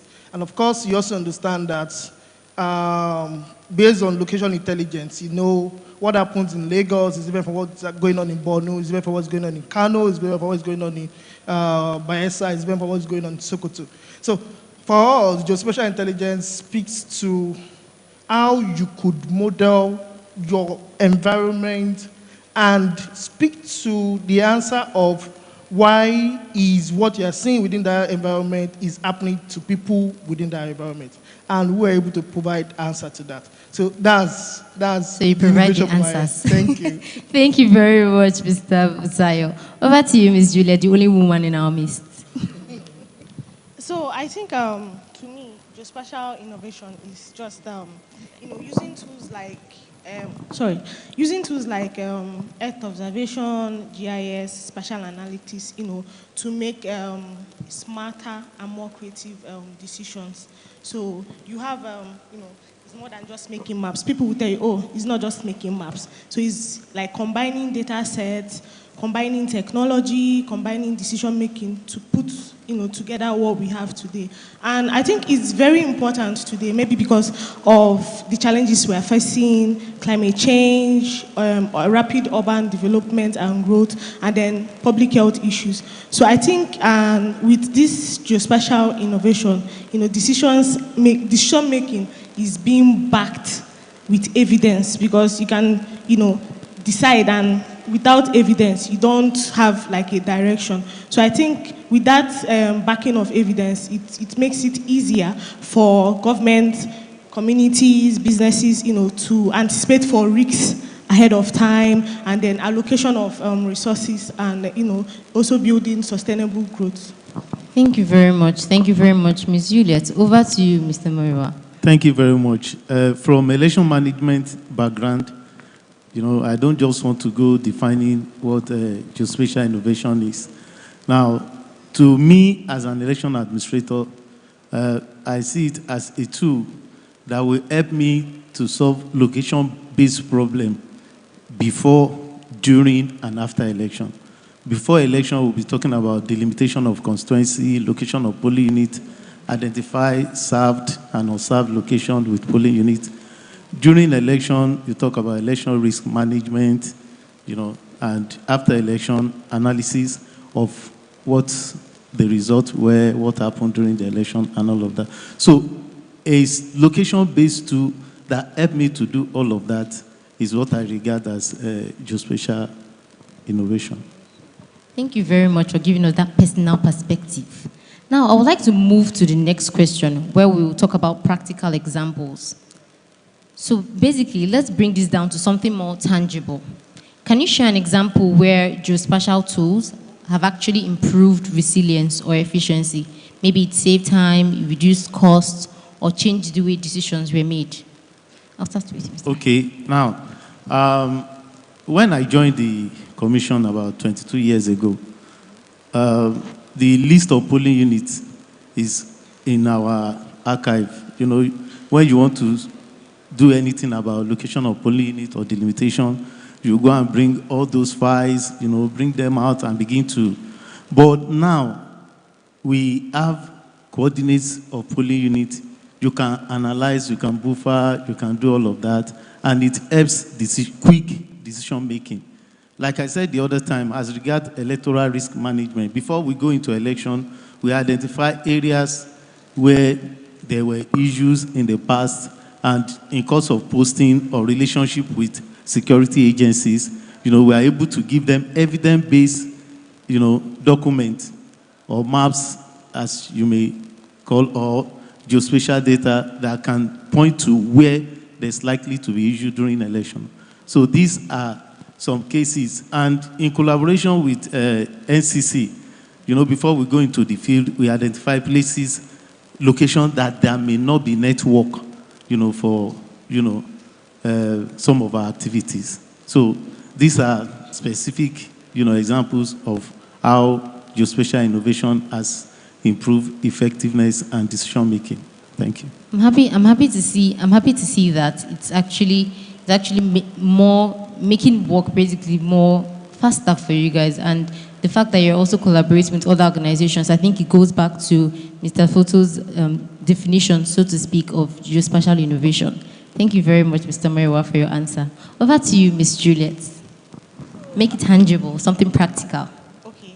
So for me, you know, I work in the disaster management sector. So I think is using GIS, geospatial technology, for flooding and erosion vulnerability mapping. I'm just talking about it because personally that is what I do. So for the works that I've done in Kogi State and Abia State, where I used GIS for flood risks and erosion vulnerability mapping, you know, I combined the use of, you know, the data, land use, rainfall, elevation. So in that data combination, I was able to find out where, you know, areas that are being at risk and know how to allocate, you know, resources to them, because it's not what location A needs, is what location B needs. Like now, everywhere is flooded, and location A needs medicine, and location B needs food. If you carry food and go and give people that need medicine, and carry medicine and go and give to people that need food, it's just a waste of time and resources, because the energy to take to still go back and reallocate those things is going to cost you more money. And also, the other place I used it is in, you know, planning on how to place public facilities in Lagos. I was privileged to work in a project back in March, April, June. So we had to, you know, I had to go around Lagos looking for, you know, marketplace, transport hubs that are, you know, big, you know, populated, so that we know if we put this toilet here, is it going to be effective? How many people are going to use it? Because if you go and place a toilet in a population where they are not much, that your resources, it will go to waste. And, you know, due to the fact that Lagos has this issue of open defecation, it comes in handy. We find which location has the most cases of open defecation. And then we are also looking at, you know, the terrain, suitability analysis. Is this toilet going to be suitable? Are we going to place a permanent structure, or is it a temporary structure like, you know, mobile toilet? So these, you know, these cases I've used, and it goes a long way to show how, you know, geospatial innovation really can help put together a community and make it more resilient. Thank you. Thank you very much, Juliet. Thank you very much for that. Over to you, Mr. Foto. Yes, from our end, let me start with the first project. I started at South Africa back then, and there was a concern or issue that we needed to resolve to identify how to reach communities, right? So we cover over 20 states in the north, and we also track vaccinators moving from house to house, distributing vaccines, and we need to know which settlements they've reached, which settlements they've not, which settlement is difficult to reach. And over time, of course, we rely on the feedback from them. We cannot go there, this is bad, that is bad. But we need to infuse a GIS model, right? Can we sit down and develop that model to identify this? So that was my first task, and that was what we worked on, pulling all the different data points together, layering them, doing PCA, moving from there to multi-criteria analysis to understand which area you need to fish out, or which area is very, very difficult to visit based on this criteria. Then you send back to the field for them to validate. And of course, for remote sensing experts, you cannot do any remote sensing without validation. So you need, any model you have at all, you need to validate. So we had to build that and validate that information. After validating, we now convert that into a particular app. So it is one thing for you to just build a model, you run your analysis and done. It's another thing for you to convert it to an app where people can just fill in some criteria and identify areas that might actually be hard to reach. So that's one. The other one is around disease modeling, right? So recently, 2-3 years ago, we got some epidemiology data. Then we sat down with the team to see how can we identify pattern? How can we build the same thing, a kind of application that will prompt us when a particular outbreak is going beyond threshold, or when a particular disease is going beyond threshold. And we took cholera, we took malaria as one of the experiments, and we're able to build the tool.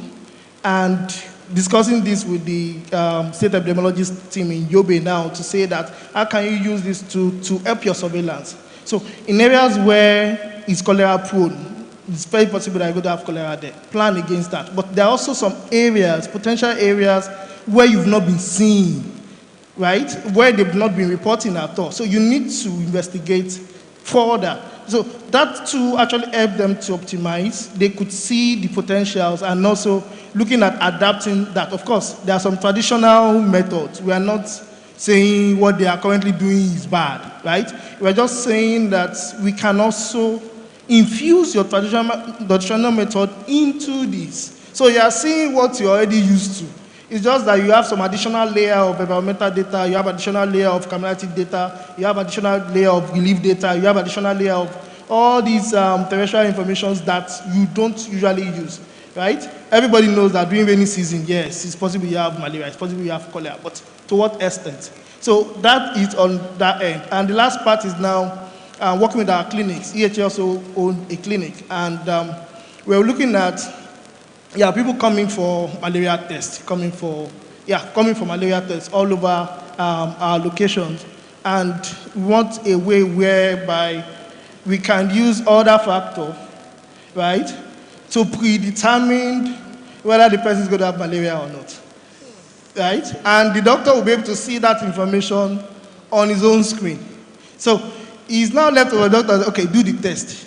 And the doctor will now go back and infuse the result into the application, and the application can learn. So what we did was to build a reinforced learning model where it takes in all this information, right? And environmental data comes in. You have high rainfall, low temperature, this, that, mix that together, and the result from the lab fixed back into the system. The system learns from there. And moving forward, we want to build a place where, or a kind of clinics where from home you can just fill in what you are feeling at the moment, and the system will pick your environmental information of where you are and can predict whether check the clinic or just stay home and rest, or it's just fatigue.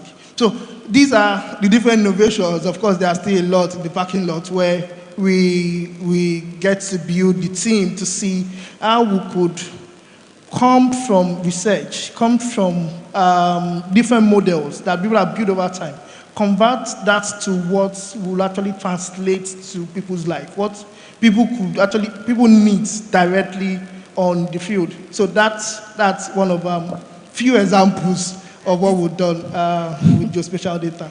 Amazing, Mr. Busaya. These examples are not few. They're very heavy 3 examples. No, but they're very, very insightful. And it's good to see that the work that you do at EL Africa is very impactful. Well done for that, sir. Over to you, Dr. Komalafe. Thank you very much. I'm going to come from the natural hazard and disaster risk management perspective, which I'm actually based on. I will take my case study from Asia country and Africa, actually. So I was involved in the project, which I actually did my PhD on, and the project sponsored by Asian Pacific Network and the Japan United Nations University. So the question was, how can we reduce the time it takes to go to the field after disaster, flood disaster, to gather data, impact of those floods? And not only that, can we develop GIS-based mathematical models that can predict damages in the future? Damage to properties, how much are we expected under certain climate change scenarios? So that was the confrontation, the challenge I had. And we had to, I had to use both empirical models and GIS-based models, to create mathematical functions that can, integrate or simulate what will happen if we have so rainfall at a particular scenario's return periods, and what will be the damages to properties, what will be the damages to, content, house content and different properties. So that's what I actually did, and we're able to come up with different models that actually reduce the cost of going to the field after flood occur.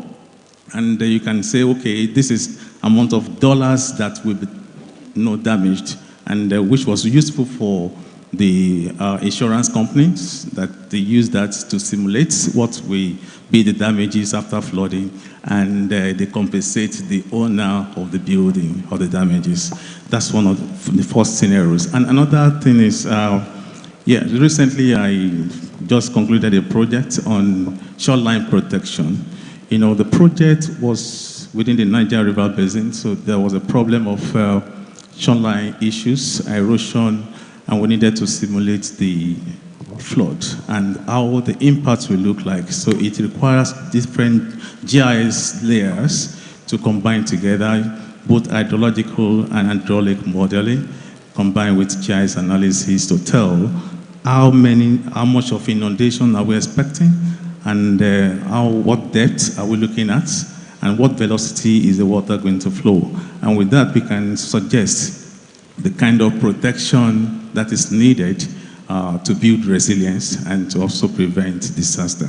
And another thing is that there was a case study of a Sunti sugar company that needed an assistance, and we had to employ some GIS-based analysis to tell whether the flood is going to affect the farm or not. And after the results, we were able to recommend a further increase in the dike layer, which actually helped the owner of the farms to prevent subsequent disaster to the farms. Thank you. Thank you very much, Dr. Komalafe. I think for me, it's how GIS basically connect the dots to something you should have known, but how will I put it? But due to challenges, you were unable to find out that certain information. So it's just very inspiring to listen to each and every sector talking about different things that GIS can do for them and basically be very efficient in various organizations. Over to you, Surveyor Vincent Adewewe. Well, I'll be talking from the perspective of being part of the team. Being a surveyor, my expertise usually is providing the data that GIS feeds on. So there are quite a number of examples. We worked with clients who need information. There was this particular example of somebody who wanted to develop an application to check which areas would be prone to flooding or not, but they wanted the information very quickly. Using conventional methods, you're not able to deliver on such jobs. So drone photogrammetry has become very, very useful for surveyors to get this kind of information very quickly.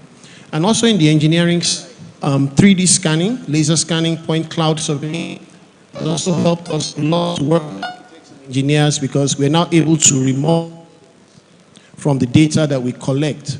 And they use this to actually do their work.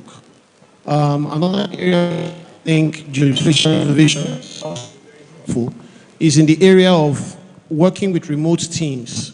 With cloud-based GIS now, you could actually have so many teams in so many different locations, and the data just keeps pouring in, and it allows you for real-time collaboration. So when we are trying to gather like waypointing, you're just trying to get point data, maybe on poles. I'm thinking of that just requires single points. It's easy to send different teams out and gather the information very quickly. The point here is that because of geospatial information, we're able to save a lot of time. And because of mobile GIS-based applications, we're able to also save a lot of money for the clients. Thank you very much. Thank you very much, Dr. Sobe. Why am I saying doctor? I don't know why you're calling me doctor, honestly.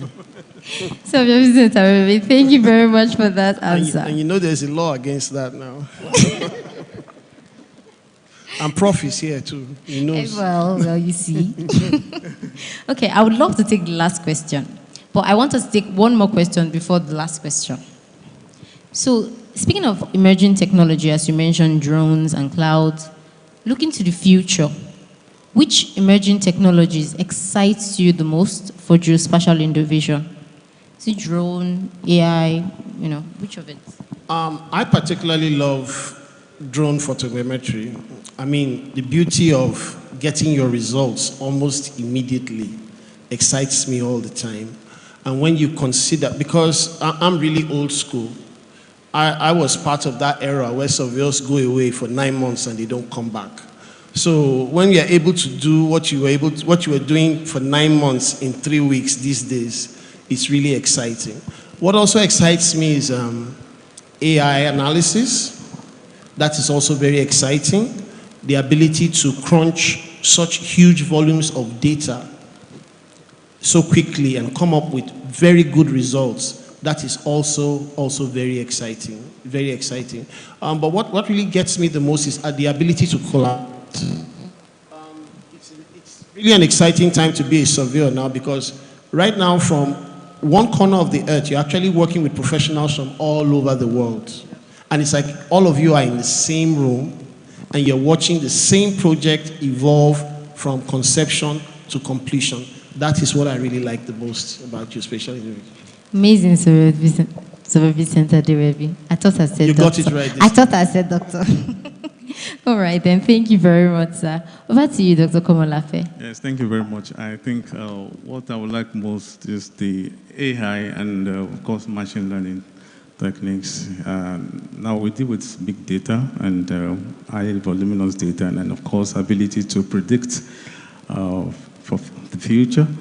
And, of course, with AI and, of course, with your machine learning techniques also, you could, with your trainings and I'll answer the question of when or where this is what is going to happen in the future. Of course, looking at leveraging on what has happened in the past and, of course, predicting into the future.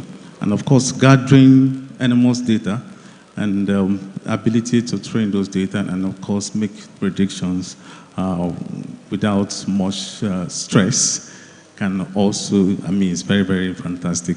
And apart from that, unmanned area vehicle and, of course, the use of drone system is also very interesting because we live in a world that we lack data, especially in this part of the world. And ability to get data now is, high resolution data is somehow difficult. And with UAV, we can get very high resolution data for our whatever we want to do. And that is very, very interesting to me. So, Dr. Komalafe, from what I hear, everything is exciting for you. Very exciting. Amazing. Yeah. Over to you, Mr. Busayo. Yes, from my end, AI is already here, right? So, or let me say machine learning. People are already doing machine learning. Even 6-year-old, 7-year-old kids can work with machine learning now. But where I'm seeing in future is LLMs, right? Large language. That's where you're now consuming big information and converting that to the smallest unit, and someone at that lowest level could type in what is, or what are, or where I am, what exactly is the issue, and the person can get that information right there. So that's moving into the world of full AI itself. Machine learning is something that we've been doing, prediction, staying within this lower area, but we now need to go deeper with what we have. So currently we are actually working on LLMs, getting text messages, converting some text messages into symptoms, and from there trying to see what you can actually make out of that information, and which is the area of putting location into this information too. Is also the area of the next one that we're going to. Another part is the IoTs, right? We've not really tapped in, as at least from GIS and or from health angle, we've not tapped into the IoTs, the sensors. I know there are some sensors for flooding around the dams, but there are some also environmental events that are happening. There are some extreme events that are actually going on, where you could just plant some of these IoTs, and I can say it's very, very cheap now, right? As far at least for now, you can still get some IoT as low as $10 or $5, right? And you can configure that to get close to real life information. Like, as it is happening within that environment, you can get this information. So recently we invest in some of these IoTs and planting that across different air facilities to understand the current ambient temperature within those air facilities, and try to model heat wave scenarios, and try to model different scenarios even before they happen. So if you are having your live data sensors, you could actually model into that. Another interesting part is this cloud GIS, where there's a central infrastructure. Let me put it that way. A lot of people know how to use tools, right? We can do a quick vote here on how to use tools, and you see a lot of ants, but do we have infrastructure to manage some of the analytics that we are doing? Some of us cannot run analytics on our system for 2 days stretch. It's going to collapse, right? Do we have that space where I can pull my code, and it's cheap also, because everything is expensive anyways. Do we have that infrastructure where I could put my own code to run and give me results in less than no time? So that's the new era that we're also looking at, we're also watching out for. Yeah, in some countries that started already, right? But in Nigeria or Africa as a whole, we are still trying to build our infrastructure to be able to accommodate that, because we still don't have network coverage across the whole country. There are still some areas, with remote areas, where they don't even have access to edge, let alone 2G internet. So we still have a lot of distance to cover in that regard. But for me, it's more of deep learning, it's more of IoT and sensors, and also it's more of that cloud infrastructure to support analytics. Thank you. Yeah, thank you very much, Mr. Busayo. Is it me, or this conversation is getting more interesting as we're asking more questions? But due to time, we might not be able to, finish up all the questions. But I'm sure our very, very engaged audience are listening in, and I'm sure you'll be available for them to answer any questions from each and every one of you seated here on the panel. So I'll move to you, Ms. Juliet. So for me, is drone capturing. So you find out that sometimes there are locations where satellite can't really capture images. So drone will come in, capture that image so perfect that you are wondering, is it not the same image I was trying to capture using satellite? So we have cloud GIS. So it's making, data more accessible and scalable. Then we also have machine learning and artificial intelligence. It can be used, it is used for image classification and predicting future scenarios. So you have, for the future scenarios, you have in ArcGIS Pro, we use it to run flood simulation. That is one use of artificial intelligence in ArcGIS Pro. So you also have Internet of Things. That's using sensor data with spatial analysis. Now, you can use that sensor, that's Internet of Things, and artificial intelligence and VR to run like a military combat simulation for soldiers. Let me say, these newly recruited soldiers, instead of just pushing them to war, we can create an environment, where, 3D glasses, so they would, combat. But we all know that this comes with money, and once you have that kind of ideas, you don't just go and push soldiers to go and die. You understand? I'm sorry, I'm using that word. But if we are able to run like simulations ahead of time, train them, if they see like this particular event, maybe battle or something, they will have a greater hand. That is how, GIS and, these future technologies can really help. And that is one thing that excites me. Artificial intelligence, Internet of Things. You can even use Internet of Things and artificial intelligence for tracking.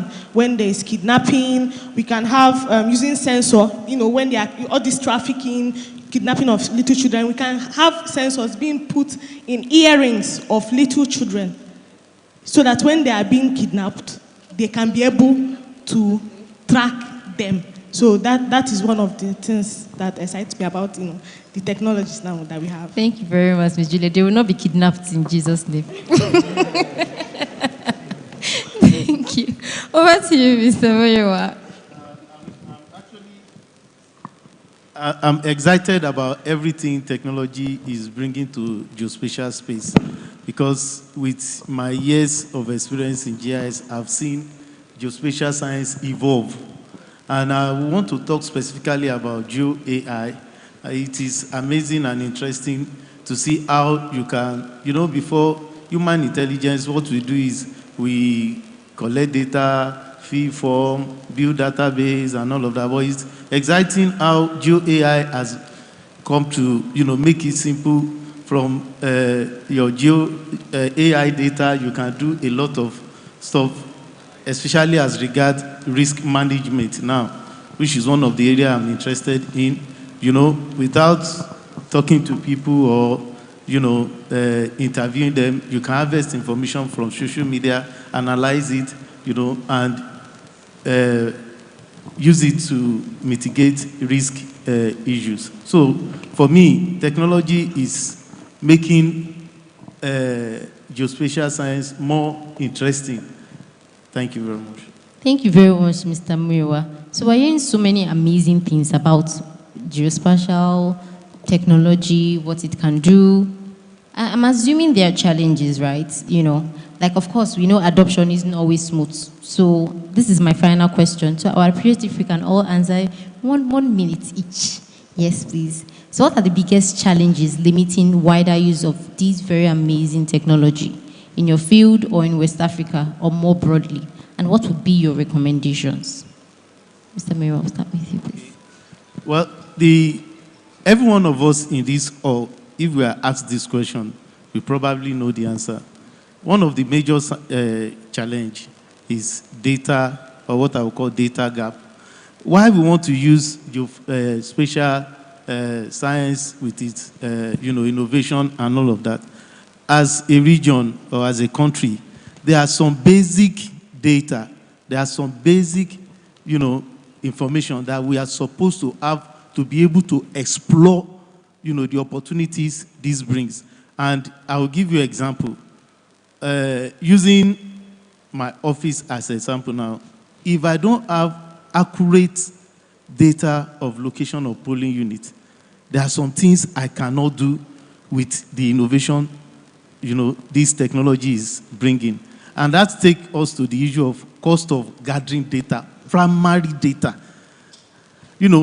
Africa has really tried, national population census has tried as regard boundary of electoral ward and RA, as we call it. But sincerely, we can hardly find accurate data as regards. So if you are building innovation on wrong data, one of my bosses will call it beautiful nonsense. So, you just be advancing in error. Then another thing I also see is that there are so many professionals that are not professional.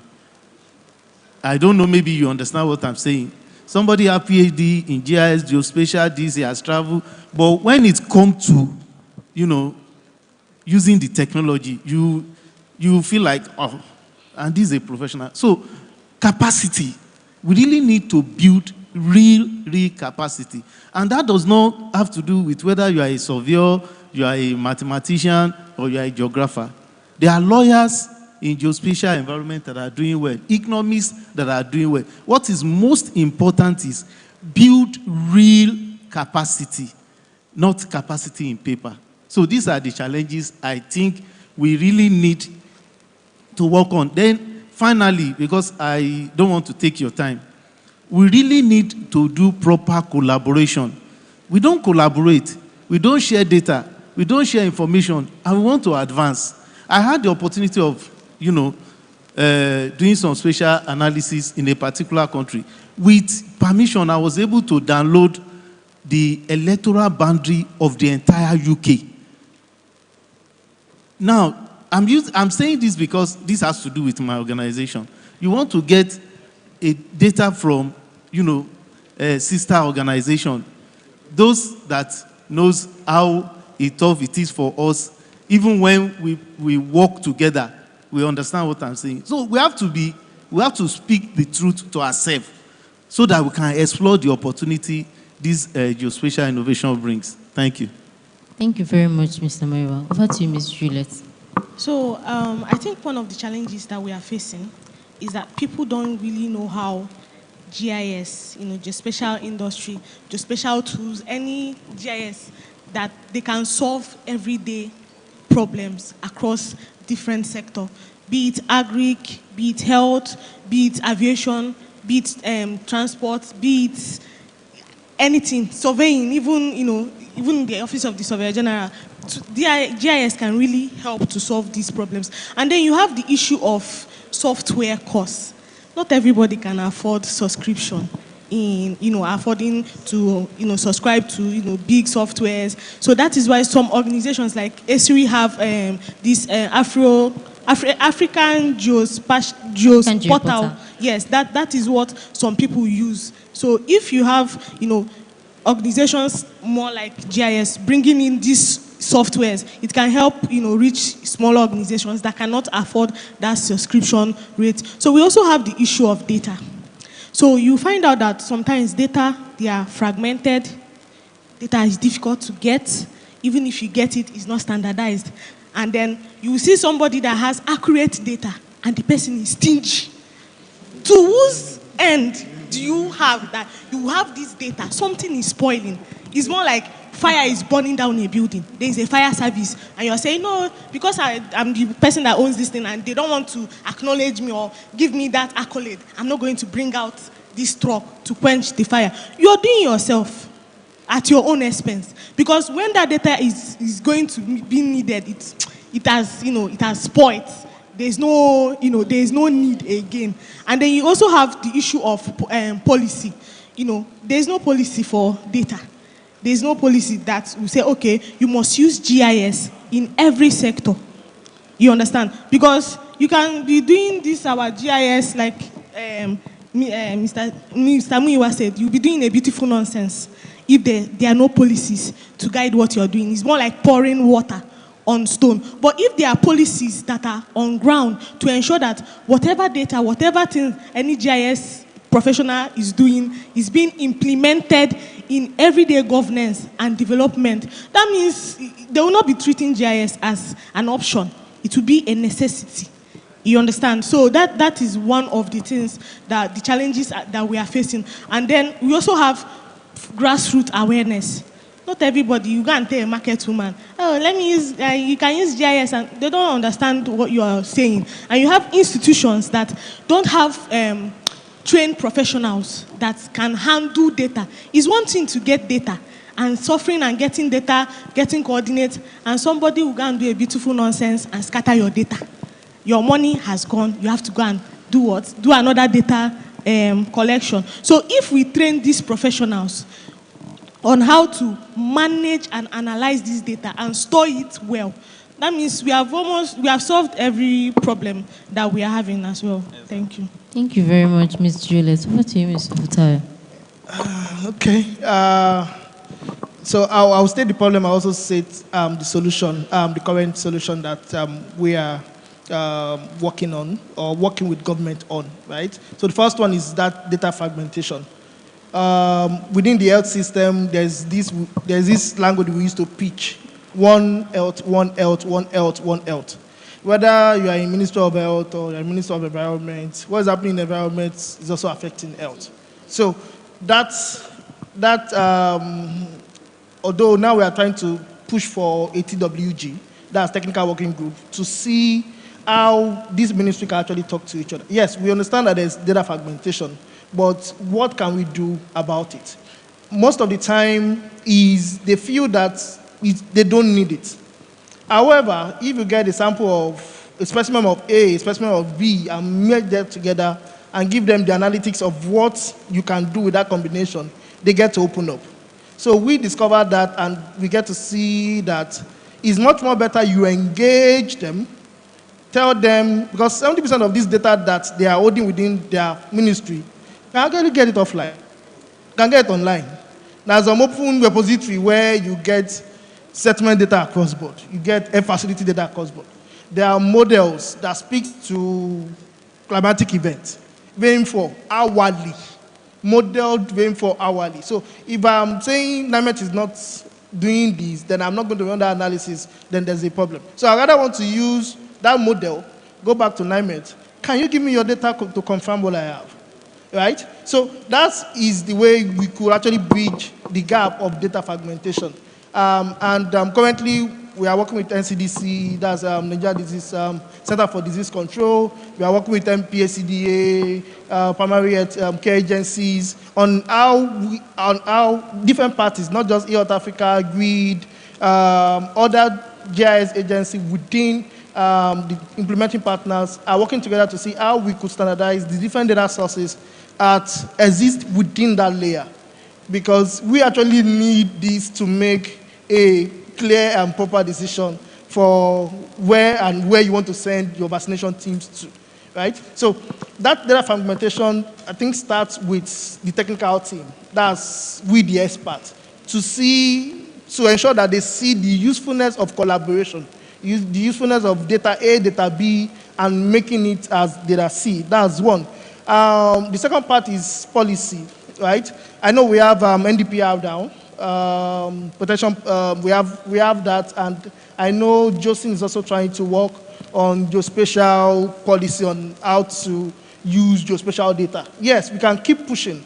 I know one day we'll get there, right? Yeah, to have a policy that not just support data. What we have now, we have a policy that just support data privacy, data distribution, data sharing, data hosting. But what about GIS data? We really don't have that in depth. So I know Justin is actually working around that. And the last part is the ISO standardization.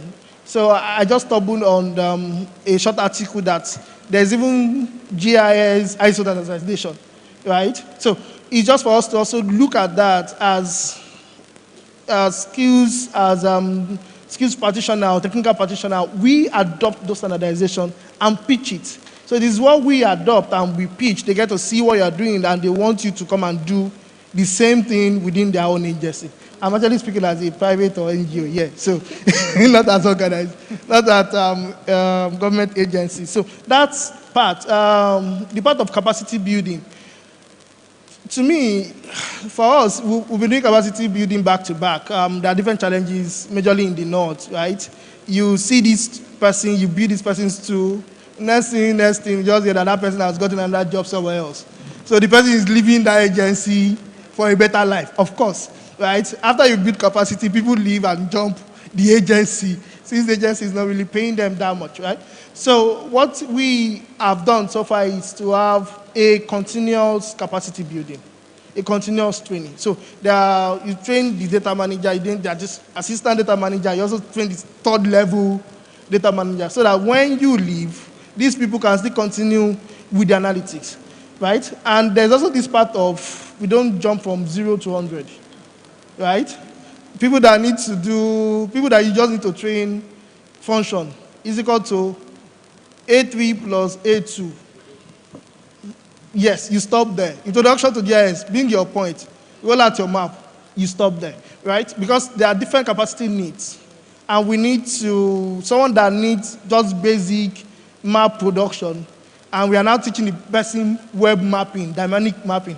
He won't use it, right? So what we need to do is not now to have a tailored capacity building. Evaluate, do an assessment of the person first before you do the capacity building. So we have a huge curriculum. So it's after the assessment, you know, okay, this person is within just intermediate. Don't go beyond this level. This person is within just this. Then take a step further. So we have been doing that across, but I think with that, we can now build capacity gradually, stage by stage, level by level, till at least, again, we'll always get there. We need to start from somewhere. We always try not to, my guy used to say that if you don't have all this problem, you'll be out of job. So it's even better we have them, so that some of us can provide solutions, right? That's what my guy used to say. So it's a function of, you see the problem, you solve it, and also try to make it sustainable. So you're not just solving and you leave, you solve, you create an avenue where we have an e-learning platform, it's free. You create an avenue where this person can always go back there to retrain himself and go over this process and over again. So for me, that's just my take. Thank you. Thank you very much, Mr. Busayo. Over to you, Dr. Komolafe. Oh, thank you very much. One of the challenges I think GIS innovation is actually faced is limited funding. Let me come to the university level. Most university administrators, the language they understand is there's no money. The language of no money, you want to have GIS labs, no money, and you want software, no money. But then how do we address this? I remember Esri gave FUTA 3 years license, and we're all rejoicing and happy that we had license. After 3 years, we needed to renew at the very minimal costs. The university said no money. So actually that limits a lot of things. There are a lot of things we need to enjoy from Esri that we couldn't. But how do we overcome this? You know, of course, we at the Department of GIS, sometimes we have to collaborate, so we have to do some get proposals, send proposals out, and get funding to carry out some of our researches. And apart from that, there is also limited computer resources. The high-level computer resources that we need to use, especially when it comes to simulating and GIS modeling. You know, we're working for a client last week, and he was on our neck saying that we have to submit reports. And at that time, the laptop was hanging. And we had to wait, and we spent overnight, and the guy was not sleeping. He said, you must submit this report because they were asking for it. So these are the challenges. And he was even challenging me that, don't we have a server in our school? I said, well, we have one, but it's not working yet. You know, those are the things that actually hinders or prevents some innovations on GIS actually to progress. Another thing is the knowledge gap, which my colleagues have already mentioned. The knowledge gap is still there, and like has been said, we need to continue to train. But then we need some high-level advanced training, to be able to compete with the outside world. We had a seminar the other time, a webinar, and the guy from the US was training on INSA processing. INSA, to process INSA, he talked about a lot of gadgets that are necessary for this process. And some of us who want to work on subsidence, want to do this using INSA, but then we cannot use it. And there are a lot of problems like that in Nigeria that we want data to and want to work on. But then the knowledge gap is still there that we have to bridge. And apart from that, we talk about issue of data sharing. I want to share an experience with you. A friend of mine had 30-meter resolution land use land cover for the whole Nigeria. And he gave me that data. When he gave me the data, he said, don't share with anybody. And that's the instruction he gave me. And it was so emphatical that never share with anybody. And I was like, what is even the problem with this? Because where I did my PhD, you can always get data anywhere, anytime. And I was somehow, and up to now, that 30-meter resolution is useless because you have a better data. So the problem of not sharing data is a problem. And I also want to tell the stakeholders and the policymakers also that we need to have special data infrastructure in this country where we can access data, we can share our data. I think Nigeria is ripe enough, and the West African country also is ripe enough to develop a special data infrastructure, a regional special data infrastructure, where all experts can contribute and, of course, access data without any. You take a clue from Europe, the Europe Inspire, 2007 was established, and all Europes gathered it together, and they are able to get data. You can access it easily. And some of us do go to some of these geoportals to download data for our country. Unfortunately, we have not been able to do that. I think we should start from somewhere and start to develop, maybe from local data infrastructure to national data infrastructure. Thank you. Thank you very much, Dr. Komolafe. Now to our final panelist. Sure, everybody would hope that I have nothing to say because we all want to go. So I will help. With everything everybody has said, costs, entry cost is a very big issue. From the surveying point of view, you buy one hardware and you don't know that it's going to cause you to buy so many other things which you did not plan. So there's the apparent cost and there's the real cost. You buy a drone, then you remember that you now know that your laptop can process the data. You have to buy a more powerful laptop. Then you need additional energy to power it for long periods. You're not even used to staying overnight to process your data. That's a problem on its own. Another problem is the policy inertia. Within government circles, the procurement process does not recognize geospatial information at all. Everything is lumped up into one turnkey project, and the person driving the project is only interested in his profit. And geospatial is, for politicians, sorry to say if they're here, is intangible. It's intangible. You tell a local government chairman, let us set up a GIS for you, very simple thing, just to show you schools, point data things, just points to show you what you have. And he will tell you, with 20% of this money, if I sink 20 boreholes, I am sure of the next election. This thing that you want to do for me is just going to sit on one laptop. So who cares? Who cares? Another major issue is this defragmented data and this lack of trust. It's something that is already with us and we have to get rid of it if GIS is really going to thrive in Nigeria. This idea of I'm the only one that has this data set and I'm not dropping it until somebody gives me something that is going to make it worth my while.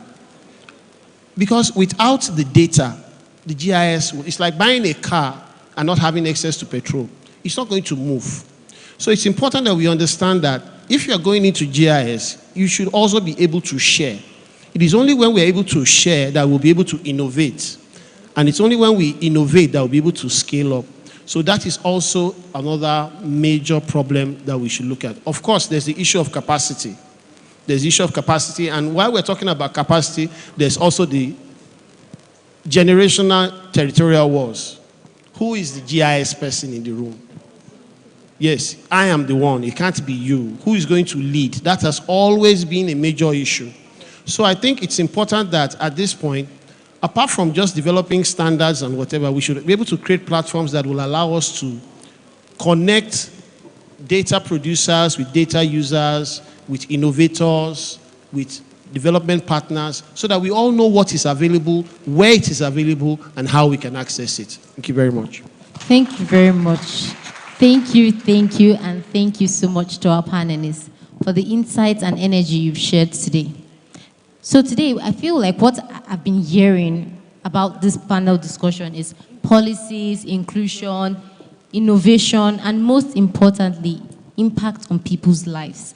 I really want to use this opportunity to say a big thank you to all our panelists who have shared their great wisdom to us.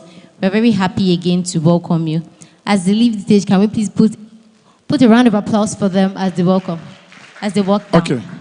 Okay, so we're just going to come this way, take a group picture. I'd like to invite Joy to just help us with the microphone, Mrs. Joy, to pick, just give a vote of thanks. Sir, we just need you here. MD, we humbly request that you stay at the middle. The rep of the Executive Governor of Ekiti State, you can join this picture. Our panel moderator, we need you on this picture too. Yes, ma'am. Okay. Good evening to our VIPs, distinguished guests. We want to say thank you again for staying with us today. And this is just the icing on the cake for day one. So tomorrow is where we're having lunch and dinner.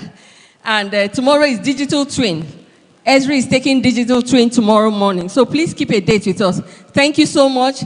Wishing you safe journeys home, and God bless you. We close our day one of today's conference. Please, can we all be on our feet so we start the same way that we ended the conference.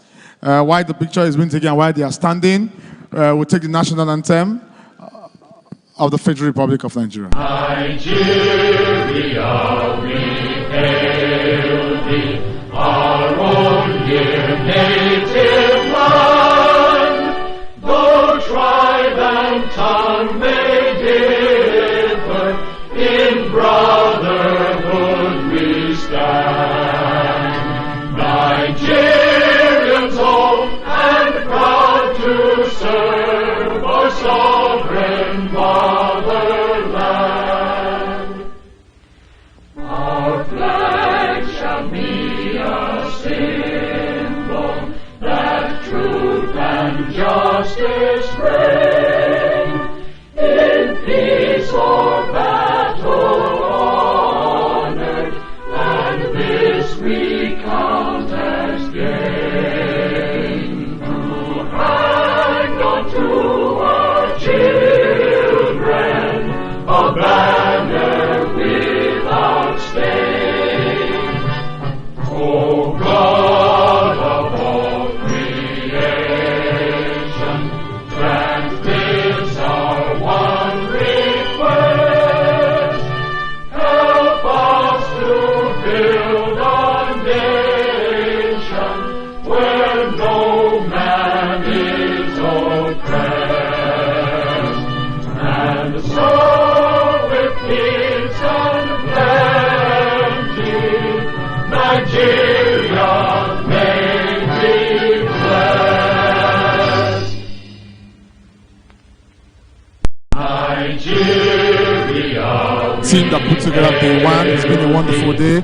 Tomorrow we arrive by 8:30 and we begin by 9 a.m. on the dot. We have some very interesting morning sessions, so please, let's arrive 8:30 and begin 9 a.m. on the dot.